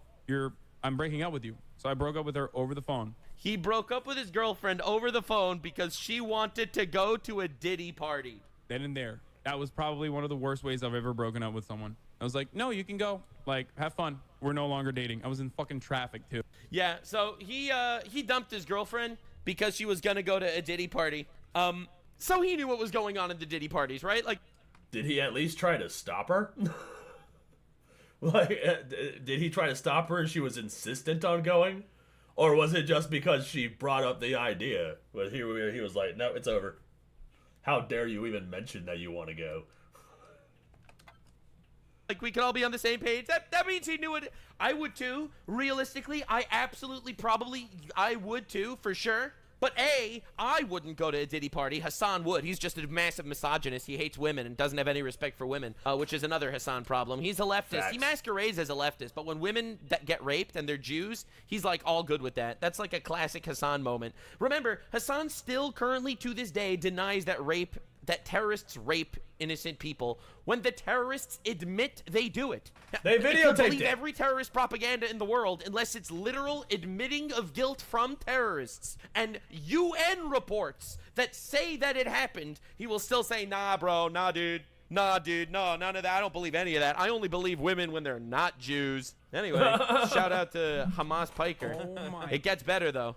God, Wow, dude, bro. that would be so sick. Yo, I know Diddy's into stuff like that 100%. He does like crazy stuff like that. I feel like if you fucked enough, Dude, he's so fucking cooked. There's no way, bro. He's so cooked. it's like you kind of want to do some shit like that. Yup. Just a nice classic old Hassan clip of him saying that he knows that Diddy is into fucked up stuff. So let's get this straight. He knows Diddy's into fucked up stuff. He dumped his girlfriend because she wanted to go to a Diddy party. And he went to a Diddy party. The Diddy stuff is about to go viral, and that's probably why he's extra sensitive. Destiny says he's even a better sex pest than me. There's no fucking way Destiny actually said that shit. What the fuck? Is this real life? Is this real life? Like, what the fuck? Let's go, dude. The two retards fighting meme is so real. We are so back, boys. What a glorious day. What a glorious day. The Diddy parties are giant sex orgies with alleged trafficked women and children. The irony is, dude, we are so winning. Hassan Diddy party clips have resurfaced. Dude, everyone is getting on top of this, as they should. This is insanity. It's insanity. What the fuck? Thousands of bottles of baby oil. Hassan called Trump a Nazi. Yeah, he calls Trump a Nazi. He called me a Nazi. He called me a Nazi. So, listen, we're all on the same page. All of us Nazis had to get... Everybody Nazis. ...together to fight against this guy that wants the death of all Jews in Israel. Hamas Diddy Piker. So, anywho, it gets crazy. It currently is trending so hard on Twitter, it's creating stories for people. 2012 Hassan tweet sparks 2025 controversy over Diddy. It's getting big. It's getting big, bro. This is AI. That's got to be AI. What the fuck? Is that baby oil, right? No, that looks like an actual picture, dude. What the fuck? People are talking about it. Oh my god, dude. What a glorious freaking day. We keep winning. The Zionist freak who owns this app is a 60-year-old stalker of mine who literally got $1.5 million from Diddy and Co. as a founder. I switched from due dates to due dates, and it made me go from weeks behind to weeks ahead of my deadlines. You see, I used to just bet. I don't even know what you're selling, but I don't want it. Which is used frequently by sex trafficking pedos. This is the worst framing I've ever seen of anything literally in the history of time. I don't even know. I mean, I don't know if Dan Saltman's a Zionist or not, whatever. That's completely irrelevant. He's also not 60. He also sold an app to some celebrity. This isn't like he's part of a sex trafficking ring. Right, he didn't go to the parties. All he did was do business with the guy. But he still does this. He still does this. He's trying to get ahead of people realizing he went to Diddy parties by just defaming people. Hey, Hassan, we appreciate you purchasing our software but to delete these tweets, but we would really prefer if you don't exploit women instead. We're going to refund you. Incredibly based. When Hassan... Oh, wait, he used the software? He used that software to try to delete those tweets? If you don't exploit women instead, we're going to refund you. Incredibly based. When Hassan gets this mad, it's always a confession. I agree. Hassan has zero self-control. Whenever he gets mad, you know he fucking did it. Again, I agree. Wait. Hassan... Oh, there he is. Wait, hold on. Wait.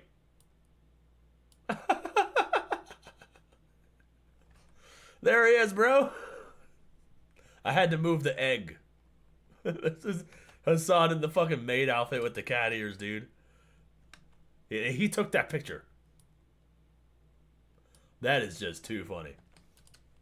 Hassan has zero self-control. Whenever he gets mad, you know he fucking did it. Again, I've covered this motherfucker for long enough to know. Also hilarious, since this pathetic loser has threatened to actually blackmail people who did use his service that criticized his podcast co-host, Destiny Epstein, for filming sexual partners and distributing the footage without their consent. A glorious crash out. Dude, God. On this Passover, I thank you for giving me this fucking gigantic Hassan crash out. Dude, literally two retards fighting. We cannot stop winning on this channel. It is insane. Ree! Destiny's a sex pest. Ree! And the posting doesn't stop. No! It just keeps going, dude. That's how you know you really struck a chord. When they start going off the rails like that.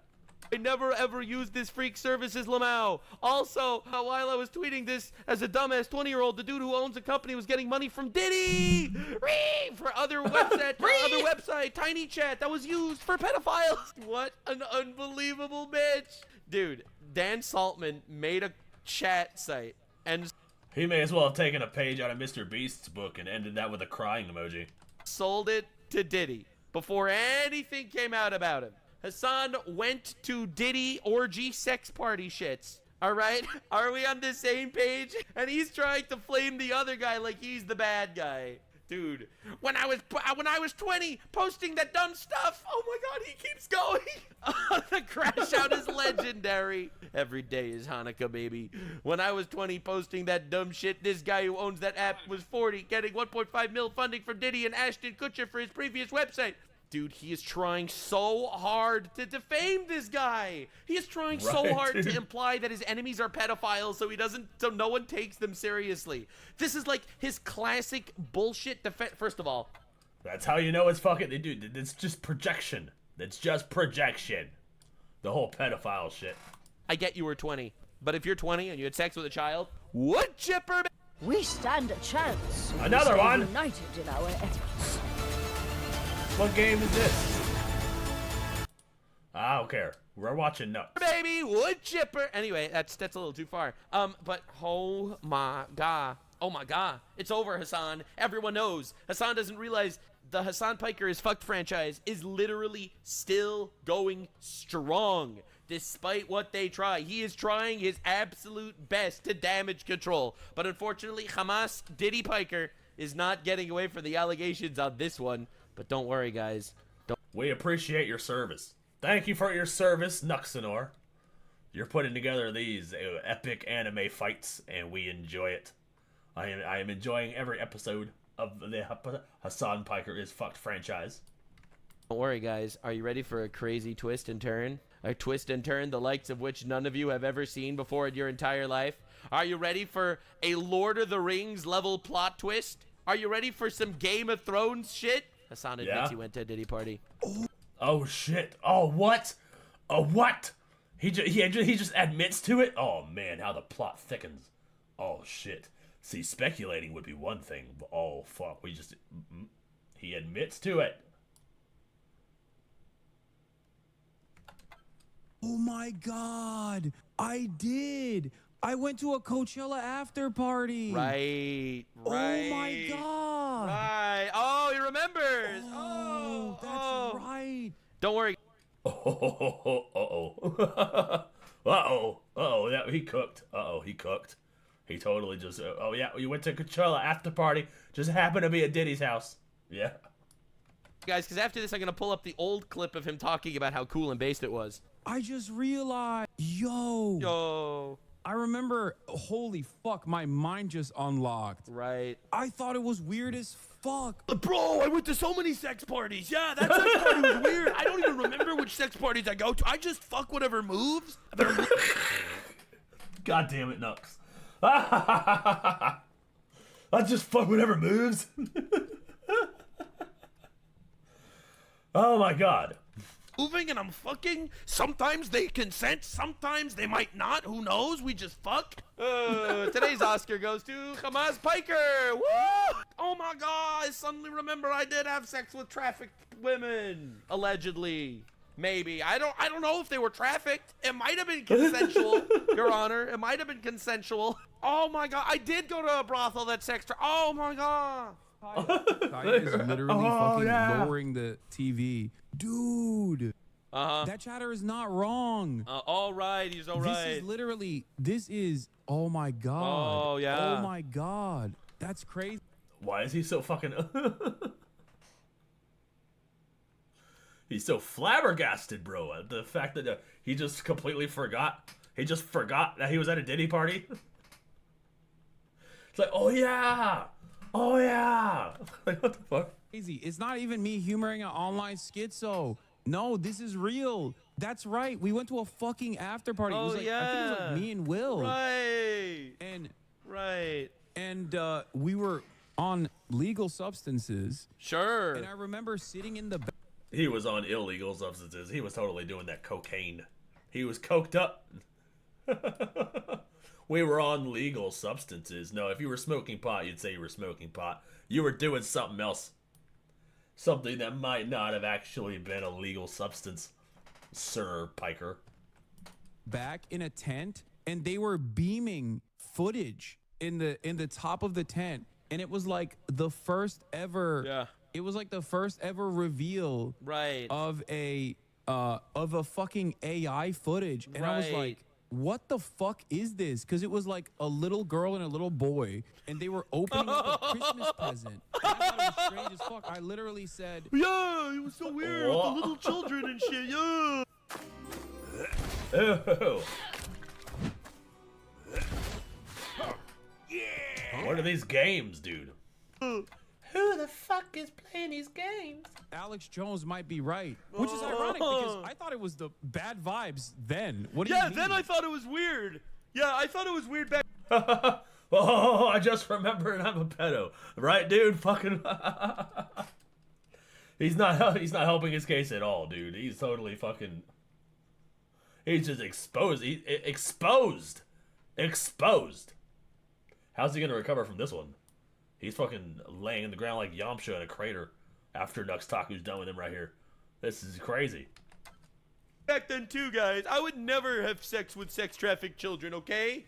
I never. Like, I don't know what they fucking clipped in that clip, but I very clearly was talking about how I thought it was a bizarre moment. Yeah, that is a bizarre moment. You revealed this information yourself. It was not uncovered somewhere. I know. Bro, and the chat is like, bro, it's not like anyone needed to do some digging. You admitted it. You admitted it. Oh my God, what an unbelievable retard. S-tier retard detective.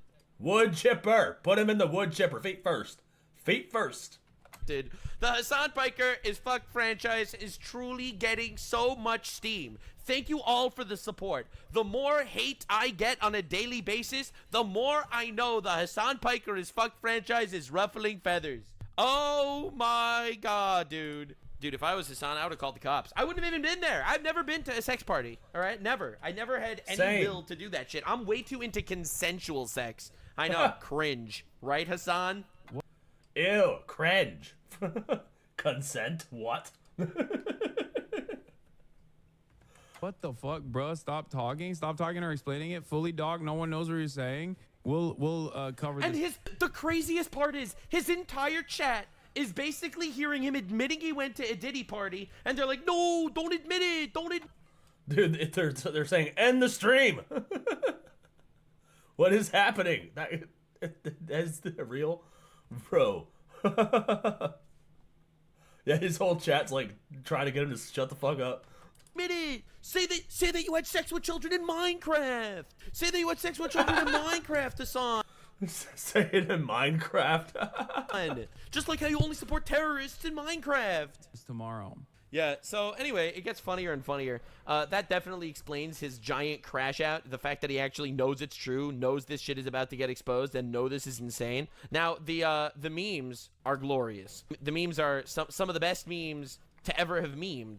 Look at this shit. God. Oh my god, it's incredible. Dan Saltman showed up to the H3 subreddit to comment further and explain on Hassan going to the Diddy party. Look at this shit. So this is Dan, the guy who was basically called out to be a pedophile. None of it makes...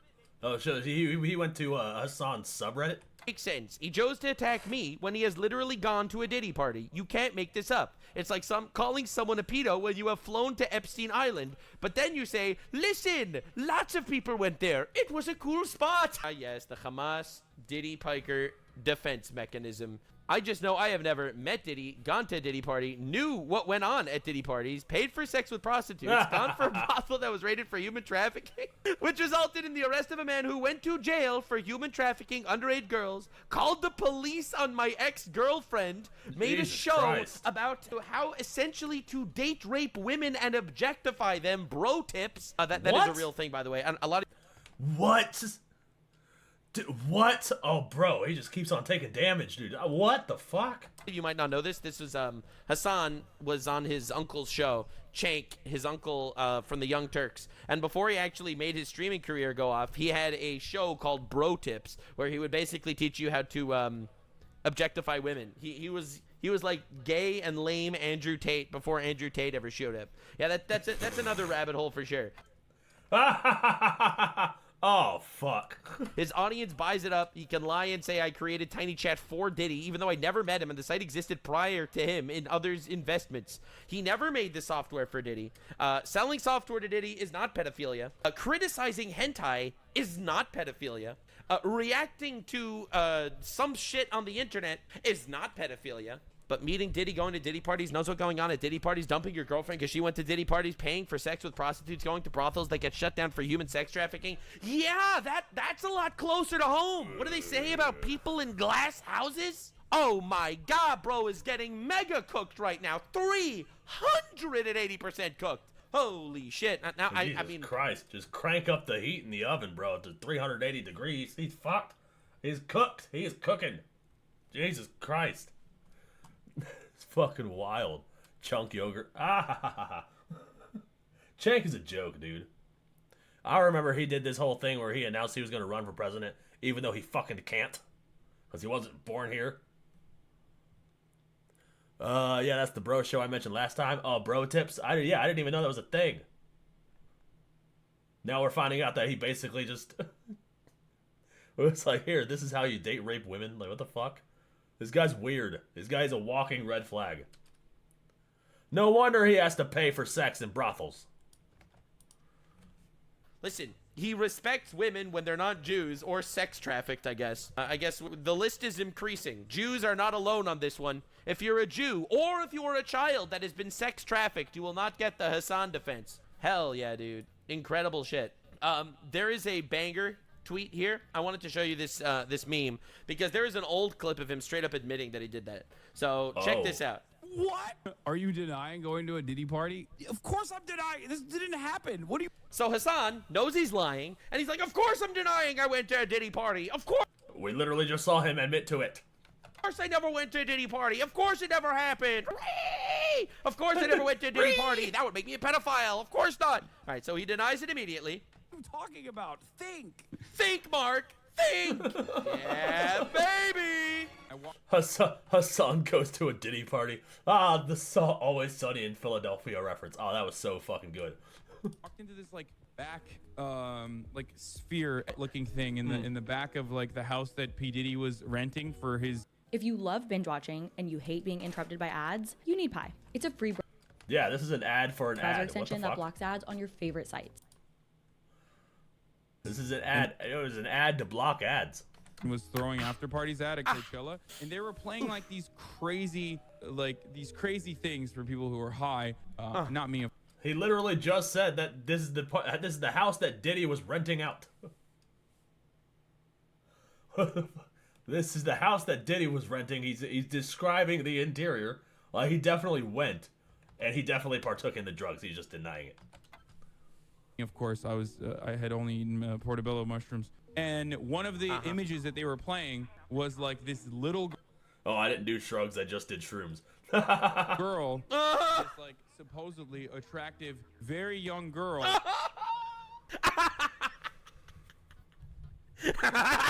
Oh no. He said this attractive, very young girl. What?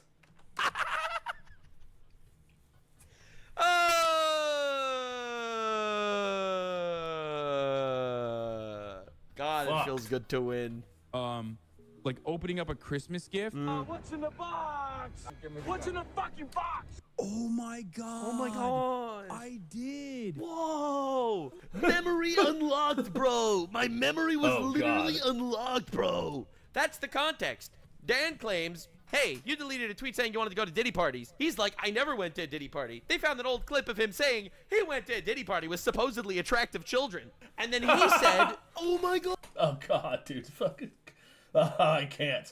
Oh god, why do people follow him? I don't understand. How is he staying? This makes no sense to me. How is he still around?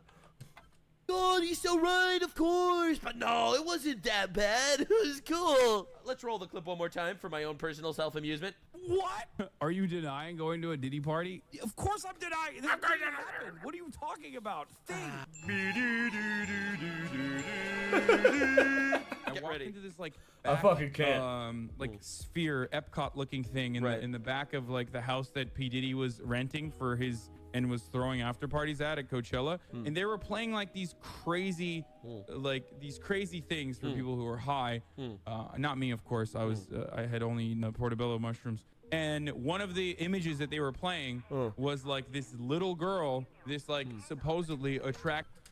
There are porn ads on YouTube. See, I wouldn't know that. I've had premium for so long. It just happened to lapse this time. So yeah, next time I will have premium. The next time I stream, it'll be back. But yeah, I didn't know there were porn ads on YouTube. That's concerning. that is concerning. Active, very young girl. Like opening up a Christmas gift. What's in the box? What's in the fucking box? Oh my god. All right, yeah. I did. Whoa.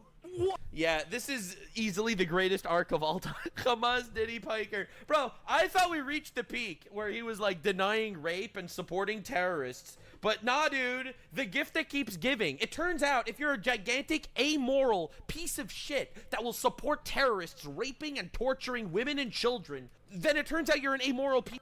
Yeah, what? Dude, that is crazy. Yeah, that needs to be addressed. Like, somebody needs to tweet at YouTube. Be like, yo. That needs to be addressed. Piece of shit probably in other contexts also. And the irony is, I know you're gonna say, there was this Democratic senator named Josh Shapiro. His house, he's a Democrat, left-wing guy. His house got firebombed. Everyone immediately blamed Trump supporters. His house was firebombed by a pro-Palestine protester. You cannot even make this shit up. It is it's mind-boggling. It's insane. You can't make this up, bro. Oh my god. In other news, once we're talking about our gigantic victory laps, iDubbbz made a content cop on H3, which I covered in the Hassan Piker 370. Oh yeah, I've heard about the content cop that had Hassan in it, right? It had Hassan fucking that Frogan bitch, and then that other chick who put a bounty on Asmongold. I think I remember that shit. Dude, like, what? Of all the people on the internet to associate yourself with, why those 3 people? 50% fucked. It has more dislikes than likes. It truly has more dislikes than likes right now. Hassan does not realize his entire community is cooked.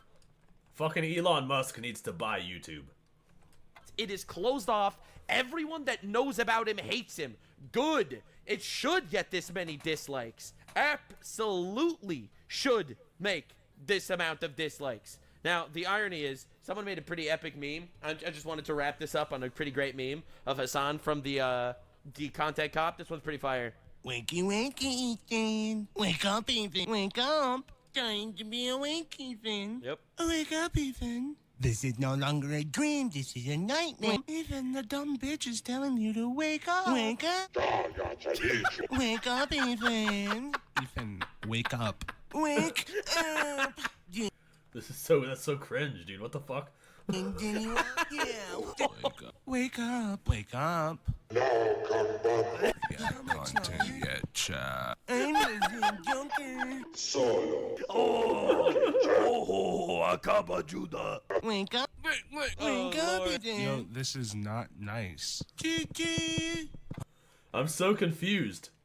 What is happening? What? What? Mr. Beast, fuck you, Ethan. It's too good, man. Hit Jabba the Hutt really thought she cooked. Yeah, so anyway, Hassan keeps taking L's. He keeps losing. No one likes him. No one supports him. Anyone that knows about him thinks he's a retard freak. The retard freak show will continue until 1,000% fucked, where he is realistically either deported or in prison or some shit. I don't know. I honestly don't really care. On the one hand, I am definitely a morally virtuous person, and my morals are very consistent, I must say. So as a moral guy, I would say I don't want to see Hassan deported, but I do think it would be very funny if it happened, and I would laugh a lot. Right? Just want to make sure we're all on the same page here. Bro should get Oh yeah, it would be very funny. Investigated. I don't give a shit. Throw the fucking book at this guy. Enough with this. Okay. For the last year and a half, you had people supporting terrorists because of the war in Israel, and I'll be honest, and I'm not gonna lie, all right? I'm not gonna lie. I had enough. Anyone that supports terrorists is a fucking freak and deserves to be called out as the fucking freak that they are. All these absolute fucking retard losers. Hamas started the war. Hamas should be eradicated. They're goddamn terrorists.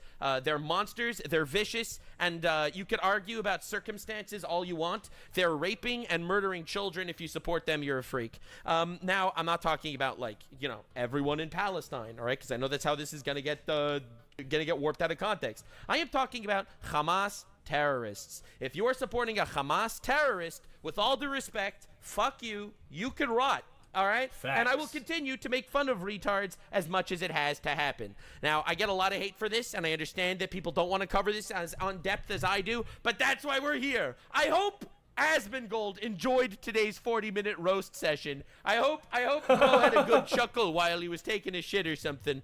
Thank you all so much. I'm sure Asmongold had a wonderful time.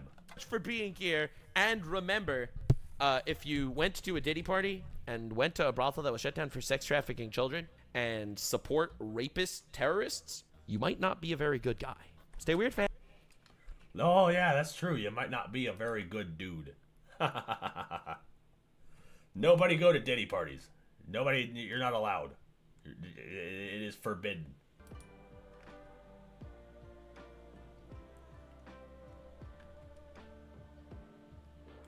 Let's check the vibe. Vibe check. What's the vibe?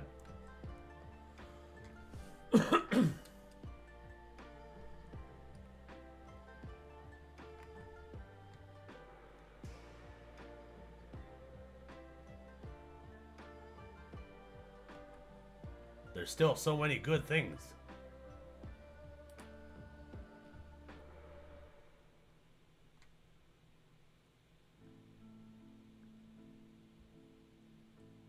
What are you guys thinking next? Moist Critical?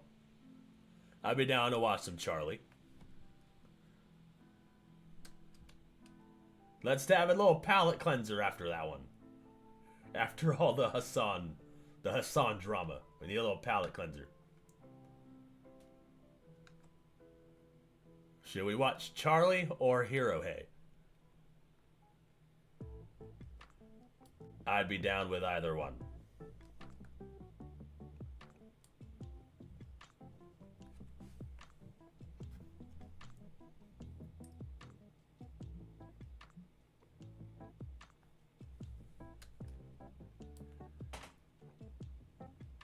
We'll continue with some...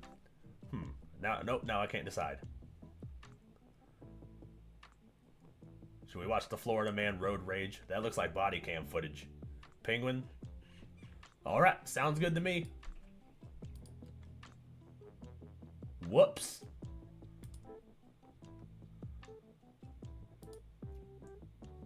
It's been far too long since we went over a good old-fashioned Florida Man story, and this afternoon Lawn Crime blessed us with an interesting fairy tale I hadn't heard before. It's 4 p.m. in Lake County, Florida, where police catch up. Oh shit, the Lawn Crime Network. I like watching these. I like body cam footage. We need to start adding like Leon Lush to the rotation. He does a lot of body cam footage. I like camera vids. I think they're fun too. Up with one man who allegedly bared it all in a road rage incident. You ever have such a serious case of road rage you can't help but hang hog and start shaking your wiener violently at the other car that made you upset? What the fuck? Wait a second. Hold on. This took a left turn. Wasn't expecting that. Have you seen History of the World by Bill Wirtz? I have not. I have not seen that. Is it good? My guess is probably not, but I would argue maybe you just haven't been pushed to the edge quite yet. Because sometimes when you get real mad, the penis comes out. At least according to this situation, I suppose. That's a really interesting concept to me. Like, just getting, like, steam coming out of your ears, and you're like, ooh, why I oughta, and then dropping trow. I don't know, it's just very interesting to me. But anyway, you're about to meet a man who looks like Mike Ehrmantraut on Fint. So, I'm gonna be straightforward with you. We got a complaint that your car, someone driving your car with a red tattoo on his right arm, exposed his genitals to a car in a road rage incident. That wasn't you? What? That was 100% him. Oh god, dude is hilarious. Even if it's your free time, please give it a watch, especially after smoking. Alright, yeah, I'll give it a watch. I'll hit a massive bong rip and then I'll watch that video. No. Okay. So where'd you just come back from? By chance? Kentucky Fried Chicken. Yeah, which way? Which one down there by KFC down there and... Everybody keep your wieners and other appendages inside the ride at all times. No exposing yourself in traffic. Don't be like this guy. Leesburg. Oh, up in Leesburg? Yeah. Okay, you didn't get into an incident with anybody? No. No? Okay. Well, they described you to a T. He's lying through his teeth, bro. You can tell it by his body language. It's very suspicious that he would refer to KFC as Kentucky Fried Chicken. Almost nobody does that. Everyone just calls it KFC. I think, now keep in mind, I'm no professional super sleuth here or anything, but I think he was panicking a little bit and didn't know where to say he was coming from to try and throw him off the trail. Oh, I was over at Dickville. No, not there. Kentucky Fried Chicken is where I was. Chicken. Okay. What does that mean? So I'm trying to figure out what actually happened. So I got one Nothing side. happened. I got one side of the story, and someone describing you perfectly to a T, along with your car and license plate. When I'm out and about. Oh, if they got no, sorry, fam. No, if they got your car and license plate, you're fucked. Like, they describe you to a T. They have your car and your license plate. Maybe they could have mistaken you for a different bald man with arm tattoos. But, they got your car and license plate, so no, you're cooked. Sorry. They had no issue tracking you down after that. My dad's in there. My dad's been with me all day. Yeah? Yeah. He was in the car with you? All on your way to KFC? No. No? No. So nothing happened? No road rage incident? Nothing like that? No. You don't remember anything like that? No. Okay. Case closed then. Surely just an interesting coincidence that they happen to get the license plate as well as describing the man who owns the car to a T, as well as what he was wearing at the time and describing his tattoo, and it also matched the photographs they took. No, if they got him on camera, he's extra cooked. Alright, simple enough. We got the wrong guy. Something I want to briefly mention that has absolutely nothing to do with this story itself, just a little fucking side quest I want to yap about.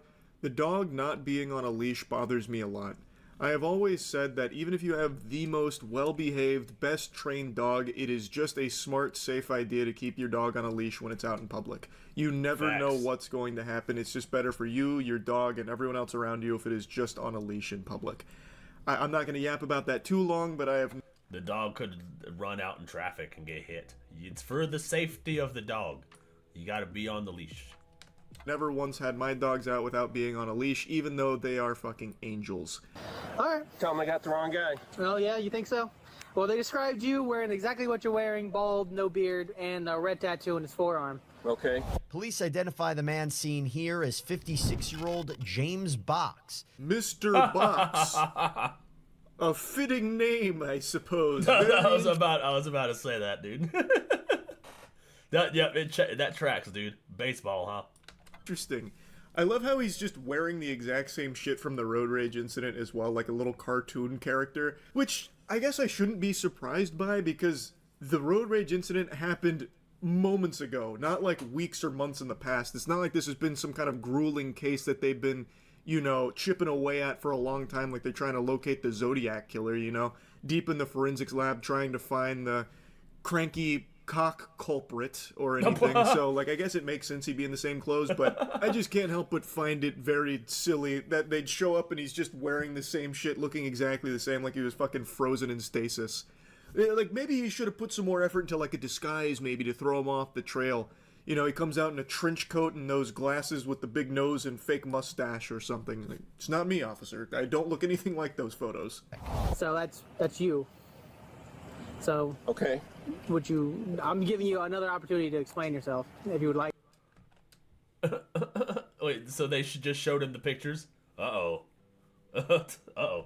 There's nothing to explain. Why? Okay. So he pulls there, and I said, we've got to get his tag and call 911. So we pulled in, we tried to just get the tag, and that's when he got out of the car and started charging toward us first, physically. That's when I started taking those pictures, and when he got around this, the median there into the landscape, and that's where he stopped, pulled his pants all the way down, right there at our midnight.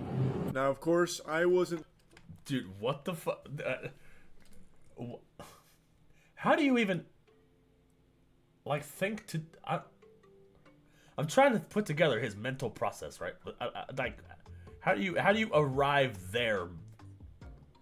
Like what thought process do you have to go through to arrive at there and think that you're winning some sort of... I don't understand. I don't understand.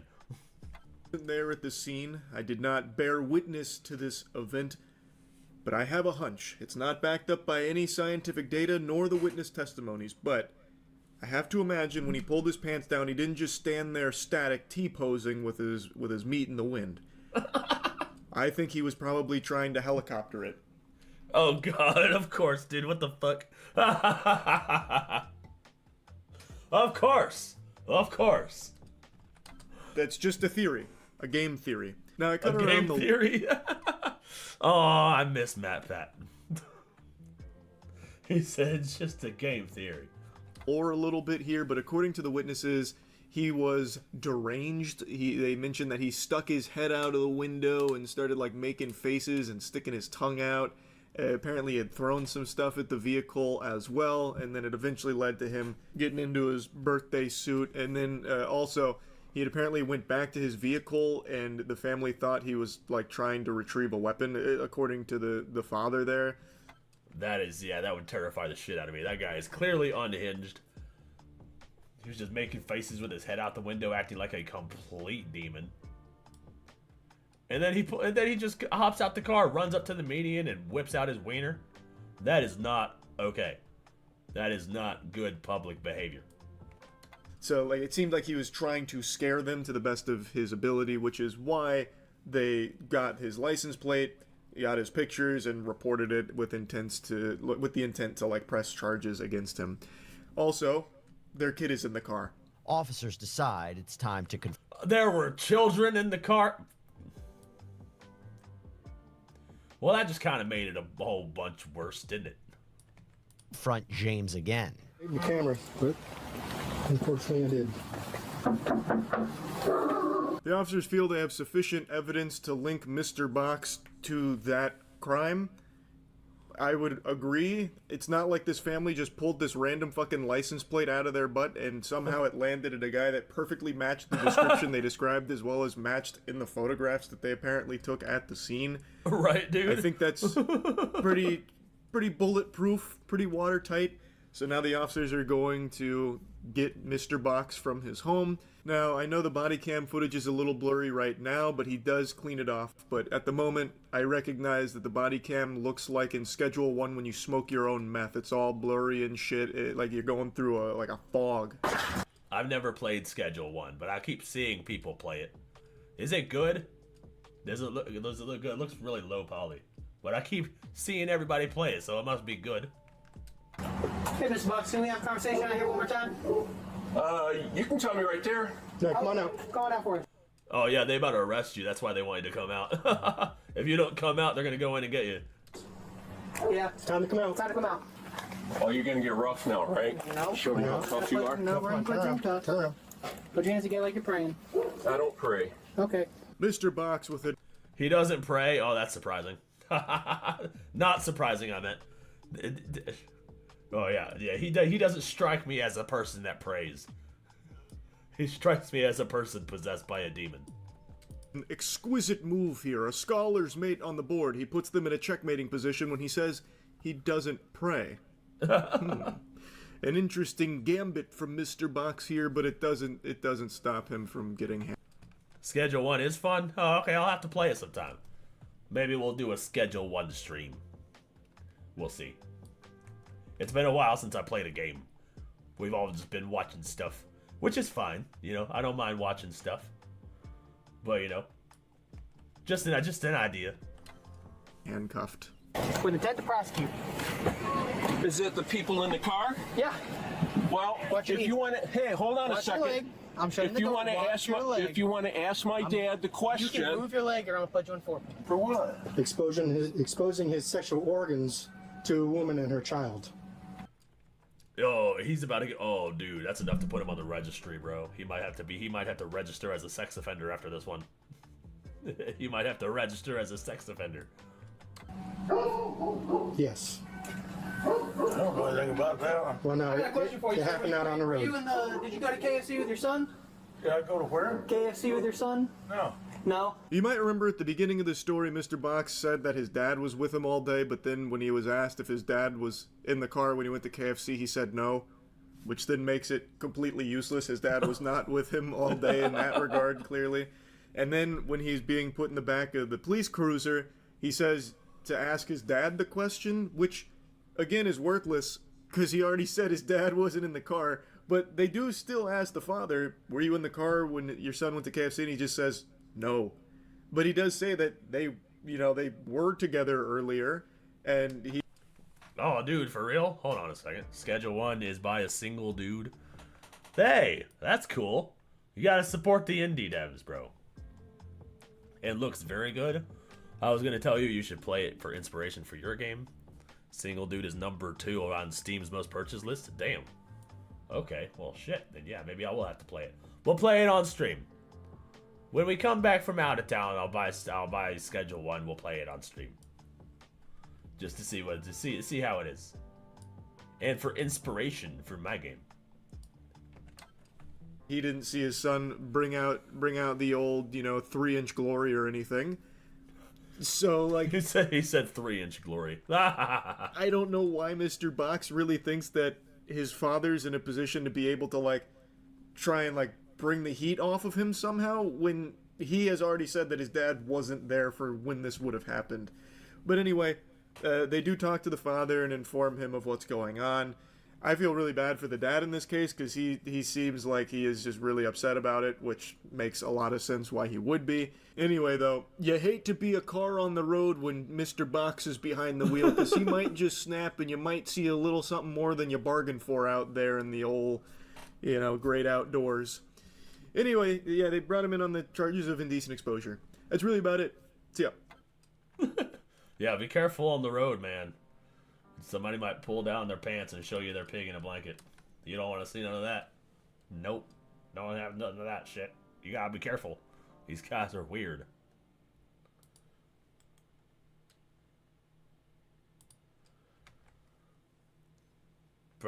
Listen, I thought we were to also try Repo. Oh, okay. What is Repo? Is that another game? That's so dope. I love when indie games blow up and regular people get a chance to show their work. Yeah, dude. I love that. Because they actually play games, and they like games, and they want to make a game that they're proud of and shit. They're not just in it for the money. They're in it for the love of the games. Which is great. Which is what we need. Indie devs make the community stronger.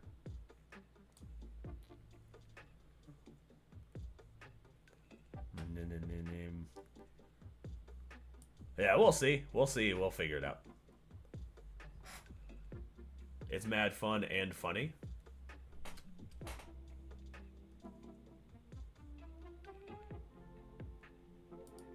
Oh, a second.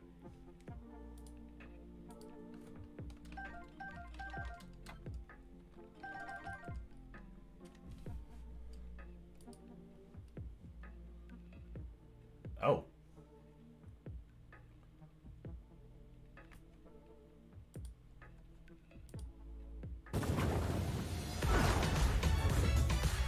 Wait, that's an ad. That's an ad. Everybody chill out. This is an ad. This is not the actual game. There we go. Okay, guys. Oh, God! Run for your life! Ooh, tiny. Be careful. Be careful. Look at us. We're so Okay. Is this a multiplayer game? This looks pretty cool. Okay, guys, I have a plan. No!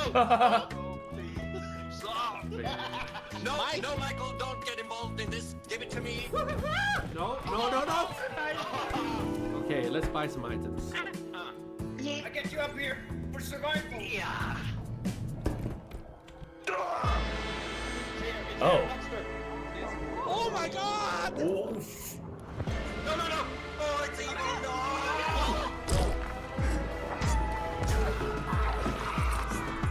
This game looks chaotic as fuck. What's going on? Yes, multiplayer, same as Schedule 1. Oh, okay.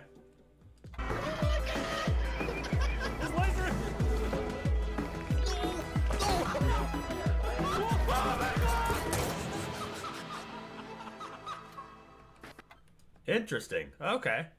Yeah, I'll have to try it out. Maybe we can play with some people from the chat. We'll see what it's like. Let's look at Schedule 1 too, because I have not seen any playthrough. I've only been seeing people's thumbnails of that, and people saying Schedule 1 is good. So I don't know. Let's look up Schedule 1 also, because I don't know anything about that game.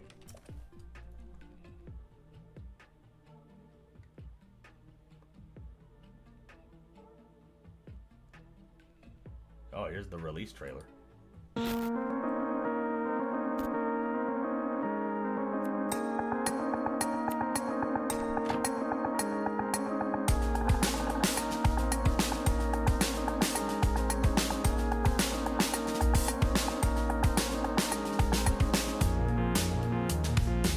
Okay.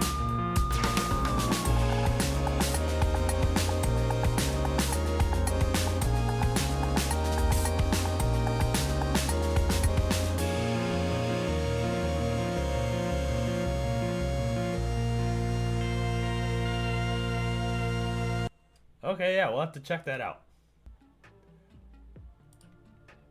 Here's some gameplay.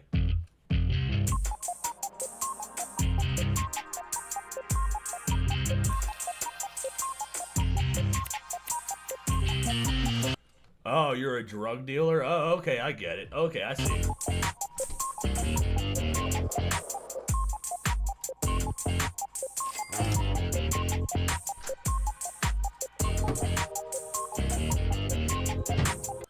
Oh, I get it. Okay, I see. Oh, this is cool. This is made by one dude. In Schedule 1, you can hire your own dealers and sell drugs for you. That's cool. So you're basically starting a business. business simulator.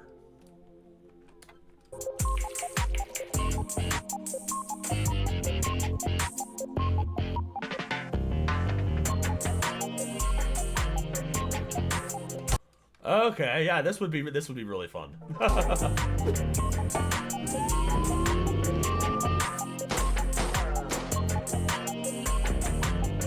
Oh.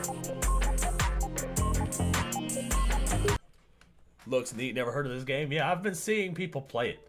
Like Asmongold. Well, I haven't actually watched that video, but I've seen the thumbnail of people talking about this game. I didn't know anything about it, so I thought about checking out the... We might watch the Asmongold video next, where he's talking about Schedule 1. Yeah, I didn't know you were a drug dealer. You can hire your own drugs. Yeah, you're basically starting a drug dealer empire. That's cool.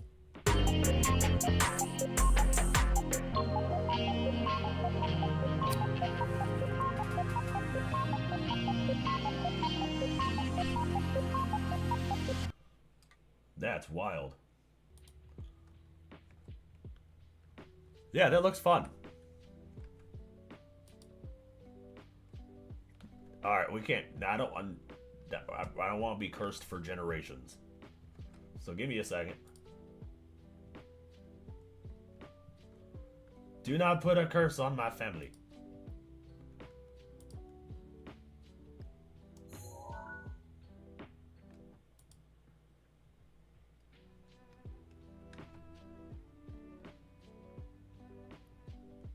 We prefer the term entrepreneur. Right, you're just starting a business. That's what you're doing. I wanted to watch this. So Schedule 1, this game, in my opinion, has been one of the it's this year's Balatro, Vampire Survivors, or Among Us, right? Like, this is the new big indie game made by an individual or a very, very small group of people that has totally popped the fuck off. Yeah, it looks like it's gotten really popular really fast. That's pretty good. We love to see it. I love when indie game devs get really popular and like that. That's pretty cool. Because we need to stick it to these corporations and get them to step their fucking game up and stop handing us this DEI slop. Getting tired of that shit. We will support indie devs because their games are just better by a wide margin at this point. They actually have passion in the games that they make. Our World was made by a pretty big group. I think that this is definitely on the Balatro Vampire Survivors because it's just really one guy, as far as I know, that put this together. Tyler, yeah, some guy on Twitter. Let's take a look at it. Have you guys noticed how increasingly more common it's becoming for some of these indie... Dumb question, but would streaming the recording process of a video be a dumb idea? That would be like a behind the scenes kind of thing that you would do for like paid members. That sounds like something that would be interesting for that.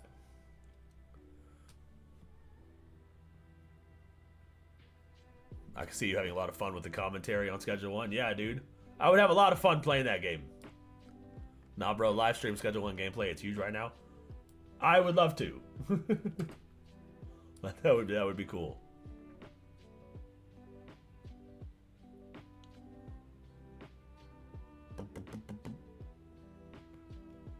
Oh, all right. Good night. Good night, Thugrats.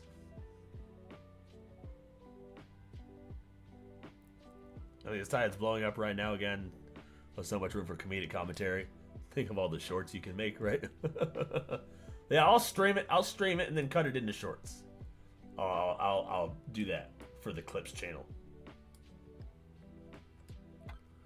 indie games to come out of left field and just absolutely decimate. I'm talking player numbers and sales that are embarrassing AAA games. Games made by one guy beating teams of 1,000 developers, tens of thousands if we're going to count Ubisoft in this conversation. Tens of thousands. Probably not for long, but for long. Schedule 1 is a game about friendship. It's about making connections. It's about starting from the bottom and working your way up. It's a game about I guess that's one way to put it. It's a game about, drugs. Capitalism. Drugs, which It's makes a it game about all the more capitalism. ironic for how addicting the game is to play. But I'm seeing this game all over the place. It's on Twitter, it's on Reddit, it's on YouTube, it's on Twitch. My buddy who just got his first gaming PC opens up Steam for the first time, and it's the first game that he buys. Games like Schedule Fucking based. I don't know how many nights I've watched Queso drive around in it's like a red van or some shit, just doing that constantly. Dude, I love this game. It is such a good game. Are becoming a problem. Red van, because red 40 these games van. are beating out games that are spending hundreds of millions of dollars to make their games. They're doing it without any marketing. And worst of all, they're cutting out the middleman. The publishers. You can't have that. Because once you start doing those kind of things, when you have that kind of freedom to create and you're reaching that kind of success, you're going to start to attract some unwanted attention. And that's exactly where Schedule 1 is today. So yeah, you're gonna get some of these bots. They're all bots, dude. That's all they are. They're bots paid by the corpos. They're not real. They're akin to androids. They're androids with a Twitter opinion. That's all they are. Neff should do it though. What, stream Schedule 1? Yeah, I'm gonna stream Schedule 1. Unless you meant like right now. Unless you guys want to watch me play it right now. But yeah. Yeah, I would pay $20 for that. It's a steal. Seems like it'd be worth it. Today what I want to do is I want to talk about the insane success of Schedule 1, my experience playing it, and why an industry that's ran by investors can't let games like this exist. Schedule 1 released 2 weeks ago, and within days it had already climbed the Steam charts. As of recording this video, it is #1 top seller on Steam. It is #4 for This video came out a little bit ago. Let's take a look at it right now. That's worth it, dude. He deserves it, bro. He deserves it. That motherfucker worked his ass off on that game. That game probably took months or years, probably years, just to get all the mechanics down and shit. Like, motherfucker deserves being #1. How is it doing right now? Let's see. Steam top sellers.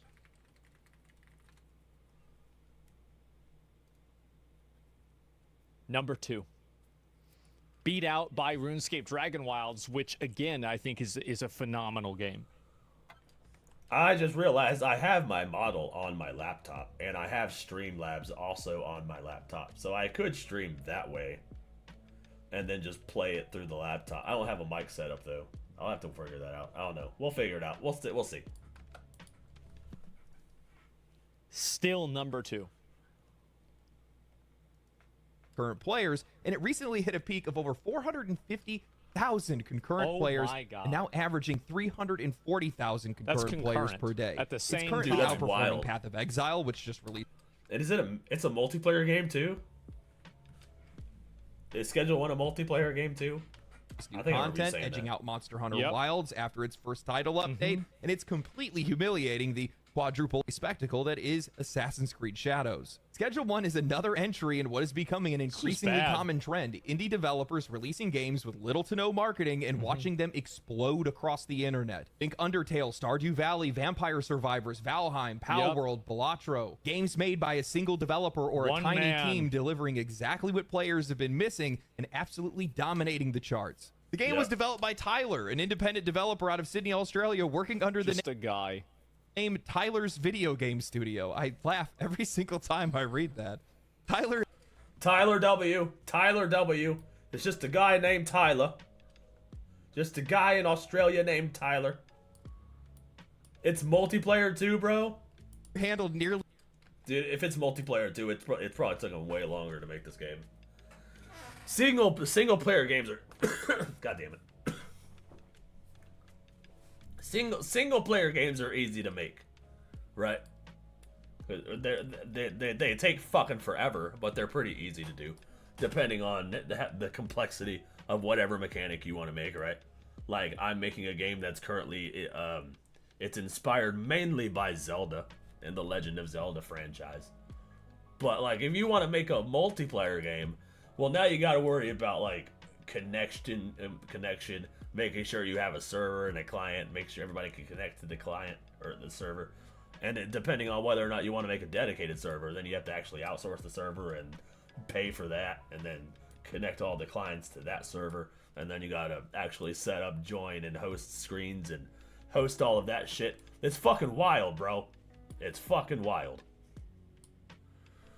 Like, so it probably took him a really long time to make a game that was actually like multiplayer. The multiplayer games are a little more complicated.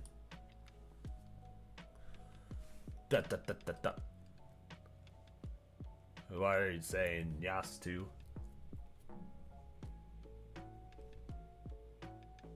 And play with Thug. Oh, okay. Play with Thug Rats on stream? And tell hubby to come? Shit, let's go. Neph Thug Rats Gaming collab. Anybody who wants to join our game can join. That'd be cool. I'd be down for that. Here in Australia, our game imports are so garbage, we just have to make our own hit games. Right? We share your pain here in America. Our games are so garbage too.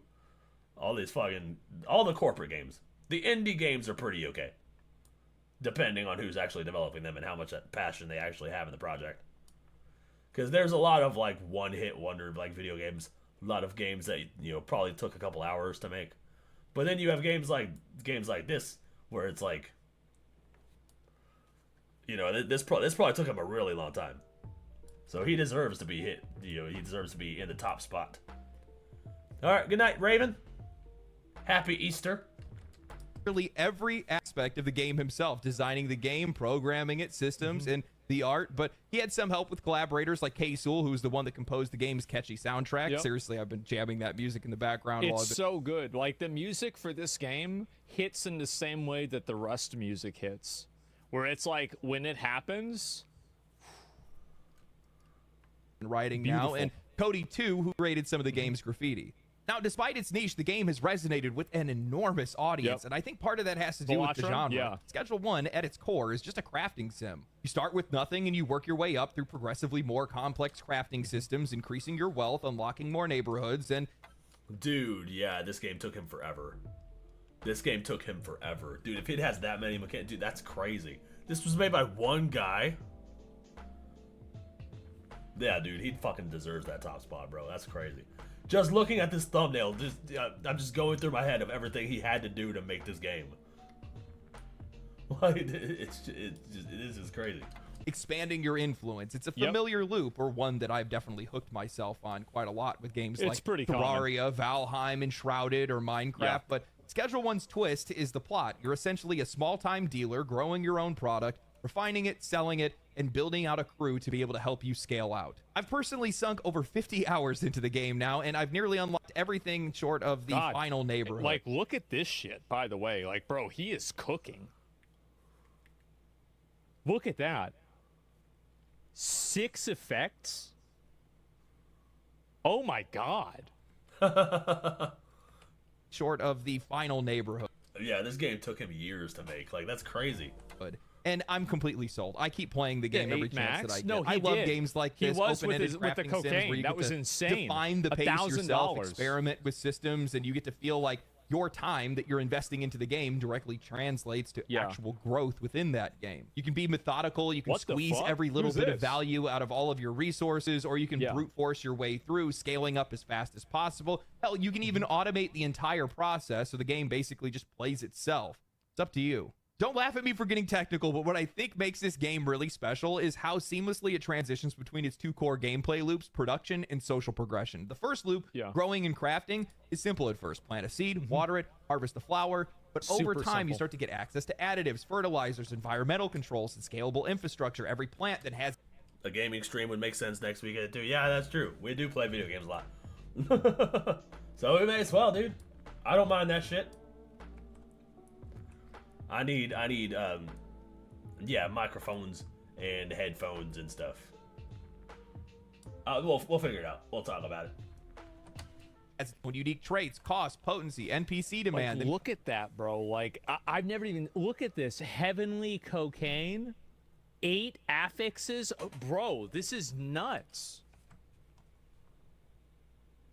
This guy beat the fucking game. That's the good shit? Yes. PC demand. That's the shit the cartels want, bro. That's that good. And comes in the mixing system where you can start to enhance products with different effects, like making NPC. What up, Electric Glide? Good to see you. Shoot out lightning, walk around on clouds, or turn them into aliens or zombies. It's ridiculous, but it serves a purpose to increase the product's price and its appeal to your customers. Yeah. I found myself lost here for hours experimenting with different mixtures and different orders of those mixtures and different effects that they could have, and now I have an 8-buff recipe, completely automated, and it's listing the product for over $1,000. That feels good. Which then that brings me to the game's second loop, networking. And as your operation grows, you start to target different Bro, I feel like a fucking idiot. So I'm sitting here trying to sell dime bags for $200 and they're telling me no, and this guy's dropping 1,000s? Well, yeah, you're selling dime bags for $200, bro. This guy's moving bricks. And I'm trying to sell dime bags behind a dumpster. No. This is embarrassing, man. NPCs based on their preferences. You start to build rapport, earn trust, unlock. Yeah, that's my wife. Unlock new customers, recruit new crew members, and eventually get access to new suppliers. They're going to boost your overall operation. It's a system that blends an emergent strategy with good old-fashioned trial and error, and it's surprisingly deep. Look, I'll be honest with you guys, I completely assumed that this game's popularity was mostly due to its shock value. Right, yeah. It's not every day that you see a game about selling powder and flour to cartoon NPCs become a top seller, but the longer I played, the more I realized how satisfying all of its core systems really are. Yeah. It's not just the subject matter, it's how involved you are in the process. And honestly, I think that's something that a lot of modern... Yeah, this game, wow, bro. Like, the more I look at this game, the more it just looks impressive to have been made by just one dude. Games have largely forgotten. In a lot of ways, the game actually reminds me of all the things that I really loved about Kingdom Come Deliverance, which is a crazy comparison to make when you think about it. Crafting, when you're crafting a potion in that game, you're picking the herbs, you're grinding them manually, you're boiling them, you're maximizing your yield based on real input, you're smithing swords with a hammer and timing it perfectly, you're controlling the temperature, you're properly sharpening weapons. This game makes you feel like you're doing that sort of work. Schedule 1, despite its goofy presentation, accomplishes something very similar here. You're adding ingredients, you're testing combinations, you're watching the effects, packaging your own product, and you're hitting the streets to make sales. The feedback loop is immediate. That is crazy, dude. That's so cool. Immediate and immersive, and it's not about watching a progress bar, it's about feeling like you're actually earning something by doing. I think that he brings up a really good point here. It's that, so here's an abstract comparison that I think is kind of similar to this, and if you take a step back and you think about it. Apparently, cake mix was possible to make with actually having the milk and eggs inside of the mix and have it, you know, like, what do you call it, dehydrated. But people that made cake mix found out that people actually like the process of putting in the milk and putting in the eggs themselves because it felt more like they were making a cake. And I think Schedule 1 and other games that approach it in that way are the same thing.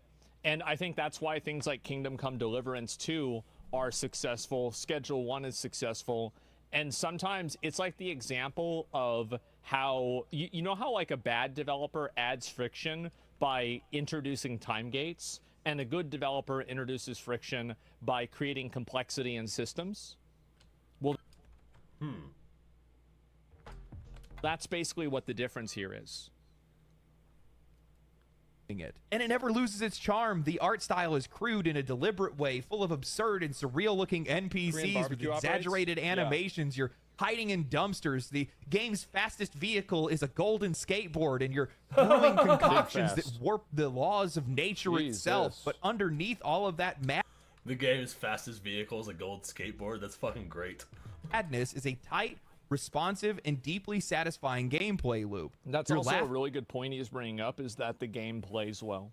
This is a very important thing that many developers fail to realize, is that making sure the game plays well is really important. Thing 1 minute, and you're planning your expansion strategy the next. I love that every system feeds into one another. Want to automate your production? Well, you're going to need to build out, buy some infrastructure, and hire some employees. Want to scale up quickly? Oh, yeah, we celebrating 420 over here, Brett. Well, you're going to need to build rep with your suppliers to be able to make more product. Want to maximize your profit? Well, you're going to need to mix with precision. Did he just turn into an alien because he smoked? That's fucking funny. And cater to customer demand. Yet, at the exact same time, you can ignore all of that if you want. But if you want to dive in, you're rewarded for it. That's what I do. There's a surprising amount of freedom in how you approach everything. You can have your crew pushing your product while you're the one that's focusing on crafting. You can work solo and micromanage every step. You can run your empire in real time during the day and then focus on restocking and production at night. The game never really forces you into one particular play style, but everything feels intuitive enough that you always feel like you're making some sort of progress. I think what Schedule 1 proved... I felt that way about, like, because I never really wanted to do meth. Like, I just felt like I wanted to go straight from weed to coke, right? Because, like, it felt, like, more efficient to me. And it's like, yeah, games that give you the ability to, like, approach problems. Like, I think that the best video games are the games that tell you to get to the number 4, but they don't say that you have to use 2 + 2. And I think a great example of this, obviously, is Elden Ring and Dark Souls. But there are many other games that approach it in the same direction. The best of my understanding, like Breath of the Wild and Tears of the Kingdom is kind of like this too. But basically, games that put an objective in front of you, and then you have a set of goals that you can do in order to achieve that objective or not. Yet again, in this case, especially when it comes to these indie games, is that the gap between indie and AAA has never been wider. I mean, I never take the time to analyze or even notice these kind of things if they even exist in AAA games. Their games are so bloated, overproduced, obsessed with cutscenes and cinematic presentation, often to the detriment of the actual I mean, you can't pet the dog in this game. How could it be a good game? experience. Schedule 1 is the opposite. And you can't pet the dog? 1 star. 1 star. Game trash. The games are only good if you can pet dogs. I love games like this. Exactly. So do the players. That's obvious enough. It's lean. People like playing video games. Imagine that. Focused. It's gameplay first, and it works because it never forgets what players are actually here for. To play. Schedule 1 only costs $20. It delivers potentially hundreds of hours of content, strong systems, tons of replay value, and a surprising amount of multiplayer depth. Didn't need a cinematic trailer. It didn't need a live action ad campaign. It didn't need pre-order. It didn't need a celebrity endorsements. It doesn't need a multi-million-dollar campaign on Twitch, but it got one for free. I mean, think about all the guys. Like, I mean, I think X played it too, right? I'm not sure. Like, I mean, obviously Queso playing it, Charlie playing it, me playing it. Lots of people played it, right? Everybody played this game. Emmy played it. Like, if you make a good game, people will play it. If you build it, they'll come. Bonuses or influencer hype. It just needed to be good. Yeah. And that was enough. This is going to sound ridiculous. I'm trying to think of the best way to be able to explain it. The graffiti on the wall is oddly relatable. Makes me feel... It's just funny. That's fucking hilarious. It's funny. The reason why it's good is because it doesn't go through 3 or 4 levels of PR. I think that's another problem.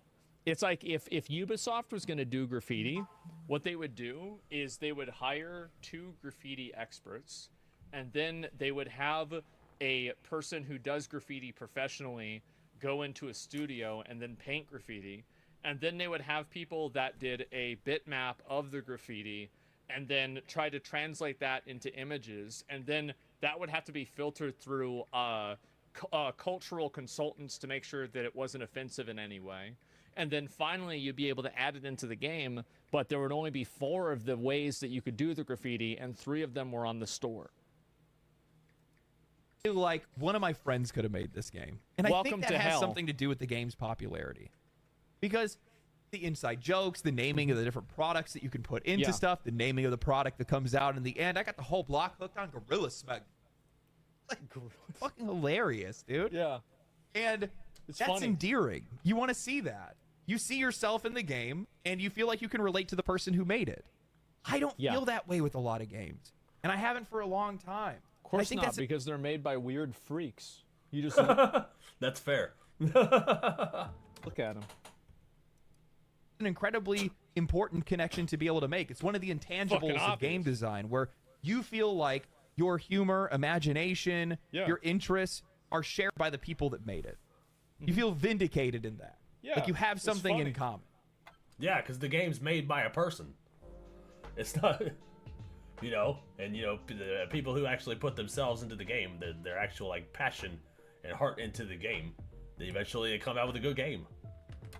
And it's called being in touch with your audience. And I think just about anybody called being fucking normal can say that this industry has been. Yeah, we're probably not going to watch the whole thing because this is like a 50-minute long video. But I did want to see the Schedule 1 stuff. I'm actually getting kind of tired, so I might close out the stream. We're going to watch the Daily Dose of Internet as our little palate cleanser that we do every stream. And then next time, we might play some Schedule 1. We might play some Schedule 1 because it looks cool. It looks cool. I like it. But yeah, we're going to go ahead and... I have been smoking all day, and it's time to go lay down. Your boy needs to go lay down.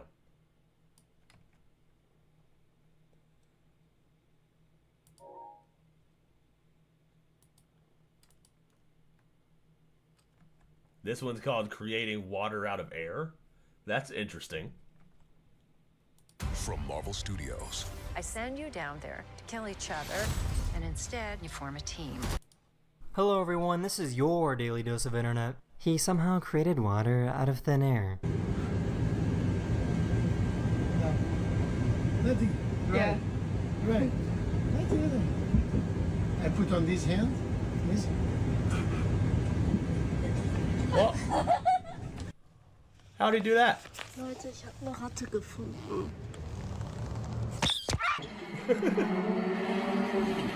Mira, mira, mira.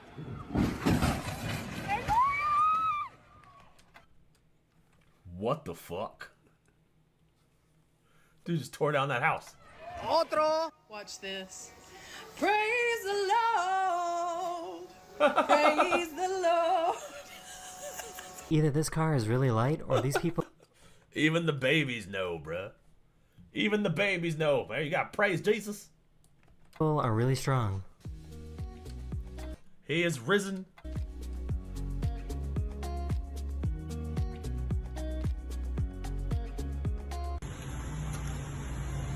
Mas não tem como é rádio.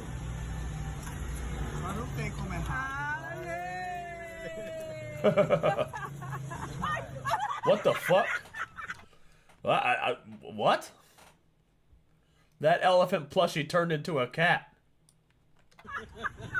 He was trying to think of the best way to get down the stairs. Come on. Let's go. Come on. Come on.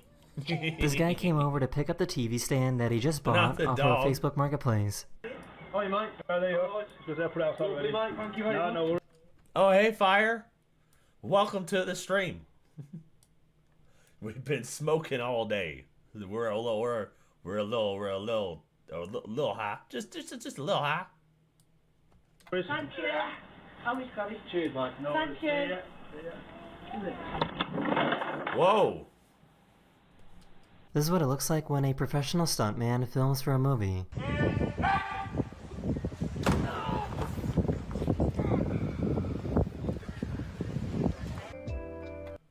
Fuck that. That looked like that hurt.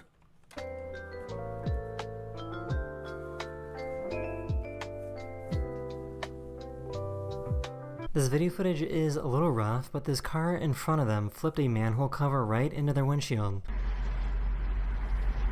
What? A manhole cover? So the thing that covers the sewers into their windshield? Fuck that. What in the Final Destination?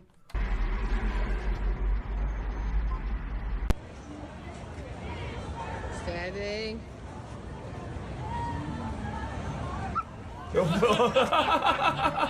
There was a pretty big earthquake in California a few days ago, and these elephants made a circle around the youngest to protect it.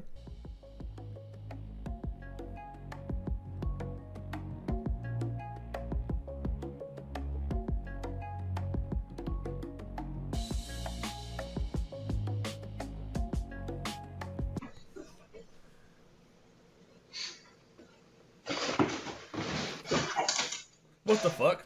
This cruise ship went through some pretty crazy waters near Antarctica.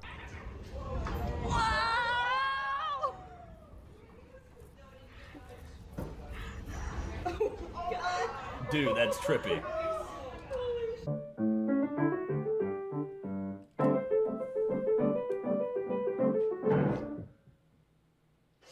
This is how you can tell when a pineapple is ripe or not. Not ripe. Not ripe. Oh, ripe pineapple. They both got the zoomies at the same time. Put the strawberries away. You can't stop the men from getting the zoomies. It just happens.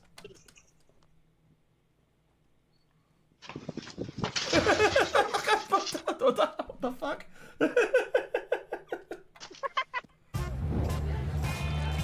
Hey, play for an ultra? Racy for an ultra? Don't forget, there's ultras on the line. Oh wait, this is an ad. Woo! I did. Stupid ads. We'll have that fixed by the next time we stream, where we won't have ads.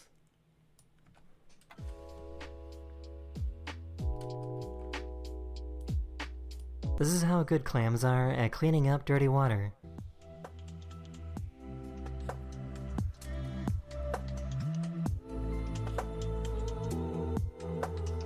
So, I just learned something new. If a helicopter or an osprey as you see here is operating at night in dusty conditions, the blades will start to sparkle. Those tiny particles are hitting the blades, causing it to spark.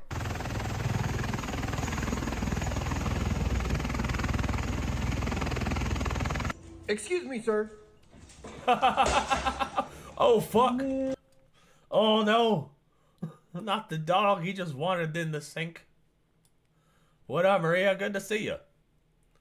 Last year, I got drunk as fuck on my birthday and started talking to a realistic statue that was leaned up against the wall because I thought it was one of those people that pretended to be statues. That's fucking funny. That's good. That's funny. Bet you look back on that and laugh. Speaking of pineapples, I recently learned last night that pineapple tomatoes are a thing. That's crazy. Are they splicing shit together now? Or... This is how vets test elephants for diseases. They are trained to take in some salt water into their trunks and then spit it out back into a bag.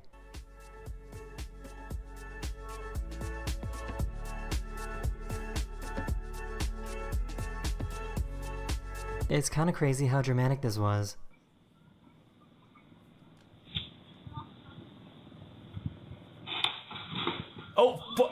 Oh shit! They were out in the ocean and I hope she's okay. That looked like that hurt. She looked like she hit her shins on the boat there. That looked like that hurt.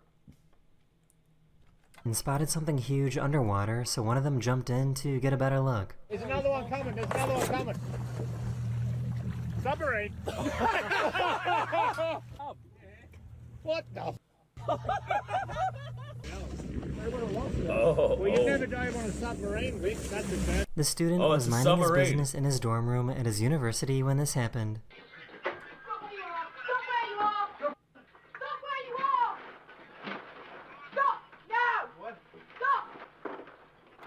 What the fuck? This is somebody being chased by the cops just runs through your dorm room. What do you do, bruh? Please. I got your piece. Yeah, thank you.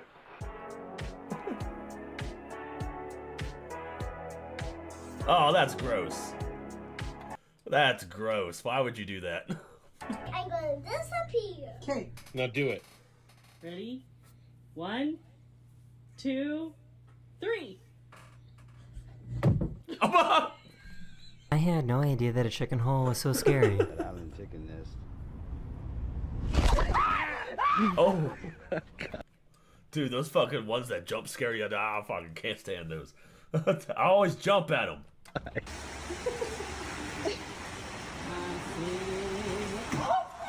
Oh! I don't know what noise I just made, but that looked like that hurt. Fucking shit. Watching that made me go up into a different octave, bro. Didn't know my voice could get that high. Dude, I just felt it. I just felt it. Dude, where she fucking looked like she was forced into the splits. I fucking felt that shit.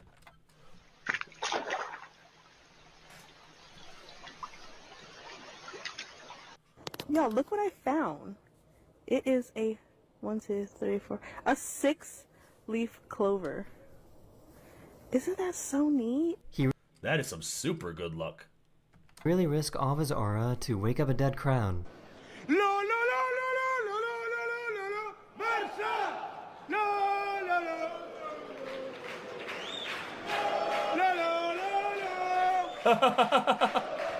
So why was this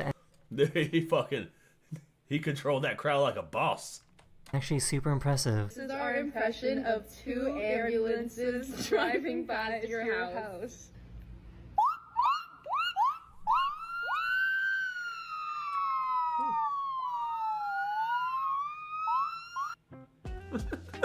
What the fuck?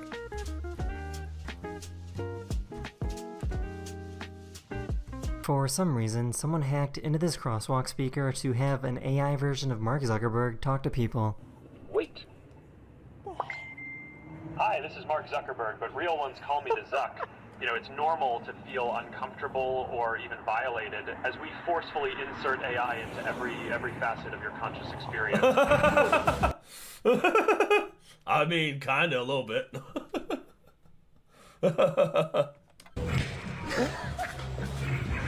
They were trying to cook using a traditional Hawaiian ground oven when this happened. Oh, Hawaii. Oh! These skydivers jumped out of a plane and then the That fucking thing exploded, dude. What? Plane immediately started to stall. Yo, that's scary as fuck.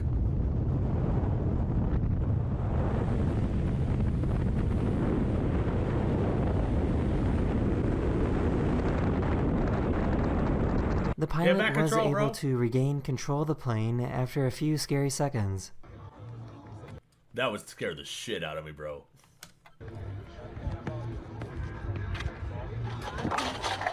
This is the first time you have ever seen a horse moonwalk.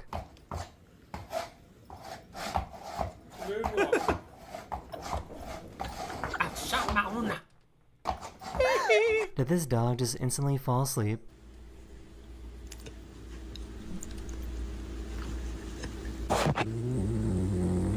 Relatable. That's me. Relatable.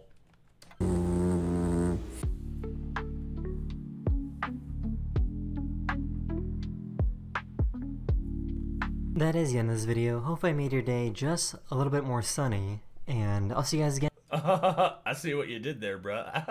But alright, what are you guys talking about? You don't know if you're high off weed or the mustard seed. Ha! That's fucking funny. Also, Neff, I'm currently working on a breeding project. Weed. Got it. Creating a new strain. It'll be a while till it's done. Sour diesel and critical. Nice. You should review it on stream. Fuck it, why not, bro? Hell no, that's some radioactive shit. That'll be some one-hitter quitter shit. I'll fucking be passing out on stream.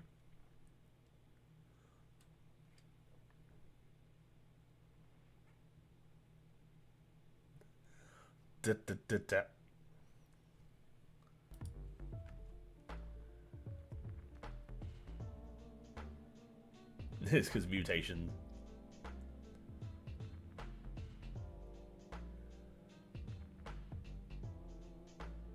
Alright, that's what's up. You're sick of this shit. How come I gotta prepare an hour so you can just... I don't know. Maybe it's because of all this. Maybe I be getting too high sometimes. And I just conk out.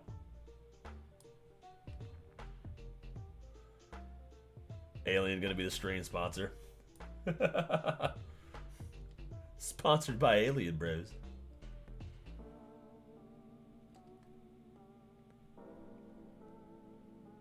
I'd be down for that. I'll take that sponsor.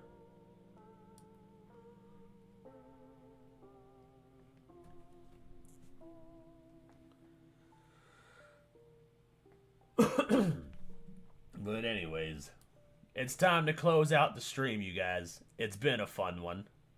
Been a fun stream. We had a lot of laughs, a lot of goofs, a lot of smoking, a lot of shenanigans and tomfoolery and the like. Got raided, that was pretty cool. Saw a lot of new people.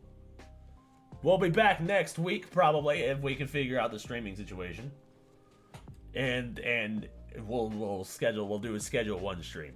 We'll be drug dealers for a day. That sounds like fun. Right? That sounds like fun. But yeah. Probably won't be a video next week because we will be out of town. So I won't be able to actually sit down or edit nothing. But if we figure out the stream thing, we'll do a stream. So yeah, the following week we'll do a video. Or the week, I don't know. We'll figure it out. We'll cross the bridge when we get to it. But anyways, you guys have a wonderful Easter. Happy 420. Thank you guys for coming to the stream. Alien Bros, Emily, Mononymous, Fire was in here earlier, Raven. Thug Rats, can't forget Thug Rats was also in the stream. Had some new people, like Cindy, show up. I appreciate all of you. And next time, I'll see you next time. That's